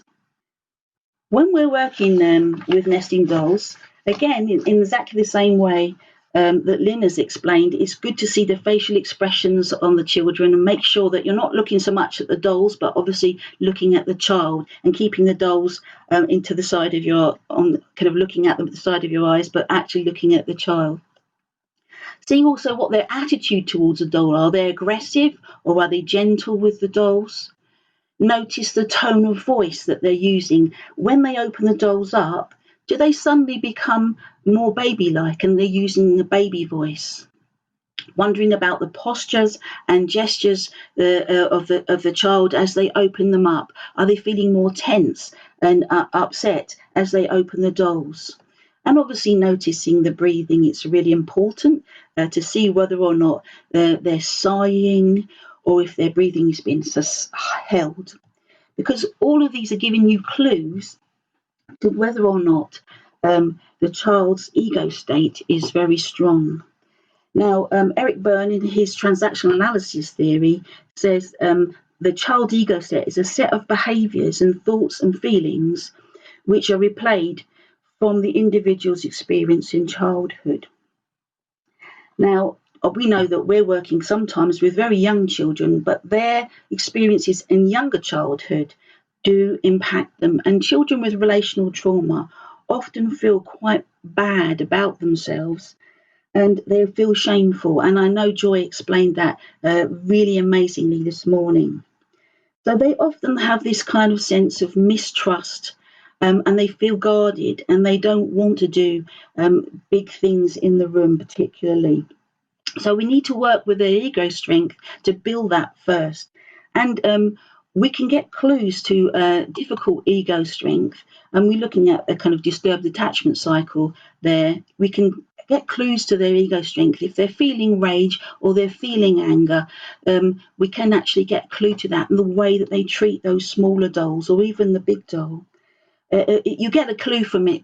Sometimes children will throw the dolls around in the room or want to break them. You can see that they're very angry with the dolls, in which case they probably have quite poor ego strength, and you need to work on that. One of the things that I like about nesting dolls is with girls, often they'll play with dolls, the bigger dolls in the room, and this is a generalisation because I know that boys do also play with dolls in the room. But what I found is that boys do like nesting dolls and they do like to play with that small doll. And you can actually reach some boys that are hard to reach with nesting dolls. They may not ever go anywhere near a baby doll or a bigger doll in the room.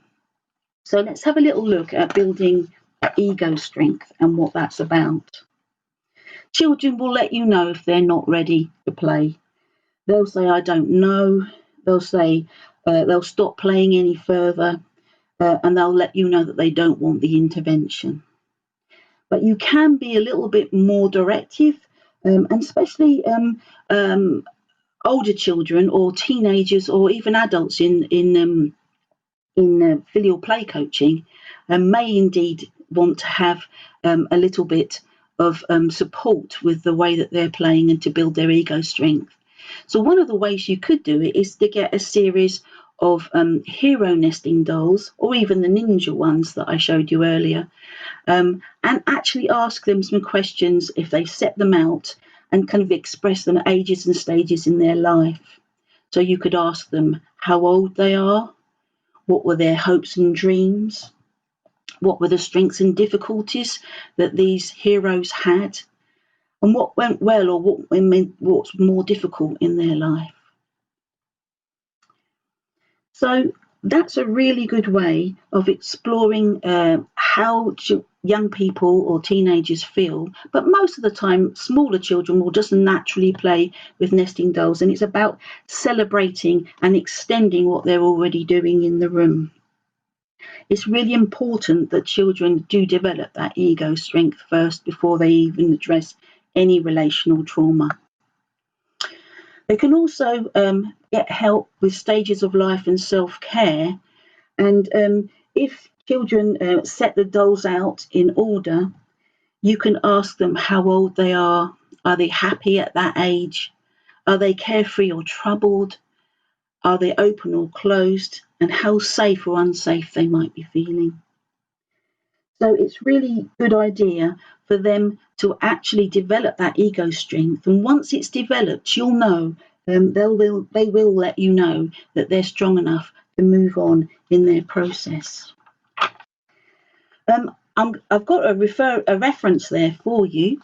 And if you want to actually have a look at the references at the end, Roger and Christina Day's book, Matryoshkas in Therapy, give you some really great ideas of how to ask questions and kind of strategies you can use, especially with older children, to create dialogue in therapy. All right. So I was just wondering if anybody has any questions. Yeah, there are a few here. Okay. The main one is about where do you get your dolls from, and how much? They can vary in price. I get. You can go to this Best Panksy. I don't know if you can see that. I hold it up there. That's a website in America, and they're expensive because you have to then get them sent to you, and obviously it costs postage. You can go online, and Etsy are great to buy them online, but they can range from anything from about £15 to up to about £30, so they're quite expensive. So that's why I wanted to do a workshop on how to make them, and that's what I was hoping to do in the new year, so that they're a little bit cheaper, because a kind of a blank set will be just about £7, and then you can paint or make your own bespoke set just for your clients group if you want to. All right, I'm going to continue on. Is there any more questions? There are, but if you continue on, there's only one or two, and we can field those later. Okay, all right, I'll continue on then. So you can do a more directive approach with nesting dolls once you've made that alliance or the bond and attachment in the room with your client. But as Janszik and Gardner say in the Play Therapy Dimensions model book, it is really important that you use the child as the gauge. Allowing the child to let you know, both verbally and non-verbally, if the nesting doll intervention offered is helpful or intrusive. So it's really important. If you have a theory around the child, and you've obviously done all your noticing what's going on in the room with them, and you're kind of working on a theory, it's best to take it to supervision and know what theory you're going to use in terms of expanding the work with nesting dolls. I'm going to give you a theory now, but quickly I just wanted to say that sometimes we talked about fawn earlier. Joy explained a little bit about what that meant. When children have suffered relational trauma, they go into fight, flight, freeze quite often, and they're triggered into that with all sorts of things, and they can be triggered in the room to go into that. If they're not always trustful of you, one of the things that formed the new kind of observation that people have made recently with neuroscience is that children might indeed want to please you. And that's obviously around control, but it might just be because they're not sure whether they can trust you.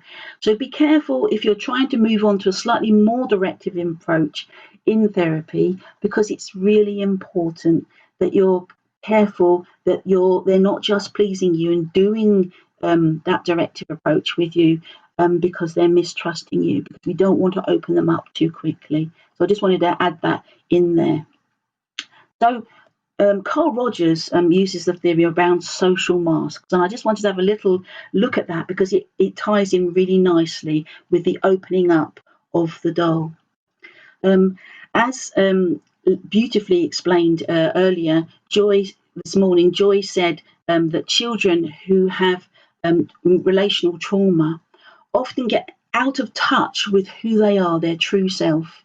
And they don't know quite who they are. Their identity is fragmented inside. They tend to be quite easily triggered.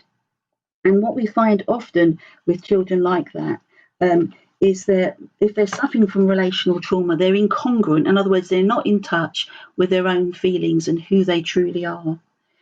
And if children are out of touch with them of actually who they are, they become unacceptable. Their true sense of self becomes unacceptable, and they put on a mask and lots of barriers. And you'll find that with relational trauma children who come into the room to work with you, they tend to be very much having multiple layers, and that was explained beautifully this morning. So when they're out of touch with themselves, they have this uncontrollable effect, and often children are fearful that if something is touched or triggered in them, they feel like they're a monster inside, and they've got this big effect, they've got this big emotional response to things, and they feel like they're scary, so they don't want to open up. So Rogers suggests that children then keep putting layer upon layer. So you can see how using nesting dolls is a great way of helping children gradually open up those layers. Manageably slow removal of layers. Nesting dolls help clients slowly, step by step, face the monster inside and discover they don't have to be overwhelmed by their emotions. Children, we know, often think that they're going to be rejected if they show who they truly are, because they felt that they haven't been loved and they're not valued, and their self-esteem is very low. So one of the most important things around nesting doll use is because we're using that transitional space or the aesthetic distance, it does make that process of getting in touch with who they are inside very tangible. So what I'd like to say really is a very important thing is if children are using nesting dolls in the same ways we do that in the sand tray, and don't touch the sand tray or around the sand tray, please don't touch the nesting dolls if the children are using them. Don't touch them or around them, because that is a very symbolic space. And we'll have a little look at why that is so symbolic in a little bit. So children often have a kind of negative narrative around themselves. And a sociologist called Anthony Giddens said the capacity to keep a particular narrative going is what gives us identity. It takes a lot of energy to have a false narrative around ourselves. And so often our children who are relationally traumatized often get very tired and worn out very quickly. And lack and adopted children who have suffered from relational trauma have negative narratives told about them, and often they believe those narratives. And so it's about helping them understand the true narrative around them. One of the things I do want to say is that if children have chosen the horror nesting doll set, if you've got a set like that in your room, then I would suggest be careful, because it may indeed be it isn't the trauma that they're showing you, but it is their self-concept that they're showing you. So that's a really important thing to be aware of and be sensitive around.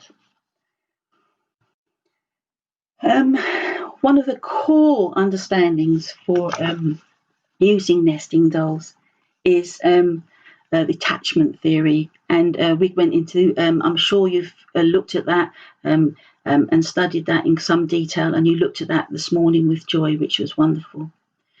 Nesting dolls, if you remember, I said about them that they were originally designed to be Mother Russia and fertility. So Mother Russia with all her children inside her. So they kind of represent amazing kind of example of what we're trying to do in the therapy room. So they can represent the womb, and the children can really identify with that symbolically. They also represent containment because they're sealable. So it's about containment, keeping emotions and feelings under control. They all can also represent some good things about containment. For example, Noah's Ark, boxes and containment are really significant. And we know that when we're therapists, sometimes, I don't know about you, I use boxes for children to put all their work into, and it's their inner process. So a containment is really important for children in the room. Sometimes, though, however, it can be more like Pandora's box. So they open up the nesting dolls and they discover the unconscious process inside. Boxes, children were in a crib when they were little, and as we get to die, we're put in a coffin. So boxes are very symbolically significant all right through our lives. And attachment theory tells us that the mother has the baby inside the womb, and then as the baby's born, the mother continues to contain the baby and contain and regulate the baby's emotions. And we know children with relational trauma, those emotions haven't been regulated well. And so what happens is they don't feel contained. So the gentle opening up one by one, step by step, of the nesting dolls helps a child feel contained because they don't have to do it fast. And it's really good not to encourage them to do it too quickly. So if they can project that intersubjective experience of being held and contained by you in the therapy room onto those nesting dolls, then those nesting dolls become an active container and they become a tangible form of them processing. I don't know if you know Dan Hughes's theory around block care. Joy touched on it this morning.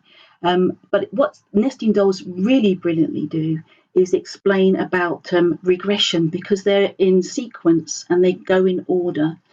And Dan, I'm just checking his name here, Daniel Stern has said that it's really important for children to find the narrative point of origin of the trauma. It's a very delicate thing to be doing. And nesting dolls are a great metaphor for that, finding that narrative point of trauma. And often children have been traumatized and they don't have language to explain it. So nesting dolls are a very, very good way of helping children get to that place where they can actually find the point of trauma.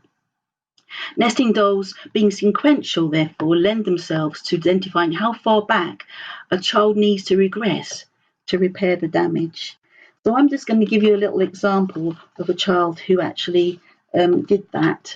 If you haven't read any of Daniel Stern's work, it would be really good for you to have a little look at that. And I've given a reference of his book, of The Interpersonal World of the Infant, which explains quite a lot about really early trauma. And I really recommend that as a really good read. We know that children who have a negative effect, they have this kind of false sense of self.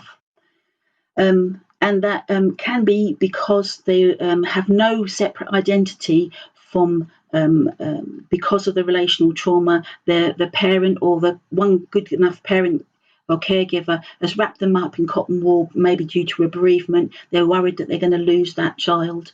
Or it may be that they have an anxious attachment style or a sense of enmeshment. And nesting dolls are really helpful to help children identify at what point that trauma took place. Children also at times separate too early. They don't have that love and care and feel contained and held soon enough. And therefore what happens is they have an avoidant attachment style and they become too independent too early. And it's been said that children who have suffered from the hormones of anxiety that the mother has in the womb, the children then come out of the womb wanting almost to take care of the mother and feel that they are responsible for the care of their parents or their birth parents. So, if traumatized children want to use the dolls, it's important to be careful with them, but it's also important to help them discover their true selves. I don't know if there are any more questions there, Alan. Yeah, well, there are lots and lots of questions, and I'm Oh my sure goodness. that we can't get through to. All right. One question: are we able to use the slides that you've got there, Karen? Yeah, sure. Very welcome to use the slides, because there's nothing there that's revealing in the slides, so that's good. Okay, we'll make those available on PTUK. Okay. Would you give some more examples of ego building activities? Ego building activities with nesting dolls particularly. I think it's a range of activities that you can do in the play therapy room, obviously using all sorts of things. But it is if the ego of a child isn't strong enough, then I do recommend that you use the dolls. You could use plain dolls as well. You can either use these plain dolls to help children kind of identify what makes them strong. They can actually make a set of dolls and take time to actually do that. Or you can use these white dolls if you've got them, and children can draw on them and talk about how they are strong and what are their best strengths. And so that you're really celebrating what they're really, really good at, and what they're really wanting to discover about themselves. So it's really important that they work on that part first. And it may take all the therapy time up just building their ego, and you may not actually ever have to, or you might not have time to get to do actually work through the relational trauma, and that might be something that they need to do later on. Therefore, I always suggest that you make sure that children who have had relational trauma have enough sessions. So it would be really not be a good idea to have anything less than perhaps about 20 sessions at least with those children, so that they can have time to really work on building their ego. I don't know if that's helpful or not. No, that sounds great to me. Yeah. One last question. We've got 20 minutes left of your session. Okay. This is going to be a fairly quick one, I think. Are the nesting dolls robust enough for aggressive play? Yes, that's a good question. Recently, I've had a child who has opened them all up at once, and they were all a mess on the floor, which kind of really suggests about that fragmentation and that difficulty and the disorganized attachment. And it took a long time to put them all back together again. And that's what we did together, gradually finding all the pieces and putting them all back together. Yes, they've all survived it. They've survived quite rough play. I would suggest that you do get kind of good quality nesting dolls if you know that your client group are going to be a little bit rough with them. They don't survive being thrown around the room, I imagine, but I've never had a child who's actually thrown a nesting doll against a wall or anything like that. So I can't give you, I can't tell you whether that's true or not. But they are incredibly tough wooden dolls, and I'm surprised at it. The ones that have the little bits that are kind of stuck on may not be quite as robust. And certainly I've never taken this one. This is just a set that I have. I've never taken this one into the room because I've got a feeling that's not going to be tough enough to take in the room. I would suggest that you have these ones because they are incredibly tough, and they don't seem to, well, certainly I haven't had a child break one yet, and I've been working with them for a long time. Is that okay? Yeah, that's great. Thank you. All right. So let's move on then. I'm just having a look at the time. Right. So I'm just going to finish off with some. Whoops, I'll get that going. Okay. So just the last thing, and then we can take some more questions at the end. So one of the things that Bowlby said, who is the kind of the father of all attachment theory, he said that relational traumatized children need to recognize and become possessed of their yearning for love and care, and also get in touch with the anger at those who earlier failed to give it to them. So one of the things with nesting dolls, which is a great thing you can do, is help children get in touch with that need of love and care, and you can be really loving towards the nesting dolls, and you can talk about with children what actually they might have needed and what that baby needed, especially when they look for that little baby inside. They have that fascination to find the baby. Actually, I have to admit that adults and everybody that I've worked with really want to find that small one inside. You can ask them questions like this. I wonder what that baby one needed to feel loved and cared for. I wonder how you would look after that little one, what it needs to be safe. I want you to show me what it needs to be safe, so that they could take the little baby one and kind of wrap it up or give it a little bed. I've had a child who actually made a little bed for the nesting doll, and all sorts of different things that made it lovely and safe. It might be that the trauma occurred at a different stage, and it's not at the tiniest baby, but it's a different stage. And usually children, once you've made the alliance with them, they'll show you at what stage the trauma occurred. And they'll identify that and let you know what that child needed. So it might not be a baby, it might be a bigger child, at a different stage in the development. But you can see, because of regression, that the child is finding that way to express when they were traumatized. And when I work with attachment focused therapy with adults who've adopted or have got looked after children, often I find that I have to encourage the parents to allow the child go right back to the time when they were traumatized, and that's the time where they need to regress. And I don't know about you, but in therapy room, often if children are making baby noises, or they want a baby dummy, or they actually are crawling, or they're crying like a baby, they will give you that clue that they have gone all the way back and their regressed self is being shown. And nesting dolls are great at finding out that by setting them out in order and having that little discussion and giving dialogue between the different dolls. Also, if the child then is got to the point where they've accepted that they can have love and care, and that ego sense is really strong, then they can get to a stage where they can feel angry about not receiving that love and care. And nesting dolls can be used as well to help them work that out. They can have a ninja set. There's a ninja set there, and they can show you how angry they're feeling. So just to conclude, we know that traumatic memories encoded as non-verbal memories, which override verbal thinking in children with relational trauma. So nesting dolls can help traumatized children access and process and integrate fragmented trauma memories.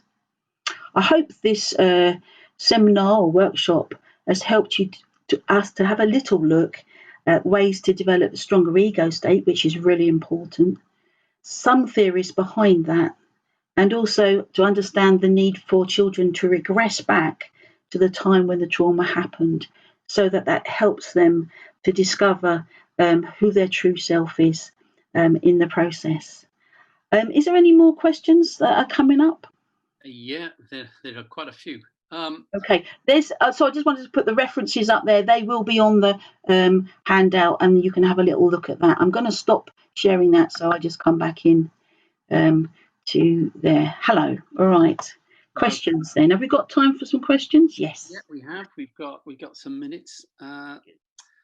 There's a question here. Not touching dolls or the space around the dolls. If we're invited to do so, do we do this? Just wanted to be sure that, again, the child isn't asking just because they want to please us and accept it in play. So you know that it's just checking that out with the child. If they want you to touch them, if they want you to do something with them, then do it. But if they don't and they want to put it all back together, then that's just respecting that. So it's really worth asking, is it okay? Or, would you like me? And if they say no, that they don't, or you can just wander with them. If they say that no, they don't want you to touch them, then please don't. And it's really be tentative around that, because those dolls are really, really important part of their psyche. So it may be that, for for example, I've known a child that has just left all the dolls in pieces on the floor in the therapy room, and I haven't touched them. And I've asked them, what do you want me to do with these dolls? And they've said, just leave them like that. And I said, well, I have to put them back together at some point. And they said, well, can you put them back together when I've left? And so that's kind of really important, to really respect what the child wants you to do with those dolls, in the same way that you would do in the sand tray if they're working out a process in the sand tray and not touching the sand unless you're invited. Any other questions? Oh, yes. Okay. Rachel asks, I imagine the nesting dolls can be very dynamic in relation to transference and counter-transference. Could you describe this a little, please? Yeah, because we are the mother or the good enough parent as therapists, and in terms of attachment theory, that's what will be in the room. And so the tiny ones inside are representing the child and the child's process. So in terms of counter-transference, they can actually, we can have a dialogue with, we kind of play the largest doll and they're the smallest doll, and we can play that kind of relationship out. But they're also bringing their own birth parent. Maybe if they've been traumatized by their birth parent, they're going to bring that in the room, and those dolls can play that out. And you have to be very sensitive as to what the child is directing you to do with that bigger doll. The counter-transference can be all sorts of things. It can be siblings, it can be all sorts of things, but I couldn't cover siblings, and there's lots of other things that I could cover in a longer workshop. So I'm sorry that I can't go into great detail about that, but yes, you're right. There's a lot of counter-transference and transference issues that play out with the dolls. Great. One that keeps coming up about incomplete sets. And someone asked, would you ever use a mismatched set or an incomplete set? She says that she has a set that is missing some of the dolls and was wondering if could include it in the toolkit or not. That's a good question, and I don't know the answer to that because I've never had an incomplete set. I am intrigued, however, that this set, I have to say, this white set that I've got from America, there's no small doll in the tiny, it comes down and there's no small doll.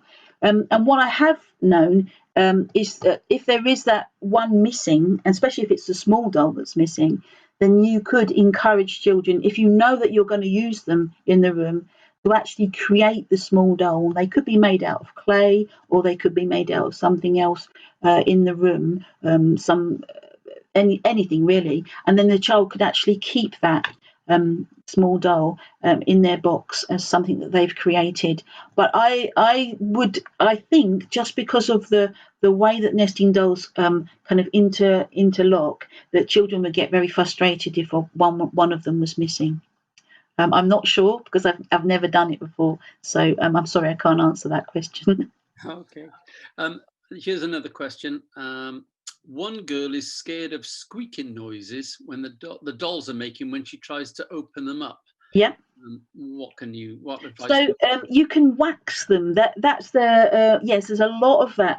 I found that children find sometimes the dolls are very, very tough to open, and they're really struggling. And obviously, I let them struggle because actually sometimes that's symbolic. But what you can do is if you get some very white crayon or candle wax and put that round the doll's perimeter or kind of circumference, so I don't know what that word is.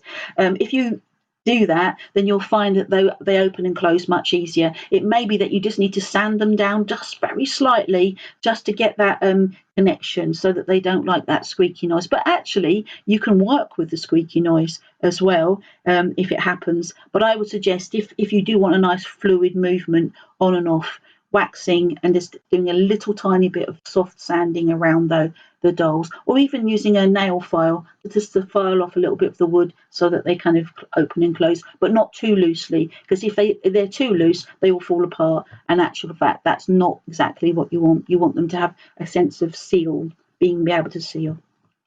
Okay. Yeah, and now you know your slides that you're going to make available. Someone has asked if it would be possible for you to put the case studies on there. I'm not going to include the case studies, no, because they're a little bit more delicate to do. But obviously, you've heard the case studies, but I'm not going to include those case studies in the slides. Sorry about that. There you go. No, okay, one last question then, because we're running out of time. This says, I'm wondering about the best time to use nesting dolls within a therapeutic episode. Would it be risky to be working with them or introducing them when working towards an ending, for example? Yeah, no, I wouldn't use them unless a child wants to use them and they're actually using them for some kind of conclusion or finish to whatever they're working with. I suggest that you wouldn't, because you're trying to do something which when you're using nesting dolls, or children are using nesting dolls, it's usually because they're opening themselves up, and so I wouldn't really suggest that you put them in or encourage children to do it towards the ending. If you know that you've only got maybe 1 or 2 sessions left and you want to do some work with nesting dolls, you either need to extend the therapy or do something that has more closure, unless the child knows why they're using them and you've got a sense of that. So if they do it spontaneously and non-directively, that's fine. But if you're actually doing more of a directive approach, then perhaps no, that's not a good idea. Very well, Karen, thank you ever so much. It's been very enlightening, and I'm sure everyone who's been listening has been thrilled. And I'm sure that the people who make these dolls are going to have a sudden rush. Yes, yeah, there'll be a few books that people will be buying up as well, I think, and some references there that I think that people will be able to download, some free ones as well. So that's good. That's fantastic. Thank you ever so much. We're going to take a break now. Jill, Dr. Jill Comfort. A clinical psychoanalytic social worker and play therapist. I know, that's amazing, isn't it? And it says here that you've developed a play therapy group work model with siblings, which sounds fascinating. And I am hoping that we'll hear a little bit about that in your talk, with some fantastic outcomes. And you're currently writing to publish on the material, and you've called it sibling-centered social work, which is a bit of a mouthful, especially after you've had a Prosecco or 2. Oh, so early. And you've written training programs, which you've delivered to foster carers, special guardians, and adoptive parents. And you are the complex case lead for the London Borough of Barking and Dagenham. Well, Jill, it's a pleasure to have you with us today, and we really look forward to what you've got to say. If you're wanting to have questions during, just call me, and we'll start fielding some of those for you. Okay. Okay. That's what shouldn't happen. Turn off your phone. Well, thank you very much, everybody, for staying on board this afternoon. We're getting, I'm sure, tired, and it's later in the afternoon and the darkness is beginning to descend, certainly in this part of England. And I thank you. It was great to hear that music. It was very uplifting and sort of put a jig back in our souls, as it were.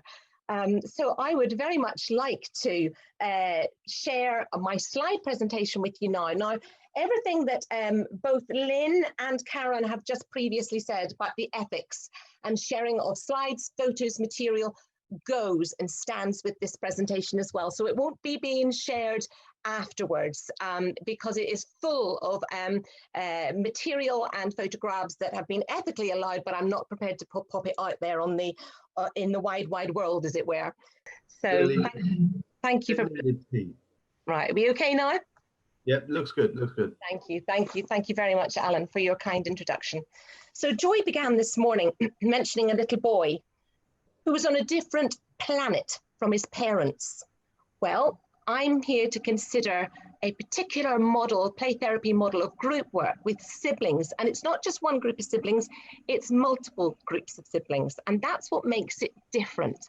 And that's also what offers another element to the group that actually begins to open up the thought processes for the children and begins to move the reparation work in a much speedier process. And so when Joy mentioned this little boy this morning who was felt like he was on a different planet from his parents. There is a wonderful writer called Professor Juliet Mitchell, and she writes about siblings prolifically. So if you want to read anything, look at Juliet Mitchell, Siblings, okay? And she said, if someone descended from another planet and found that we separated siblings in need, they would think the human race was crazy. And I thought, yes, absolutely.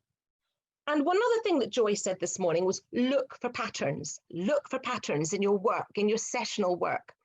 Well, as I had the honor of undertaking doctoral studies, one of the things that you really begin to become immersed in and search and inquire and through supervisions, etc., is looking for patterns, which then become codes and themes and all sorts of other really fascinating things. And so this whole thing about patterns is going to come up as we go through this particular session. So what happens in the group trauma, in the group process, is that you meet children right in the middle of their trauma, and you begin to build micro connections that build up and form these psychic patterns in the group work processes. And then we can begin to build the resilience with the children through the creative approaches that we use in the play therapy group work. So that's the sort of sense of what it's going to be about. Why did I go to look at multiple siblings? Well, let me take you back. Let me take you back to Fern Hill and an amazing lady called Monica and her amazing husband called Jeff. And I happened to be in the last cohort there, I think I was. And I remember sitting in the garden there and thinking, gosh, you know, this is so different from social work. I come from a psychoanalytic background, a social work background, and I was desperate to get deeply into that place with children that I was constantly working with. And when I got the opportunity towards the very end to actually take on a group work study and develop a group work study, I thought, well, I know exactly what I'm going to do, because all the children that I get asked to work with singly are siblings. And I get asked to produce court reports about these children and their states of mind and the positions they find themselves in dynamically, etc., etc. But we don't get to see them with their siblings. They're individualized. So let me tell you, it has been an uphill fight stroke challenge to say to all social workers, don't ever produce a singleton child if there are sibling children. Always look at this single child as a sibling, because they are a sibling and their identity is steeped in being sibling. So I, as I said, I did my group work project at the end of my training at Fern Hill. And as a result of that, courts were starting to ask if I would begin to do sibling group work, individual sibling groups of siblings this was. And I did, and I would bring maybe 10 siblings from a group together and work with at least one or two co-workers, always using the child's, at least one or two of the social workers as well, so that they could really get practice near and see what was going on for the children. And it was just so rich, so layered and so rich. And then what began to happen was even better, because actually the organization started to sit up and pay attention. They started to sit up and think about, well, hold on a minute, we're making assumptions about these children, professional assumptions about children that we're now finding out new material about. And therefore, we need to adjust our decision-making processes about the children. So actually, this whole journey started out with me doing my master's at the Tavistock Clinic regarding dynamics between parents and children, went into play therapy, looking deeply at the children's process in a very non-directive and child-centered way. And then the PCT, who funded this sibling work as it began to grow, said, we need this researched. And I remember my practice supervisor saying to me, well, Jill, you either hand the baby over or you do it yourself. So at that point, I sort of gulped and went, okay, I'll do it, not having a clue what that was going to mean with regards to doctoral research. Anyway, I did it part-time, and 7 years later, 69 children, 22 sibling groups, 9 group play therapy episodes later, I was able to draw on an absolute wealth and depth of rich material. So that's how I get to the place that I am at today. I'm positioned within social care. So I am a play therapist. I am also now a therapy team leader, having just started the development of a therapy team situated in social care, which has all come out of this work and Ofsted's noticing of this work, etc., etc. Why am I positioned there? Why, do you know what? Many's a time I think, that's it. I've had it. I want to be an independent play therapist. I did do 7 years part-time working as a schools therapist, and I come out at times thinking, I want to go back to that. But my burning passion is, and I keep going back to this, to remain within social care so that the children who desperately need it quickly can receive the play therapy immediately. And so that their voice can be conveyed and heard, and these decisions, critical decisions made, take on board what is really going on for the children. So I have remained in role in an organisation holding a therapeutic position in order to make play therapy available. I'm going to use some case vignettes in the course of this presentation, and I hope that they will really inform what I'm saying and be helpful to you. There was this wonderful quote that I would love to say I'd find myself, but Joyce Mills offered it to us about 5 years ago at conference. It was very enlightening, her keynote speeches. And she said, she quoted Antoine de Saint-Exupéry, who said, "And now here is my secret, a very simple secret. It is only with the heart that one can see rightly. What is essential is invisible to the eye." Wow. So that pulls on the whole concept that different therapists have already mentioned today, both this morning and this afternoon, which is that how do you see with your heart?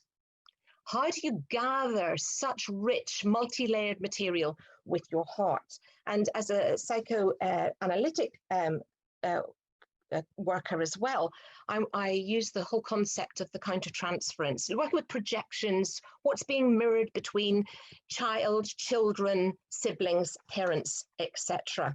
So I think it's very important to use your heart as part of your seeing in this. Now, siblings, let's think about siblings. Here goes. I'm just moving on here. Here we go. That's how my story began. Jill, it's Alan. Is there any chance that you could put your PowerPoint presentation onto the big screen? So get it onto the presentation mode. Oh, that was big. Hold on. Yeah, I just think, what I've done now. What can you see? Slideshow mode. Slideshow. There you go. Perfect. Yep. Yeah, is that okay? Were you there? Yep, great. So there we go. So this particular group work model that I developed way back from Fernhill was 6 sessions, a short-term intervention method that actually began to gather and integrate the therapy narratives that were coming out of the children's play therapy work. Let's think about siblings for a minute. Siblings take different paths. They may live separately, but they will be forever bonded, having begun their journey in the same boat.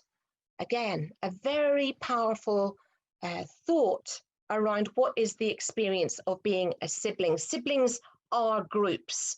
They transcend developmental boundaries. So therefore, you know, I can work with children as long as from an attachment point of view and a separation point of view, they can bear to not be in the room with their primary carer, be it their foster carer or whoever that may be in my line of work. Then I can work with the sibling usually from about 2 3/4, rising 3-year-olds really, right up until I'm working with children that are in care. So that can effectively be up until they are a good 18, but usually it's rising to this 15, 16 age range with the children. siblings hold really individual perceptions of shared experiences. They are defined siblings by each other. They have a very particular group cohesion, and they move from being regressive in their behavior to offering something maybe reparational to each other. It really changes how they begin to notice who they are in light of each other. A sibling can be a kin. It can be quite a strange position to hold. They might be strange siblings. There's all sorts of words that are used. They can be intact as a group, separate as a group, familiar, splintered, a saviour sibling, a donor sibling. There's a whole raft of words that we can begin to think about as we think about what does it mean to be a sibling. In play therapy group work, as we know, there are many fantasy elements that we're working with in the room at any one time.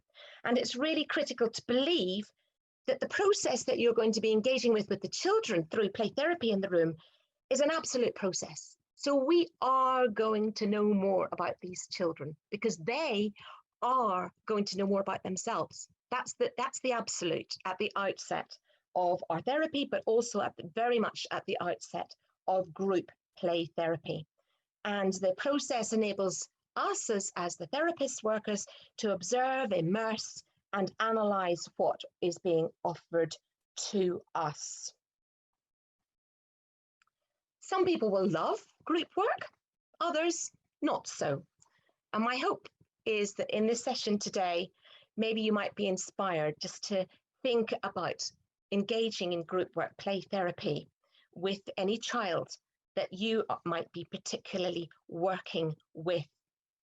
Group work play therapy also needs to be considering the cultural context of the child and their family group, because siblings mean and represent different things to each other within the cultural context. So please always bear that very carefully in mind.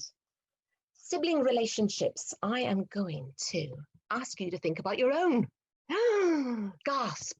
Okay, remember you do have your own supervisor. So it's actually really important to take this sort of material back to our supervisors because we learn so much through that, don't we? I mean, they're just the most invaluable people.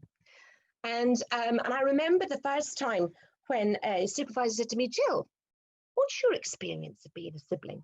And you know, I felt my bristles go up thinking, don't ask me that, please.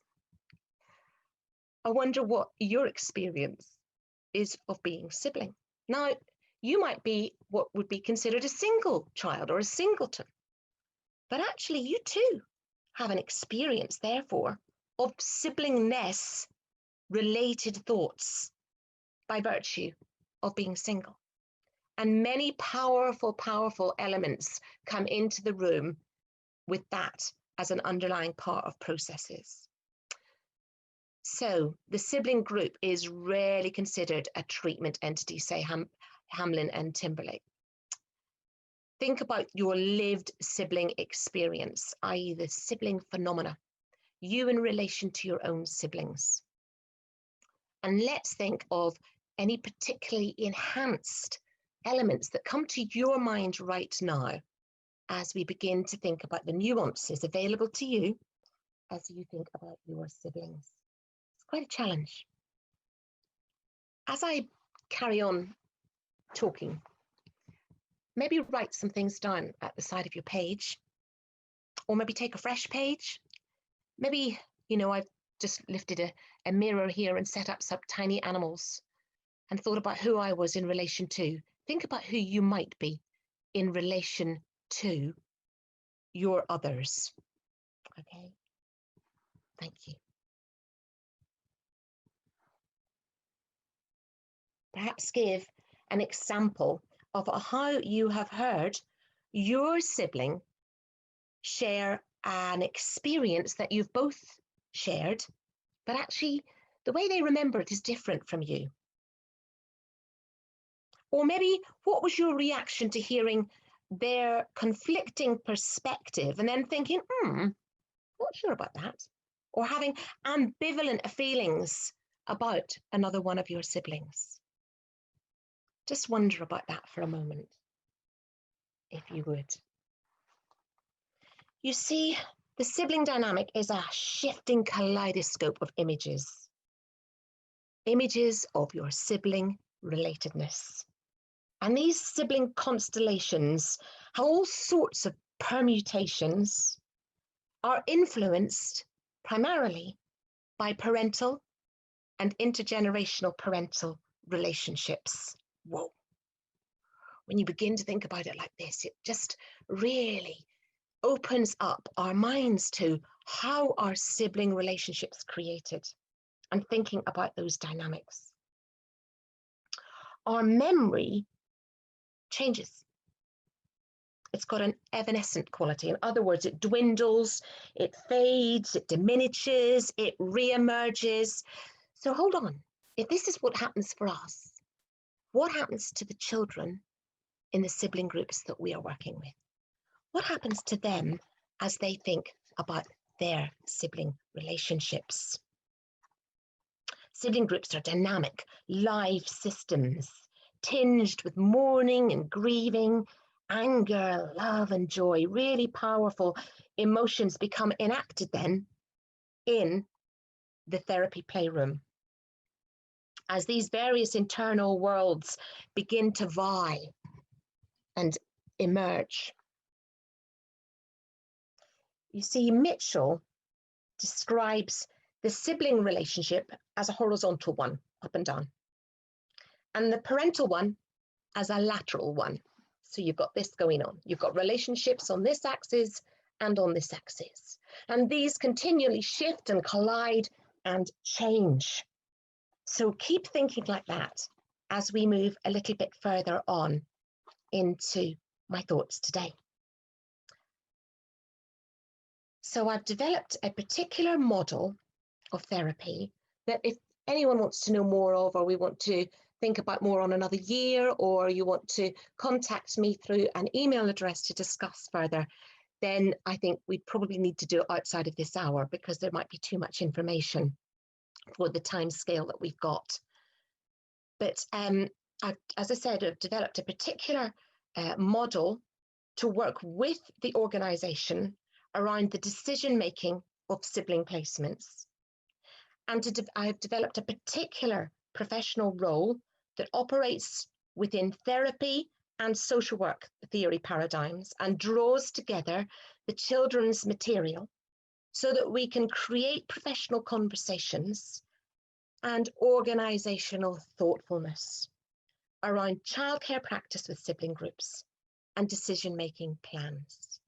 In other words, what happens with these incredible children is transformational for them in the room, but it's transformational for the practitioners who are considering best practice for these children. So the uniqueness of the model is simply, it's multi. It's not just one sibling group, it's up to 3 sibling groups. And believe it or not, nobody had ever done it. And you know what? Any doctoral research and studies sort of hinges on the fact that you've found something that you can't find answers for, and you need to question and immerse yourself in the questions and find more answers and push till you find answers. And so it opens up a huge space of time to be filled with and pulled apart with literature. And so there are huge literature reviews, obviously. One of the incredible things from this is that I found a lady who had tried to start this in the 70s, a lovely lady by the name of Hogan, who's was a professor at Stirling University. And she had begun something very, very, very small with 4 groups of children, only 4 sessions. And she'd realized just how important it was, but she hadn't researched it. And so I managed to contact her and had a wonderful, inspiring conversation where she said, you have got to carry on. You know, on those days when you just think, do I really need to do this? This is too hard. She said, you have got to do it so that this work can become something that can be further developed. So let's move on. Here we go. Here's just a little string sculpt. Lots and lots of the play therapy techniques are all ones that I've gathered from eminent play therapists who are in this virtual room today, and from whom I have learnt so much from over the years. And this is simply one which is using a string sculpt with siblings, where they take wool and they think about who they're holding on to in the group. And it offers them a real sense of resilience as they realize that the others want to hold on to them. And it also enables other children to realize they need to hold on to a sibling that they're maybe not holding on to, and notice a bond that potentially had become blurred because of trauma and all sorts of separations in their journey of life so far. Now, it's interesting because as I go on in this particular group work, strings and sculpts and become really important to the children. And in one particular session, and it's only one, so health and safety, don't panic, we use strawberry shoelaces. And it's at the end of a session where children are just able to look at each other and realize how important they are to each other, and want to literally psychically digest and hold on to the effect that someone else is within me and will be within me whatever life throws at us all. And so at that point, we take the strawberry shoelaces and they have great fun tying it around a finger and tying it to another of their own, health and safety, siblings, and then nibbling. And in taking the strawberry shoelace, but looking at their other siblings whilst they're doing it. You are within me. Alan, is there anything that I need to attend to? Are we okay? Can I go on? I've got one question, but if you want to go on, we can field that one at the end. Okay, fine. That's good by me. Good. Okay, here goes. So obviously, as with all non-directive child-centered play therapy, you know, we're noticing recurrent themes within the exercises and within the space with children. But I think one of the most incredible things and gifts to us all is the child's own inner sense of wisdom. And we are working with the children to enlarge their capacity to learn vicariously from that wisdom. And in the sibling space, they're sharing narratives and learning something of their own positions and their own situations because of the wisdoms that others are finding in the room. That's why the multi-model works really well, because if you can't bear it in your own sibling group, you can hear the theme in someone else's, nod to it, and then when you're ready, begin to take it on and feel that you have got enough ego strength to manage some of this. So it's incredibly powerful. The children are constantly working with very, as I said, very powerful emotions. I'm not going to say much more about the model at this point. But what I am going to do is I'm going to move on and I'm going to look at some case vignettes. And here's one. These are complex communications in group work, which are rarely decoded. In fact, what happens is they get lost in practice records, because practice records have a different, in social work, have a different meaning and need, but they shouldn't have, because this material should be gathered as part of what's called near practice, where workers play in what's called exceptional heed to the details of a child's life, but they're rarely decoded. So having undertaken this doctoral study really enabled me to decode some of this work. So I'm going to show you a piece of work, and it really was important to me to hear Lynn speak earlier this afternoon, because I've shared a little bit of this with Lynn before. What I do with clay is I make the workers take a lump of clay and say to them, okay, as you're thinking about a sibling group, just hold that clay And as one of these children or all of these children in your group, your particular group that you're practice holding, come to you, create something. It's a terribly powerful experience that the workers get to as they become so close to the psychic processes of the children through the clay. So this next particular slide, and I do have ethical ability to share this with you, but I'm not sending it out, obviously. So this is a slide, a clay dummy that was made by a little girl who's rising 10, a 9 rising 10-year-old.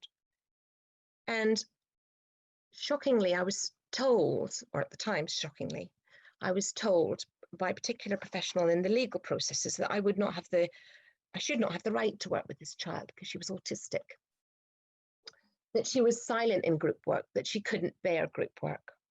So I checked a little bit with her foster carers.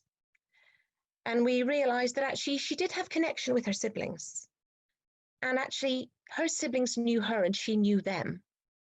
So there would be something she could manage in the space. Now, if a child can't bear a space because of some particular disability or whatever it may be, then obviously you have to really consider that before you're taking them into group work. But there are exceptions to this rule. But that again is another discussion. Anyway, the children were all given moulding materials of choice. There was clay, there was Play-Doh because there were younger children involved as well. There was plasticine as well, but the children loved the clay. They all had some time to make just something special. So the agenda is there as in make something, but it's non-directive as in you do what you want. And these children start off with the premise that they're all together in this room because they've all got something in common. And that is, it's not safe for them to be able to live at home. And this is sad.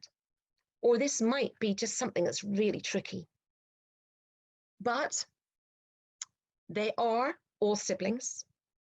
And so we're coming together to think about that. That's the premise. Whatever happened then, wherever they are now, and whatever might happen next. And that is the premise for the whole group. It's only mentioned a couple of times. The rest of the time, the children just lead off.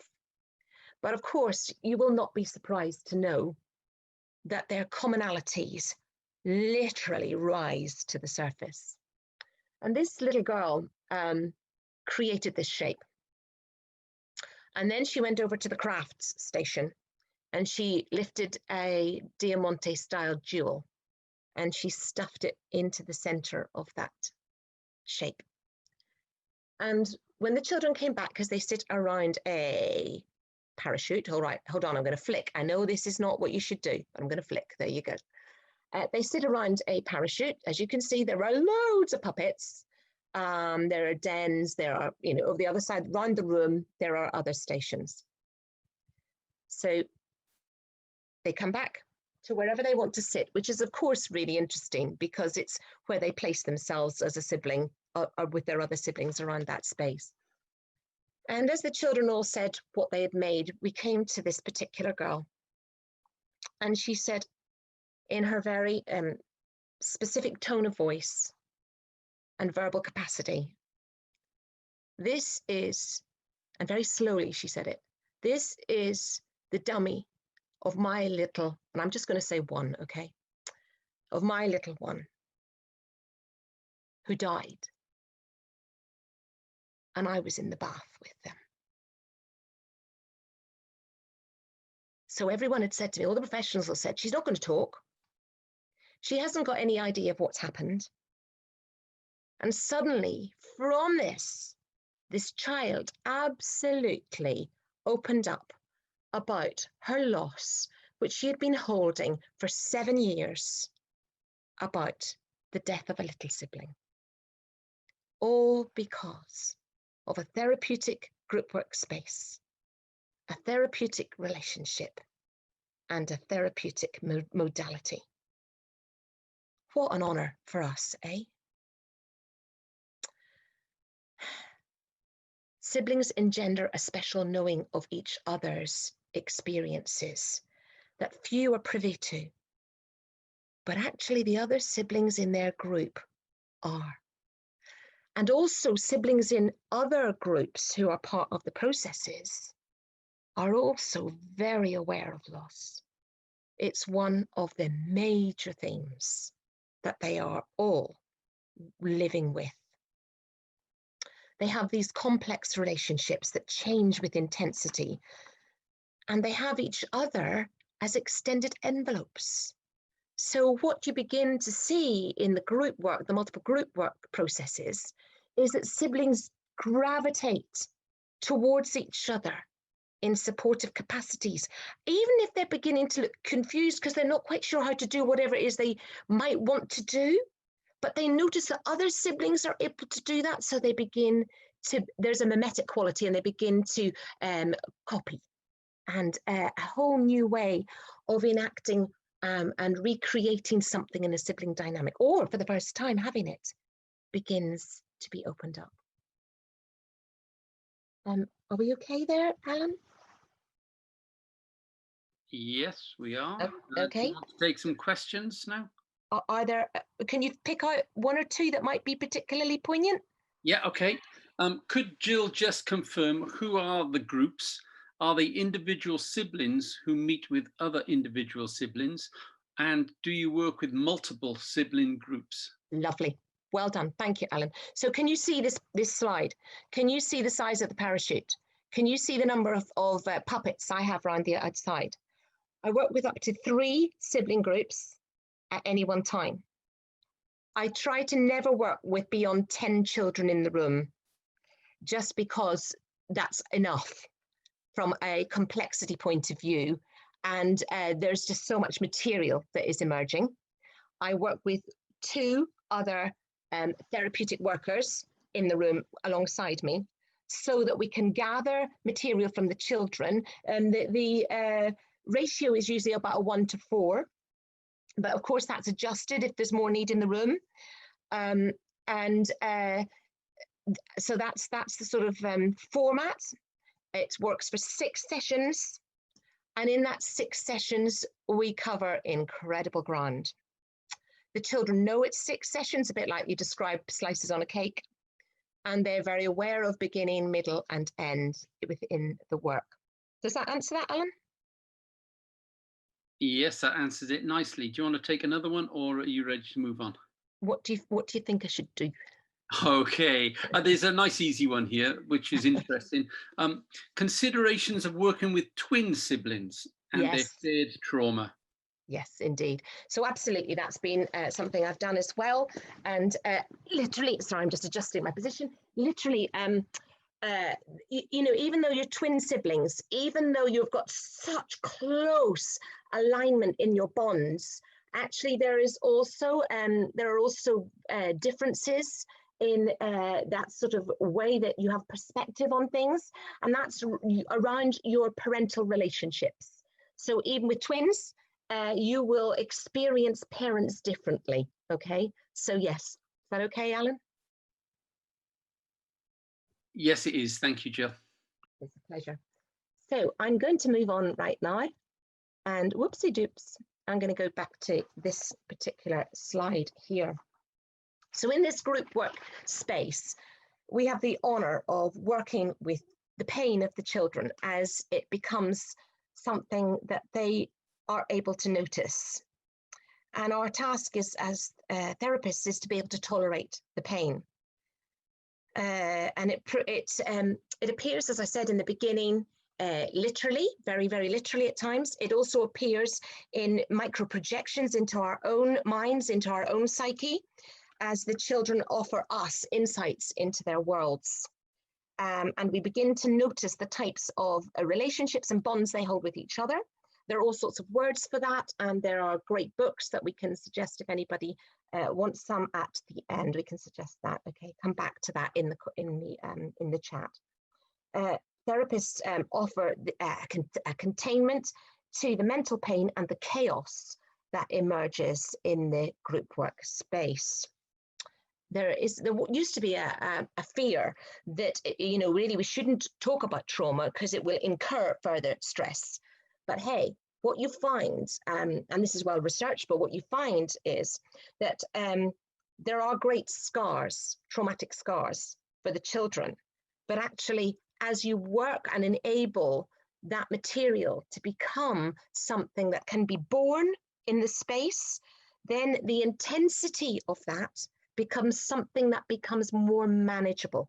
Now, the reason this is really important for me in my work is that actually, if that's not worked with, and then these children are subjected, because of legal positions and safeguarding, are subjected to further separation from carers, from parents, etc., then their traumas will literally resonate at times of transition and can literally cause all sorts of dysregulation, as we've been hearing about this morning from Joy, which really shake adoptive placements. And I have been very, very honoured to work with about 220 children over this period, over this last 8 years, sibling children, who have been part of sibling groups where there has been transition and movement, particularly for adoption. And the model that I work with does the short-term intervention, but also longer-term work that carries on for particular siblings afterwards. So it's a longitudinal model, okay? Now, the lovely bit is that because it's longitudinal, you can gather and make sure those children are attended to, should they need it, post-movement. And I work with them anyway, post-movement, short-term, but then if that needs to be elongated through the various systems in the country, adoption support services, etc., funds, blah, blah, that can be pretty easily accessed now. So anyway, these children, what is really important is that if you don't attend to those traumas at the time of placement, that's where your disruptions or your breakdowns could occur. And thankfully, in the borough that I've been working from, in our stats and in the work, over that period of time, with those sibling children, there have no disruptions. That's been an awful lot of very hard emotional work, but it's worth it. And of course, the key to it has been play therapy. Non-directed, child-centered play therapy. Thank you, Monica. So I come to a case vignette. I'm just looking at the time here. This is a particular case study where we had a few children, 9 children in the group, but there were 4 from a particular family group. And in this particular study, the children started to explore relationships using these puppets. And how I begin it is I just say to the children, here's your puppets, you make your stories. And the children just, puppets are wonderful for this, aren't they, with children? And they become embodied in it, and all sorts of fantasies emerge, which is just really, really exciting. And they begin to act out aspects of resonating stories.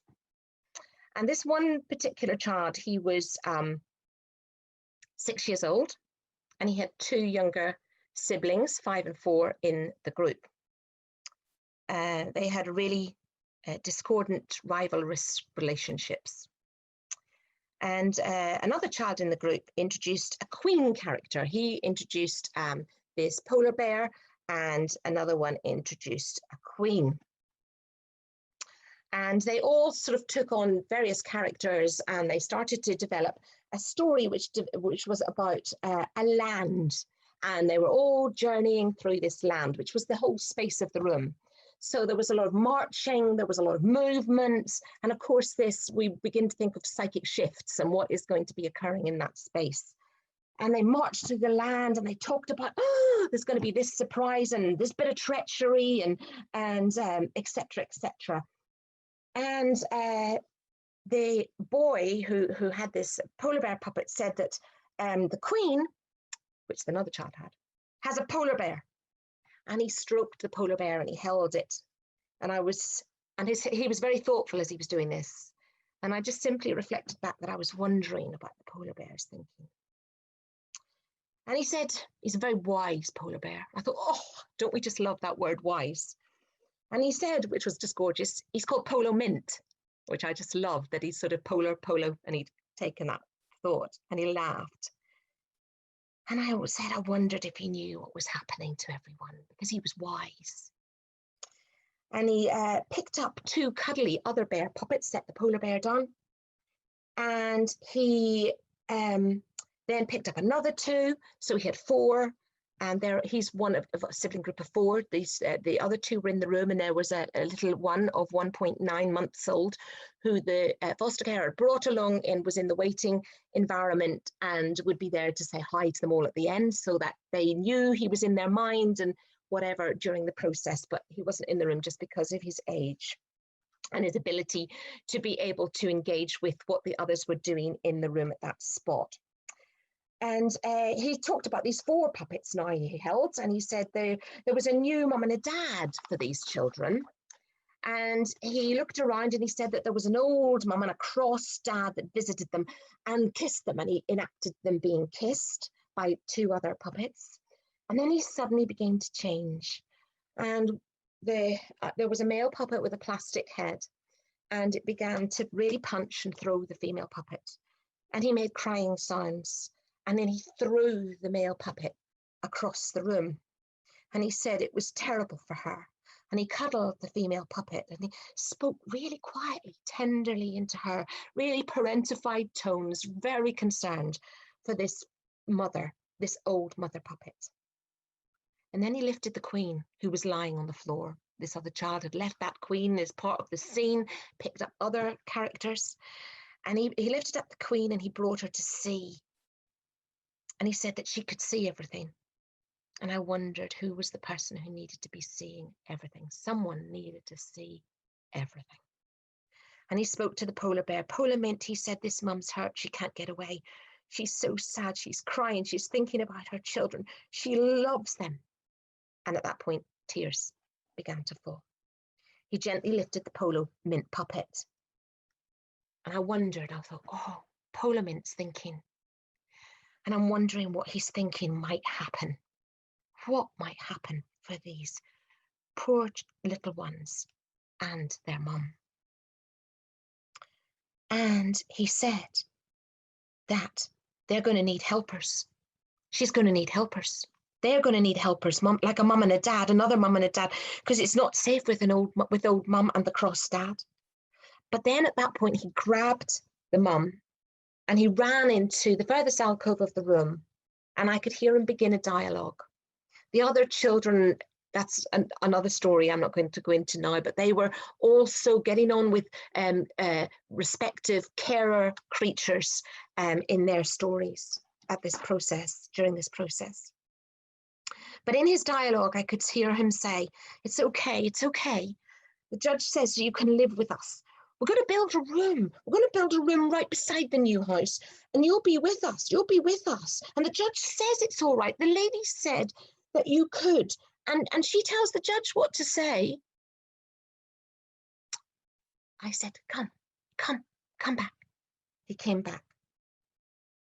I asked him if he could stroke Polar Mint again, and I wondered if I could come close to Polar Mint. He nodded. And I said, you know, Polar Mint, I'm just wondering about that judge and about the lady who, well, the boy bear really wants to hear that lady say that the old mum can live right beside the new mum. He needs that lady to say that. But I'm just wondering what the judge said, Polar Mint. And at that point, all the other children were noticing, and they began to talk about judges and decision makers, because, you know, children are organizational little creatures when they're in care.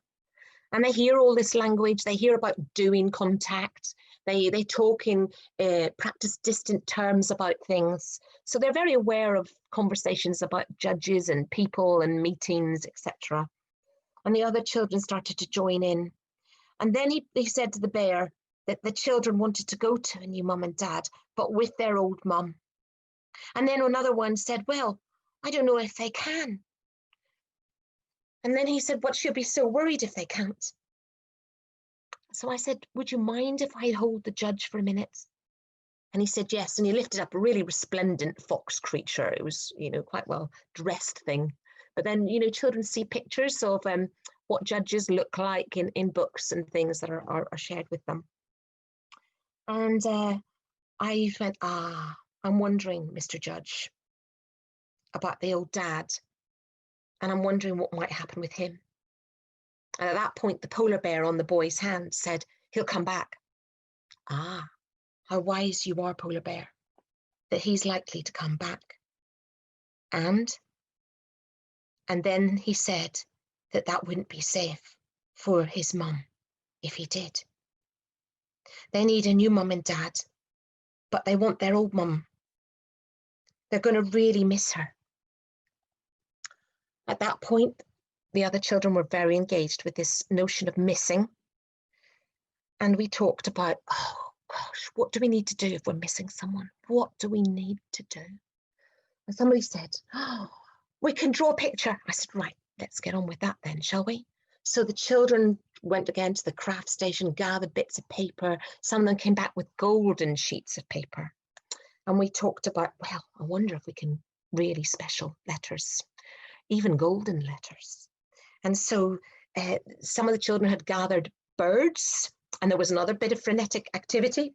And these birds became, with their huge beaks, you know the ones I mean, they're sold every year at conference, with these huge beaks, were snatching up the letters and flying across the room. So the room became quite frenetic with these birds with paper in their mouths, in their beaks, carrying these messages about two mothers, about how much they were loved. And then the children started to fly and march and began a sort of chant between them. And the chant was about missing and sending kisses in a letter. And then the chant took on a rhyme and a music as well to a nursery rhyme. And they began to repeat and repeat and repeat and repeat. And we've heard about repetition, we've heard about regulation, and we hear here how this is coming together in the group work process. And then the boys said, but they need a party, they need a party. So all the children brought their different puppets and they sat in the middle of the parachute and they started to make a party with pizza, they said, Coke, marshmallows, all the healthy eating stuff. And they said that this was, and I thought, oh, I wonder what this party's going to be. And they said it was a party for their mums and dads. So they were having basically a goodbye party. And at that point, the old dad came back. But when he came back, he reenacted the domestic violence out again on the mother. And then the polar bear on the boy's hand said, you see, he can't come back. And if your mum's beside you, this is what he will do. This is a 6-year-old boy. It's quite incredible, really, how Mills and Crowley tell us that, you know, children use the therapeutic metaphors. And once they do, we know it's achieving its effect. They're learning, they were using the drama. It was catalytic, it was transformative in the room.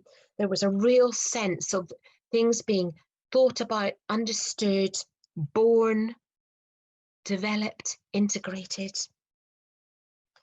In the whole release of the energy at that point in time, etc., much more integration took place. Anyway, as the children carried on, they sang and marched with their rhyme again. That's how a family will be. We're going to live in a new tree. Now, I happen to have always branches of, little branches, by the way, I'm not hacking good trees apart, pruned branches of trees as we use them to think about who might live where. And so they'd gone and lifted some of these branches and, you know, had their creatures climbing branches or sitting in branches or whatever it may be, and thinking about who would be living in the tree with them. And then their rhyme went on to say, but we won't forget her because she'll get a letter. And it was just so powerful, their use of rhyme, these young children using rhyme in such a profound way to convey processes that they needed to take on board and relationships that they held between each other in multiple layers, but also with their parents as well. Alan, any questions, or shall I carry on? Jill, we have loads of questions, and we only have 5 minutes left. No! I know. So let me ask you, do you have anything that you absolutely need to say extra from what you said, or do you want to spend this 5 minutes fielding some questions? Well, could people bear it if I hold back on the questions just for a little minute, Alan? Would that be all right? I'm sure that'll be absolutely fine. You have the floor, Jill. So forgive me for being rude, people. Maybe you can email me questions, jill.comfort@lbbb.gov.uk. And I know what the office have it, so please feel free to go through to the office. Okay, look at this. This is really important, because what I do is I bring all the workers together, everyone who's involved in that child's life. It is mandatory. They come to a pre-group piece of work. And they sit on the floor and we look at all the historical file evidence, but we also look at the lived experiences of teachers, of therapists, of social workers, of carers, and it's in the room. And this is one of the most powerful moments, because suddenly we're bringing the adults into the real practice near place of the life and the experiences of the child. And always, always people are overwhelmed by the powerful experiences they had not taken on board, because the trauma of the material is too much. And quite often what happens is, in an organizational way, we just refer to it as records and files. But actually they come close to it in this space. By the way, they all gave their permission for this to be used. At the end of the group work, the place is often in chaos, because the children have gone through and projected and offered their chaos to be contained in the space. The children always can't wait to come back. Even the most nonchalant teenagers, zipped up and hooded over, come back and actually become much more available to their younger siblings and see the power of the different perceptions and relationships they have in terms of thinking about decisions about how they may all live in the future alongside each other, potentially in reconfigured ways. There isn't time for this, but from this emerged an incredible amount of themes and emotions.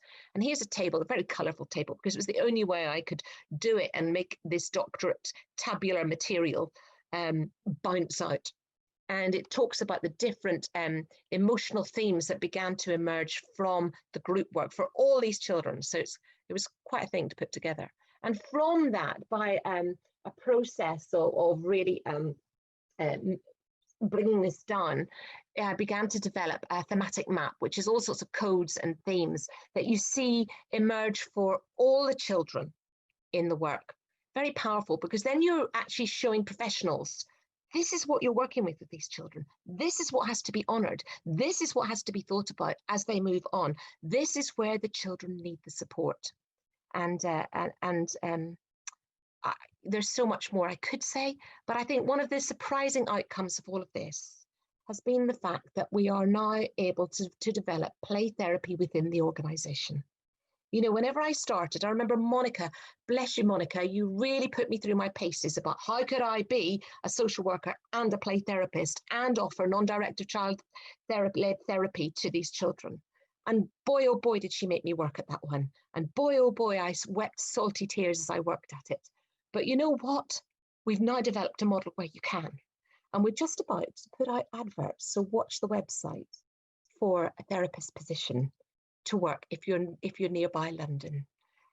So I think at that point, Alan, have I now just officially run out of time? Yes, I think you actually have, Jill. But well done. You took it right up to the last minute. Jill, Sorry. thank you ever so much. I'm sure there are so many questions. People are really interested in what you do. So yeah, we'd like to say thank you for giving your time for us today. And Pleasure. I'm going to Thank you hand for over having now me. to Susanna, who's going to introduce Karen. Thank you ever so much. Thank you. Bye-bye. Okay, thank you, Alan and Jill. Yes, on to our last speaker of the day, who is Karen O'Neill. And Karen is a course director like I am, but Karen was also a lady with a lot of experience and knowledge. She's a BACP senior accredited therapist and a PTUK accredited play therapist, along with being a certified clinical supervisor and a SAM play therapist with over 20 years therapeutic experience. And she's trained in attachment-focused therapies, including theraplay, filial therapy, dyadic developmental psychotherapy, as well as EMDR, somatic trauma therapy. She has a private practice in Essex where she offers psychotherapy, counselling, play therapy, child and adolescent counselling, clinical supervision and consultancy work. And Karen really does have a wealth of experience using creative arts in therapeutic settings, and she's provided a range of bespoke trainings to a number of organisations, including health, education, local authorities and counselling services. For the past 13 years, she's been facilitating and delivering training on a range of courses for PTUK and PTI, both nationally and internationally, and has a certificate in education and is a senior course director with APAC. And she's also an associate tutor with Leeds Beckett University. Karen has in her time contributed to the following publications, which is Messy Play in the Early Years by Sue Gascoigne in December 2018, and she wrote a chapter for Lynn Suter Anderson's book, Seeking Shelter, Seeking Safety, Play Therapy with Families and Groups, which was published in 2019. So over to you, Karen. Thank you, Susanna. Well, I'm just wondering how I'm feeling at the moment, being the last person to present these workshops, and I'm wondering how you're feeling as well. So I'm going to ask you all just to perhaps close your eyes for a moment if you're able to, but just to really take a breath and just notice where you're at.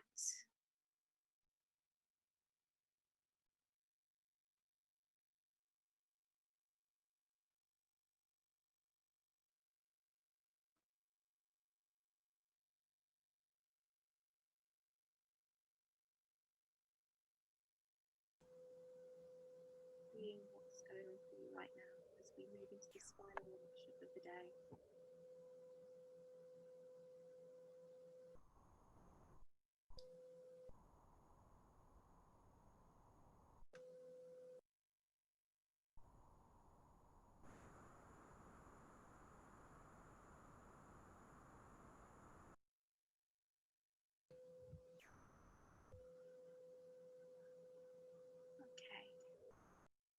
So I was reflecting on the day so far and just thinking about what's been presented, thinking about Joy's wonderful workshop about childhood trauma and the stories of that she shared with us, and also resilience and resonance.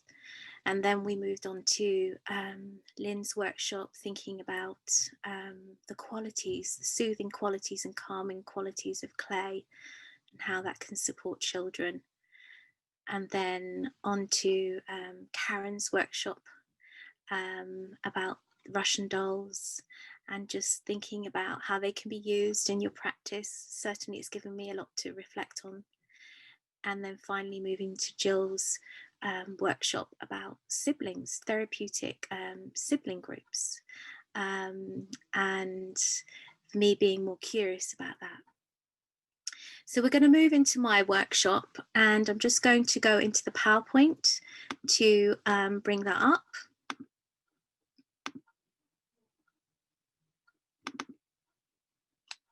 Okay.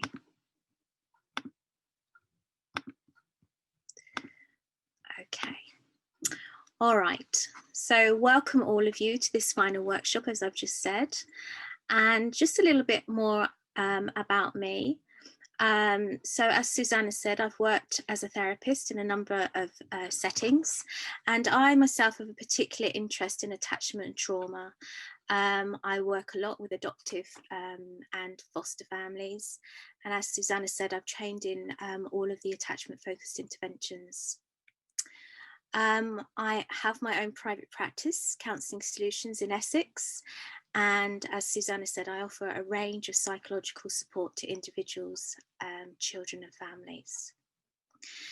So the workshop is going to be the impact of client trauma on the therapist's well-being. So it's very, very different to what's been presented thus far. And we're going to be looking at it from a different strand. And what I'd like you to do is if you could have some paper and some crayons available so that we can actually, or you can do some creative exercises as we go along. Okay. So let's start off with this. So all emotions are contagious, both the ones that are pleasant and the ones that are unpleasant. And I felt that it was important to start with this because many experts call this emotional contagion. And it's a phenomena where we actually catch another person's emotions. So we could talk about it in the realms of transference and countertransference, but that's actually not what I'm going to be focusing on today. But it involves all emotions. So whether it's anger, whether it's distress, whether it's fear, whether it's sadness, whether it's joy, whether it's enthusiasm. But emotional contagion is about all emotions. And the interesting thing about this is that negative emotions like pain and anger and fear, those are the most powerful ones for us. And the reason for that is because it could be tracked back to our survival instinct, because our brain pays more attention to these negative emotions because it's wired to keep us safe. And so if we're looking for these different emotions, what we're able to do is we're trying to catch the fear. And if we catch the fear, then what that's going to do is going to alert us to imminent danger. So I would like you to think about yourself as a play therapist in the room. And whilst we acknowledge and we recognise that clients are coming with all of these feelings, I'd just like you to think about your feelings that are being played out as well, and how clients are starting to become alert to your feelings. Because if you're feeling fearful, then of course they're going to pick up on that. Okay. So various terms are used to describe secondary trauma, including vicarious trauma, compassion fatigue, and burnout. And for mental health professionals, which includes you as play therapists, it's an issue that very few of us pay attention to, very few of us talk about, and very few of us will actually acknowledge. And there was a report that was issued in 2006 by the British Psychological Society. And what they identified was that 70% of psychotherapists, and I'm aware that I'm saying psychotherapists here, but we are under that umbrella, that 70% of psychotherapists, they actually found that they are overwhelmed and stressed by their job, and that 46% of them suffer with depression. So I think that that's really, really something for you to think about, and your own mental health and how you look after your mental health. And in the context of this workshop, burnout relates to secondary vicarious trauma or compassion fatigue. So I just want you to take a moment just to think about those terms, and also to think about yourself. And are you able to identify something here for you? Maybe you're at the point of burnout at the moment. Maybe you're at the point of listening to too many stories, and you're on that cusp. Perhaps you have suffered with secondary trauma, vicarious trauma.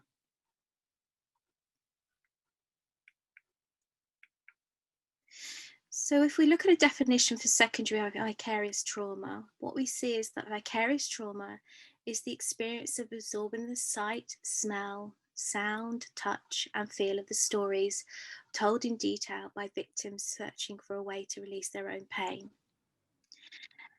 And what I would suggest to you is that play therapy is a really, really sensory experience, not only for their clients, but also for yourselves. And so you're absorbing so many things through all of your senses that you're probably going to be more prone to secondary trauma than you realise. So various terms are used to describe secondary trauma, including vicarious trauma and burnout. Is that on? Apologies. And so for mental health professionals, including ourselves, which we are, we really need to be mindful of this, and it's something that we don't talk about very often. It's something that we don't pay attention to. And I was saying that there was a report that was published by the British Psychological Society indicating that 70% of psychotherapists are stressed and overwhelmed with their job, and 46% of them suffer with depression. And that's something for us to think about as play therapists. And in this context of this workshop, we're going to be thinking about vicarious trauma. So I've just done a little roundup of those slides, so apologies for that. Okay, so let's look at secondary trauma. So vicarious trauma is the experience of absorbing sound, touch, and the feel of the stories told in detail by others and searching for a way to release their own pain. So in essence for us, what we're doing is, although we're not directly involved with the trauma, what we're doing is we're hearing the trauma is being played out in the sessions with us as play therapists. And so therefore it's as if we're experiencing the trauma. And the thing about us as play therapists is that it's a very, very, very sensory position for us, because the children are playing with the creative mediums, we're listening to them, we're picking up smells. There's all these sensory elements for us that are actually being stimulated in play therapy. And with secondary trauma, it's about that internal frame that we have.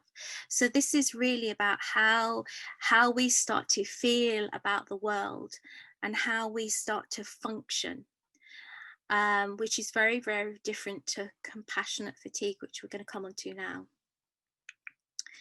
So if we think about compassionate fatigue, or compassion fatigue, I should say. So compassion fatigue is a state of tension and stress and emotional and physical exhaustion. And it can lead to us feeling very disinterested in another. And so what that's going to look like in terms of the external piece is that we can't be bothered. We disconnect, we disengage from clients, and we just feel generally exhausted. And probably our tolerance and our empathy towards clients starts to wane a little bit, and this is just how it is. It's not a judgment at all, but it's something to think about. Perhaps clients that you've had where you've noticed that you've been disconnecting or maybe dissociating or detaching. What's that about? What's that about? And interestingly, it's often described as the negative cost of caring. And we are all under the umbrella of health and social care. So we're all carers. And one thing that I always say whenever I'm delivering the training is you need to think about yourselves as wounded healers. We're all wounded healers. We all come from our stories. But it's about how you manage yourself as the wounded healer. Has the wound been healed, or the wounds been healed, or is it that they still need healing? In which case you're going to be far more vulnerable to secondary trauma or compassion fatigue.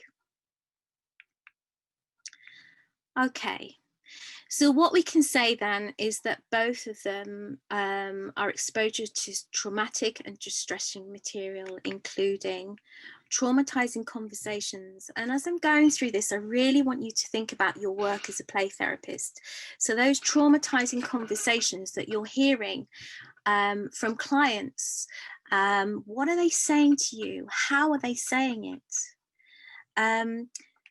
Does it actually have imagery? So you want to listen to see if the language is very vibrant, very real, very alive, because when it's rich with imagery, it's going to be far more traumatizing for you. And I'm talking about you, I'm not talking about clients for this workshop. Also, we want to think about the sounds. So when you're listening and looking and you're being with your client, what are those sounds like? So as they tell their story, whether it's through the creative media or whether it's actually they're telling the narrative, what are the sounds like? And the written text. So we can say that in play therapy, clients are often drawing and creating things. So that could be, I think, written text we could see as any of the mediums really, but there are some clients who do like to write things down, and there are some clients who will just use one word to describe something. So how does that all feel for you when you're holding all of this information? Where are you at? Are you able to hold it, or are you noticing that you're starting to become detached? And is there an internal or an external experience that's going on that would lead you to believe that you have secondary trauma, or indeed compassion fatigue?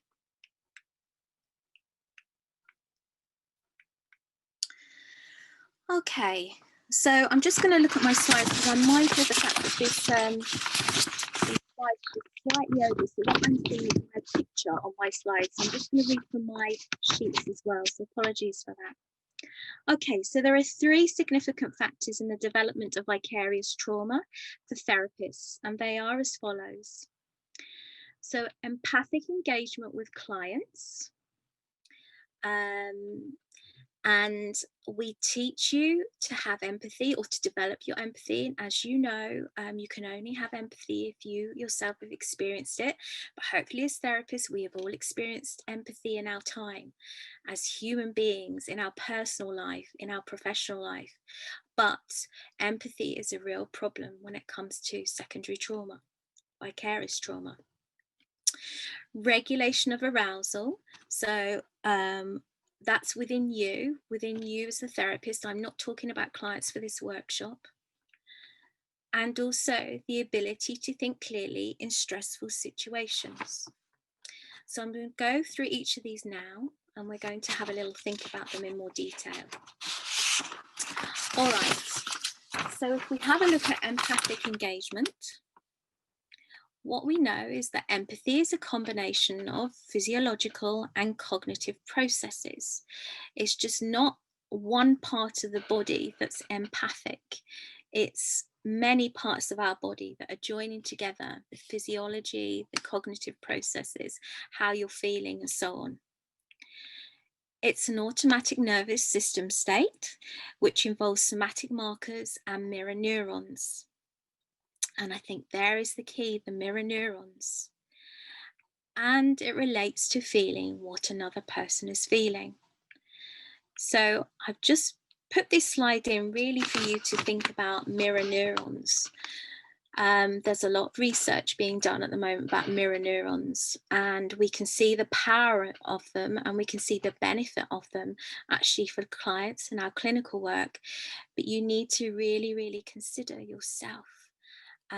And how your mirror neurons are actually potentially impacting your well-being. So that's why it's really important for us to just think about empathy and an empathy dial. So what I'd like you to do is I'd like you to get your piece of paper, and I'm going to ask you to engage in a creative exercise. And what I'm going to ask you to do is just really to remember to keep yourself safe. You're all clinicians, so my expectation is that you take responsibility for this and you just look after yourselves in this, okay? So I'd like you to close your eyes for a moment if you're able to. If not, you just keep your eyes open, but just check in with yourself. I'm not going to actually look at the screen while I'm talking you through this because I think some of you will be looking at me. So I'm just going to look down. So I'm going to ask you to close your eyes and just take a moment. And I'd like you to think about your clinical work.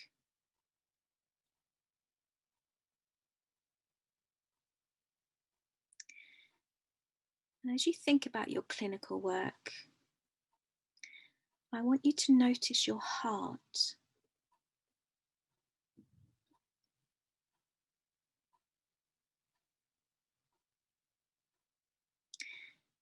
And I'd like you to come up for an image for your heart.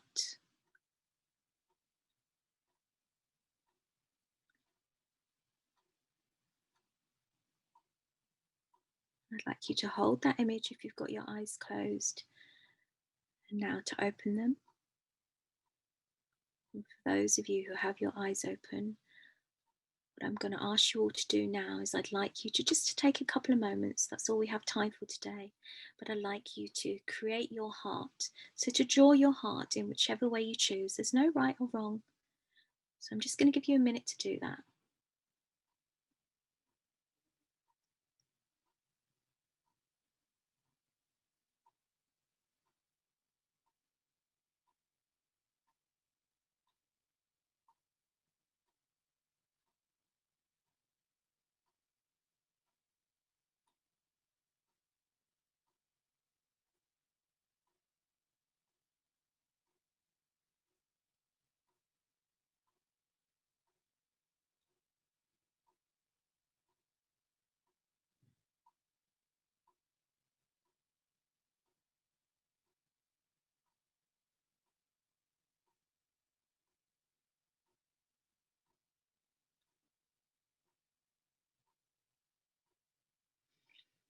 Okay, so I'd like you to place that piece of paper to the side. And now I'd like you to close your eyes again if you're able to, or just keep them open, whichever is comfortable for you. And now I'm going to ask you to think about your clinical work again.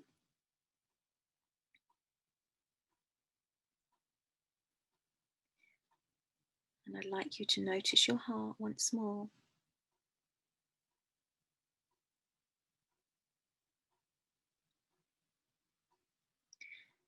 And this time round, I'd like you to place a layer of protection around your heart.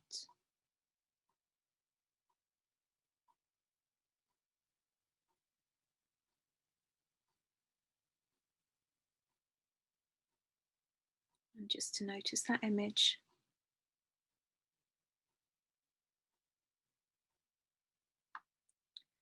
And now open your eyes.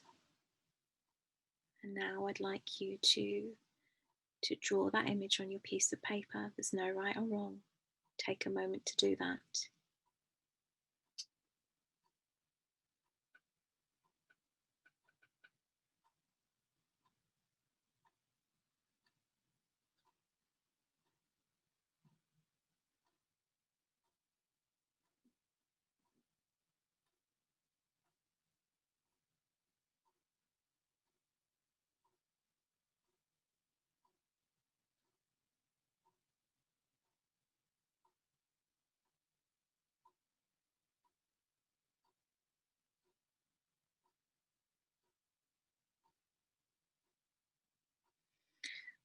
Okay, so I am mindful that I've asked you to do this fairly quickly, but you can revisit it after this workshop has ended.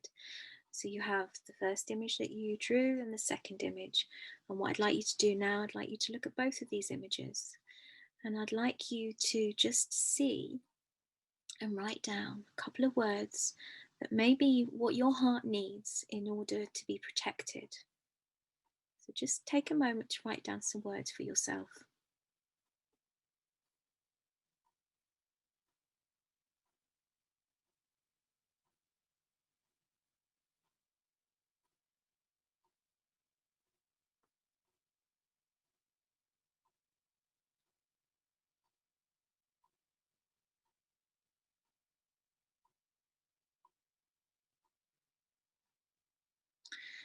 All right.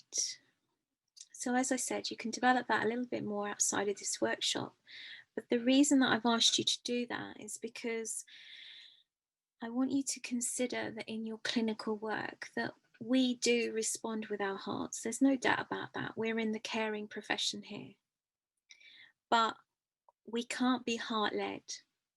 And so we've really got to be mindful that as we respond with our heart, then it needs to be protected. And that we're not going to be responding in a way for ourselves that means our heart's not going to break. So it's metaphorical and symbolic, but I'd really encourage you to think about how are you going to protect your heart, because in life as human beings, we know that our heart is encased within our body, and if it was outside of our body, it would be very fragile and it would be damaged and it would be hurt. And it's the same thing in your clinical work. Your heart needs to be protected when you respond to the clients. So think how you can support your responses a bit differently, so that you protect yourself more. Okay, so the other thing that you could do in terms of just trying to support empathic engagement a little bit differently when you're with clients in the play therapy room is to really be comfortable with therapeutic silences. Now, I know silences are really difficult for some practitioners, and that's something that we all need to work on. But therapeutic silences are going to allow a bit of a break in terms of the play therapy sessions with the clients, especially if the trauma stories, especially if the imagery, the text, the creative images and so on are really, really vivid and really, really vibrant. And I'm talking about therapeutic silence here. I'm not talking about abusive silence, because we know that can happen.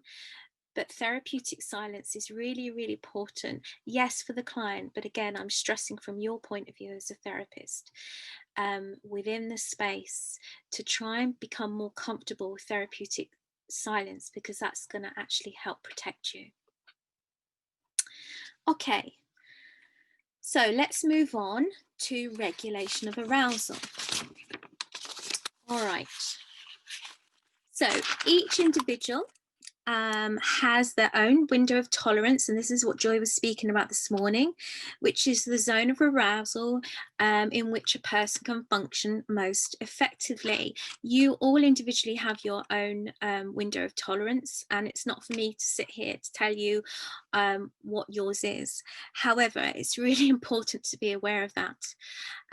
Because during times of extreme stress, an individual, so you can become hypo-aroused, which is low window of tolerance, or hyper-aroused, which is high. So you come out of your window of tolerance and you become hyper, so above the window, or below hypo.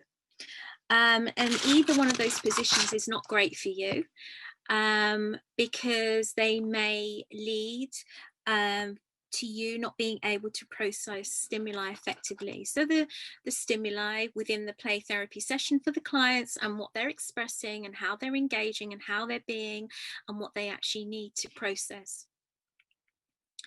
And also this can actually affect your ability to think rationally, and can lead to feelings of body dysregulation. Now, I'm not going to talk too much about that, and you can place this into polyvagal theory as well, and that is not this workshop. But there's obviously a brain piece here and there's a body piece here, and they need to be joined up. And if they're not, you are going to find that you're out of your window of tolerance. So I have a slide here to show you. Just bear with me a second. And so what you can do in the play therapy session is, when you're seeing that you're aroused, too aroused, and you're not able to do your job appropriately, what you can imagine is that you're a superwoman or a superman. So what do I mean by that? I mean that you stand up taller, you stand up stronger, and you just imagine that you're this person that actually is strong. So body, you're strong, and you're thinking about your pose. So that's a really, really good technique actually to use if you're feeling aroused, either hypo or hyper. And also for you to feel your feet connecting to the floor. So again, if you can imagine that you're superwoman or superman, then your feet are going to be connected to the floor. And I would also suggest to you that appropriately move with your clients, i.e. get yourself up, get your feet connected and grounded to the floor, and just do a little bit of movement. So hopefully those body movements and that thinking around your position and where you're at in terms of the grounding, particularly, that will help support that emotional arousal for you, or that regulation arousal. So I just want you to take a moment. I'm not suggesting for 1 minute that you stand up and you do a prance in front of the screen, but you might want to, because I can't see you. But just take a moment to think about what your pose would be like, for you to be strong and grounded and solid.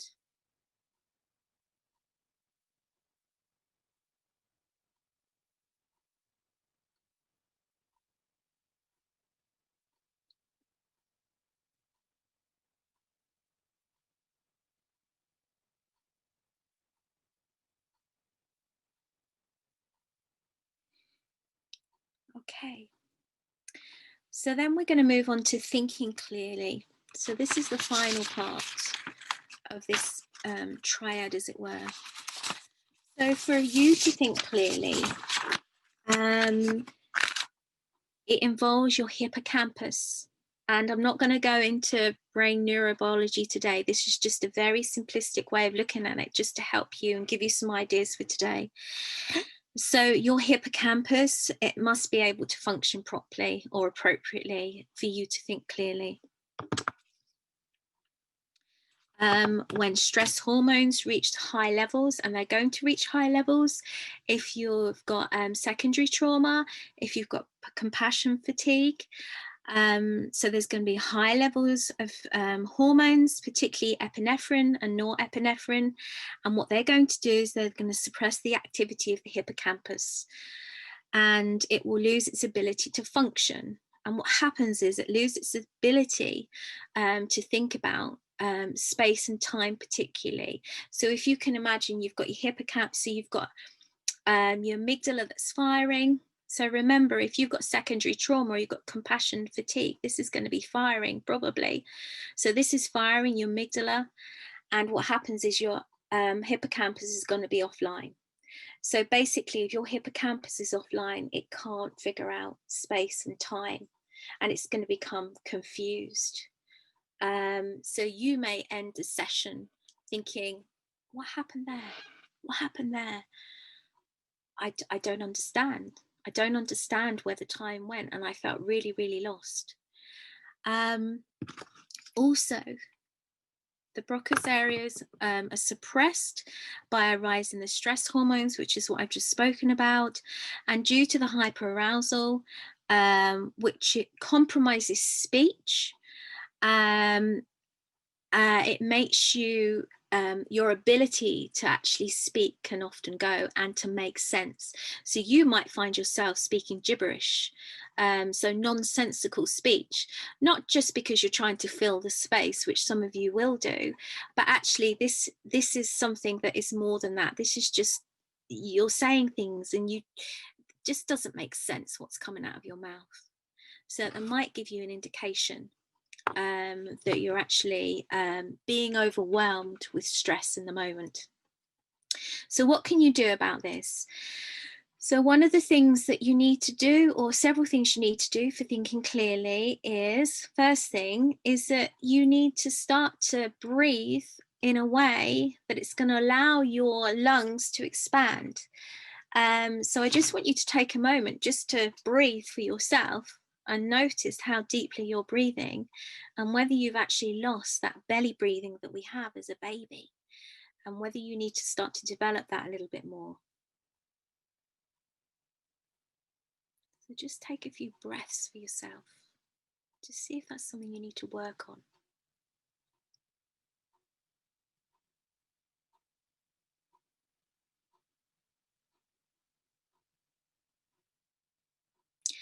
You also need to know yourself in the past and know yourself in the present, which means that you need to think about personal therapy. If you are noticing some of these elements that I'm talking about today, you need to pay attention to yourself. And of course, supervision is going to help support you with this. So just as a reminder, trainees, you're going to be accessing supervision every other week for many reasons, of which this hopefully is becoming clearer for you, because you need to be aware of the potentials for what could happen in play therapy with the clients. And for you who are qualified, you know that one goes to supervision minimum of 1.5 hours a month. That's standard for most professional bodies. So you need to know yourself, and you need to start to be more mindful and start to be breathing a bit differently. And of course, some of these elements can also be used for arousal and also for empathic engagement.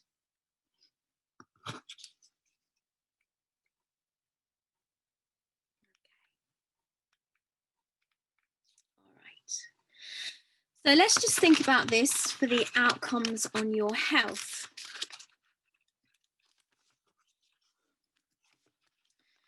So the act of listening to stories may take a cognitive, emotional and behavioural and physical toll on your health, which will compromise your professional functioning and diminish your quality of life.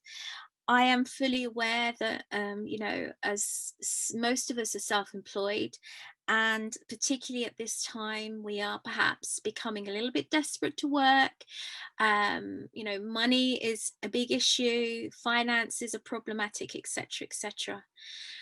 But you really, really need to be thinking about numbers of clients once we're out of COVID, your numbers of clients, and really, you know, we wouldn't want to see you probably work with more than 20 clients a week.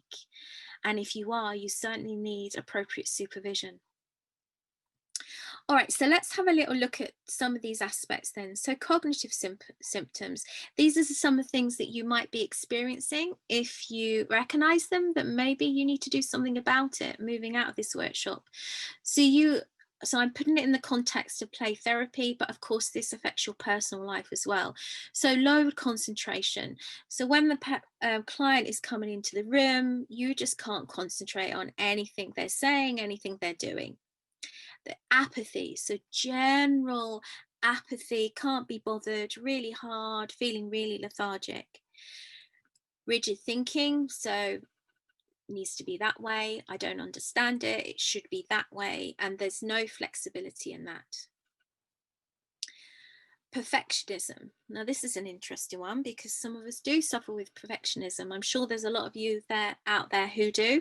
I have some tendencies for that sometimes, but if a client is in the session and they're not doing what you think they should be doing, and of course this is not in the normal context of how we are as play therapists, I'm putting it in the context of compassion fatigue and vicarious trauma, our tolerance levels might become less for clients and our expectations might become higher for clients. We might have preoccupation with the client's trauma, so we start to become nosy. We want to know, we start to ask questions that are not really appropriate, and actually often, particularly with children, it's not necessary to ask questions. And actually in trauma work, always the first part is stabilization, and that's not necessarily, well, it's not discussing the trauma, and Joy alluded to that this morning.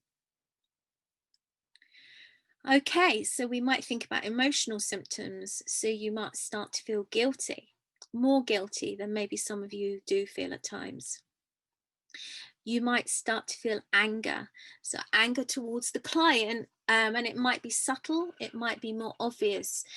Perhaps it's an irritation you might feel before you get to the anger. But something is changing for you in terms of how you're experiencing your clinical work and how you're experiencing certain clients.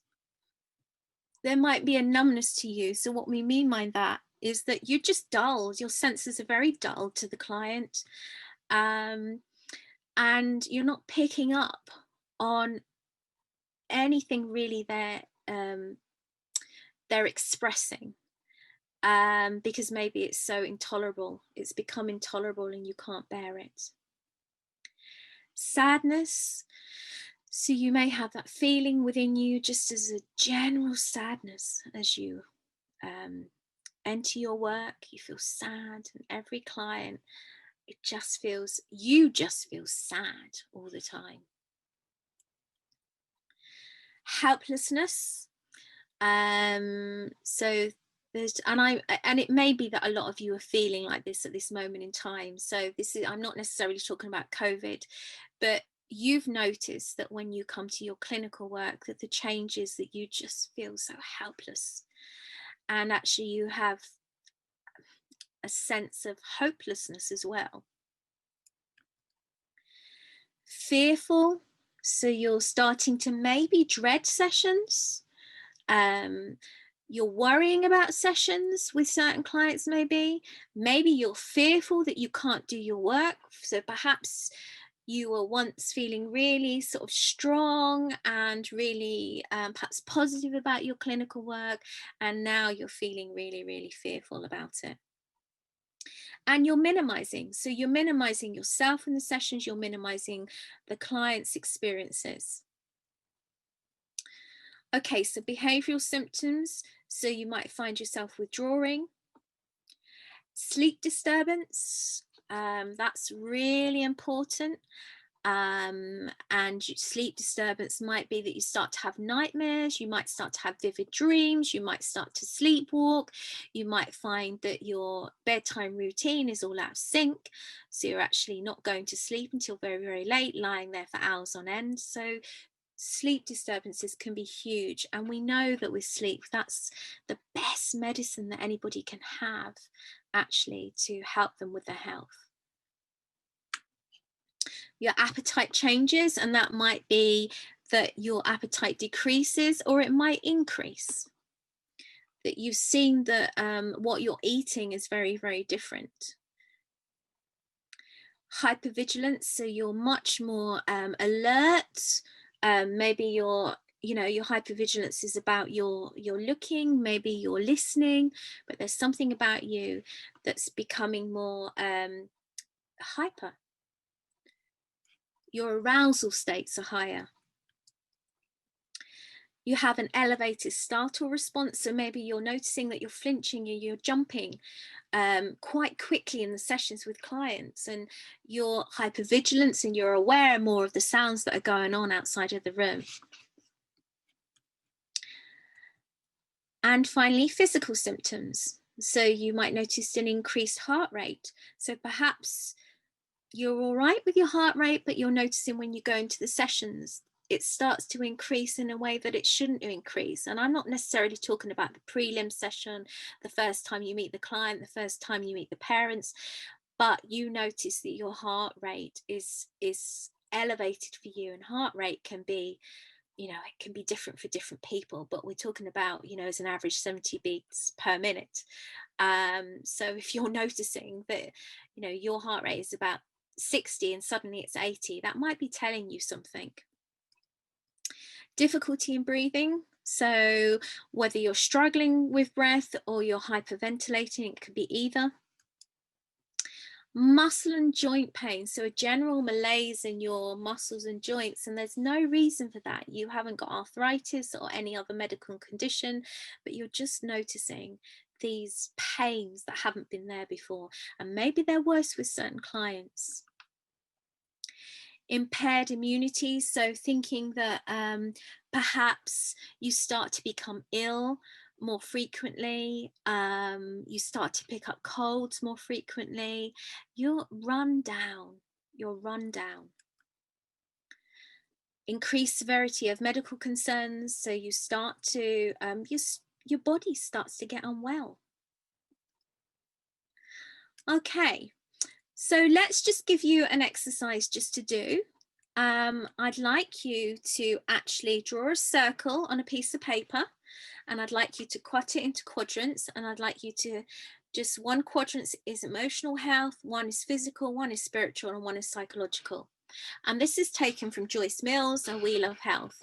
And what I'd like you to do is I'd like you to think about 4 things that you do that support your emotional health, your physical health, your spiritual health, your psychological health. So in all of those 4 quadrants, you put 4 for each.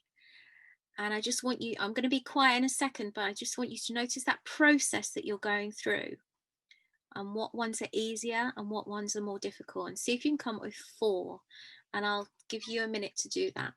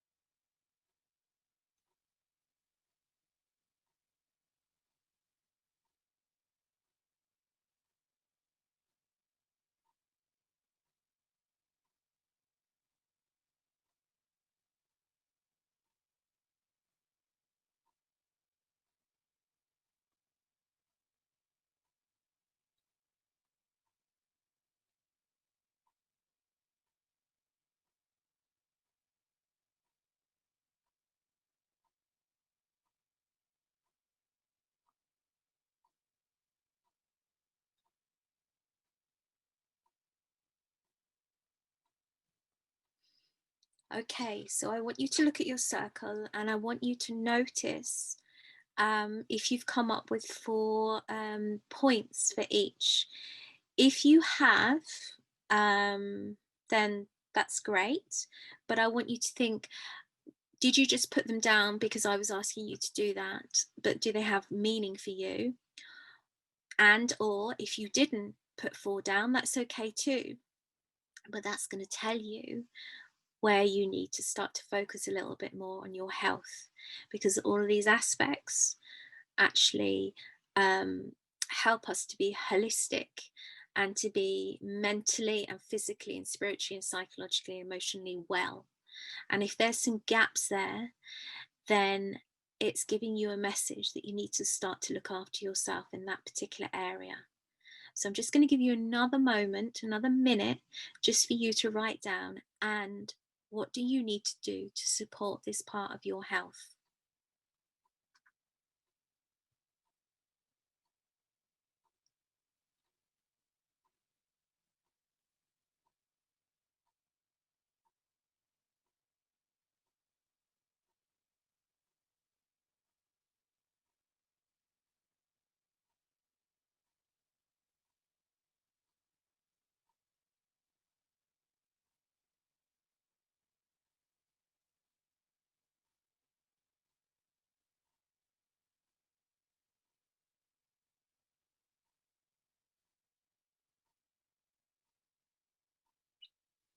Okay, so now I want you to do is I want you to draw another circle and put it into quadrants as you have done previously: emotional, physical, spiritual and psychological. And I'd like you to put on there, I need to. So whatever it is you need to do, I want you to put, I need to.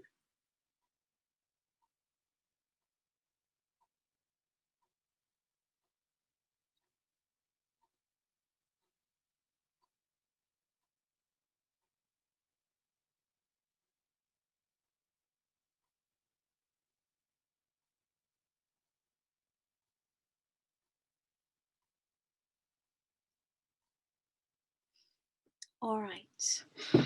So that could be really useful for you and your well-being, and for you to think about what's the journey for you over the next 6 to 12 months. Where are you lacking in terms of looking after your health in one of those quadrants, perhaps all of them, I don't know.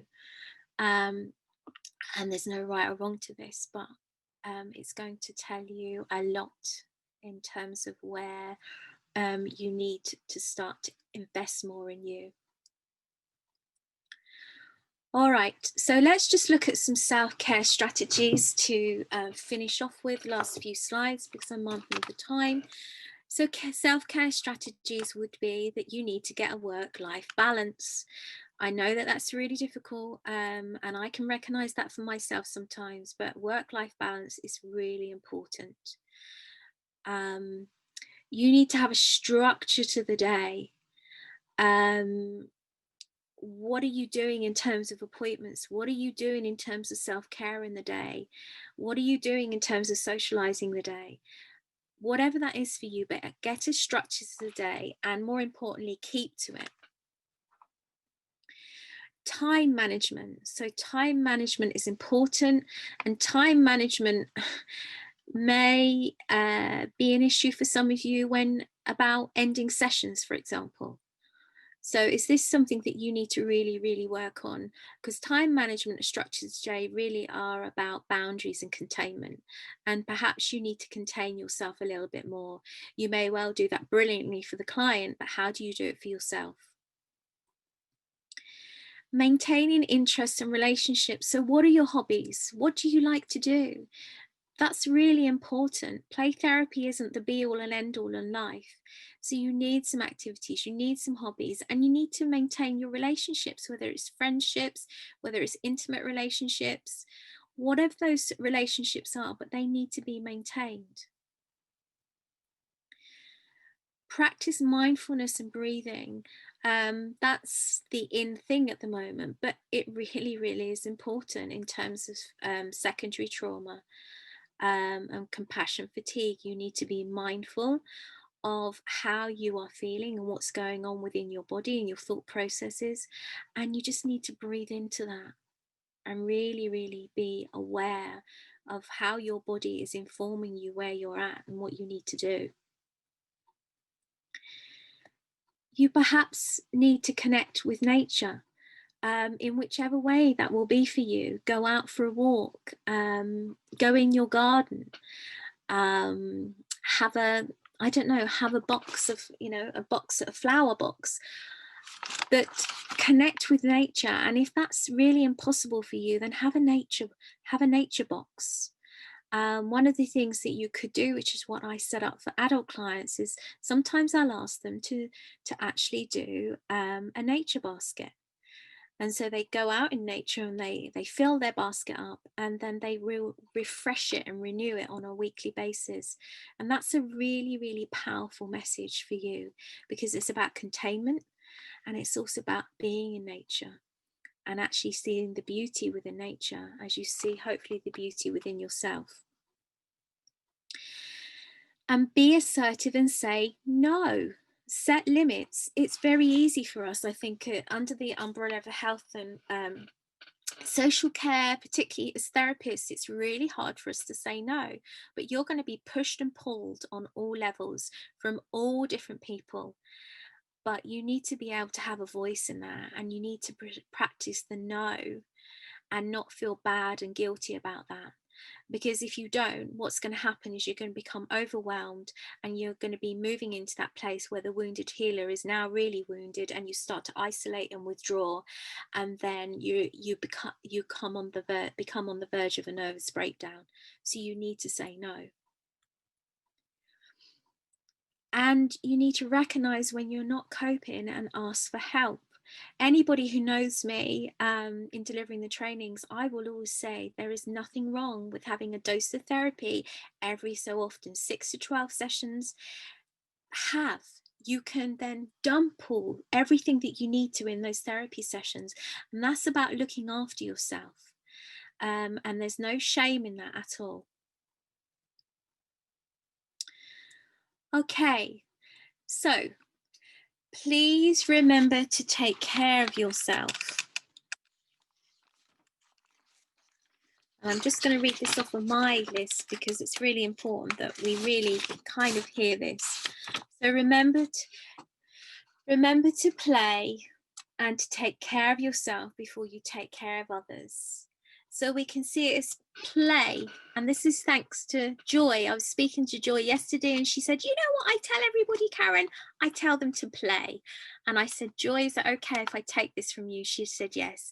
And she always says, I want you to play. Please look after yourself. And that's what I'm going to actively encourage you all to do.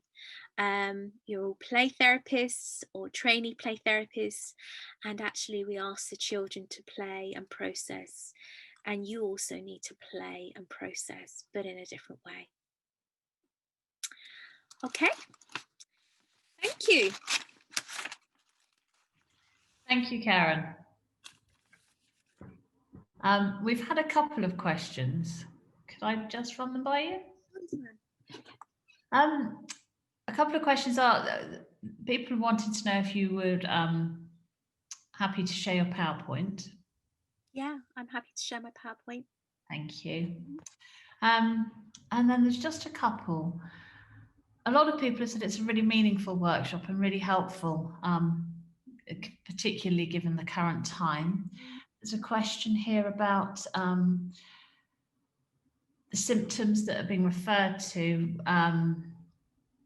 Are they all about work or specific clients? Some clients might want you to feel numb, but then when that child leaves the room, the numbness goes. Yeah, I think in the context of this workshop, we're really talking about secondary trauma and compassion fatigue. So I think there are some clients where we would just feel like that, individual clients, and I would suggest that that's probably more about, well, you'd have to look at it, but it's either perhaps transference, countertransference, or projective identification.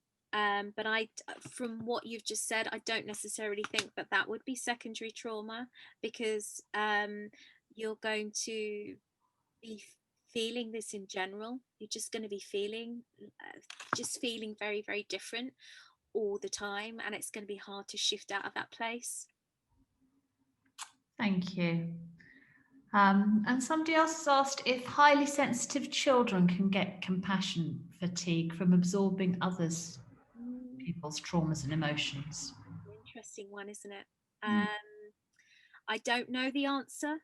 But the highly sensitive child, and I think it's really important to say with a highly sensitive child that some people will group them under children who've got sensory integration difficulties. Those are two separate things. I'm going to say, I guess, probably the highly sensitive child, yes, I would think would be more prone to definitely compassion fatigue, most definitely. And I guess that's then thinking about how can maybe you use some of these techniques to help support them. So encourage them to breathe, to be, I mean, I did this yesterday actually with the child, you know, get them to be superwoman or superman, those sorts of things that you could help them. So it's strategies that they're going to need. Yeah. Thank you. Somebody's asked if you do CPD days on self-care. Yes, I do CPD days on that, and also I've got a course, Living in the Shadow of Trauma, where we talk a lot about trauma. So yes, I do. Great, thank you. So that's it. Thank you, Karen. Thank you for your time. It's certainly been very thought-provoking. It's good to be reminded about the importance of taking care of ourselves and really reflecting of what we can do in all the different aspects of our lives. So thank you. So I'm going to close the conference now. Once again, to thank you all, to remind you to complete your evaluations, which I believe have been sent to you, to also remind you to renew your memberships. And the four of us, as well as Monica, we very, very much look forward to seeing you next year. The conference is going to be in May, and fingers crossed and everything crossed, we'll all be there face to face where we can see each other.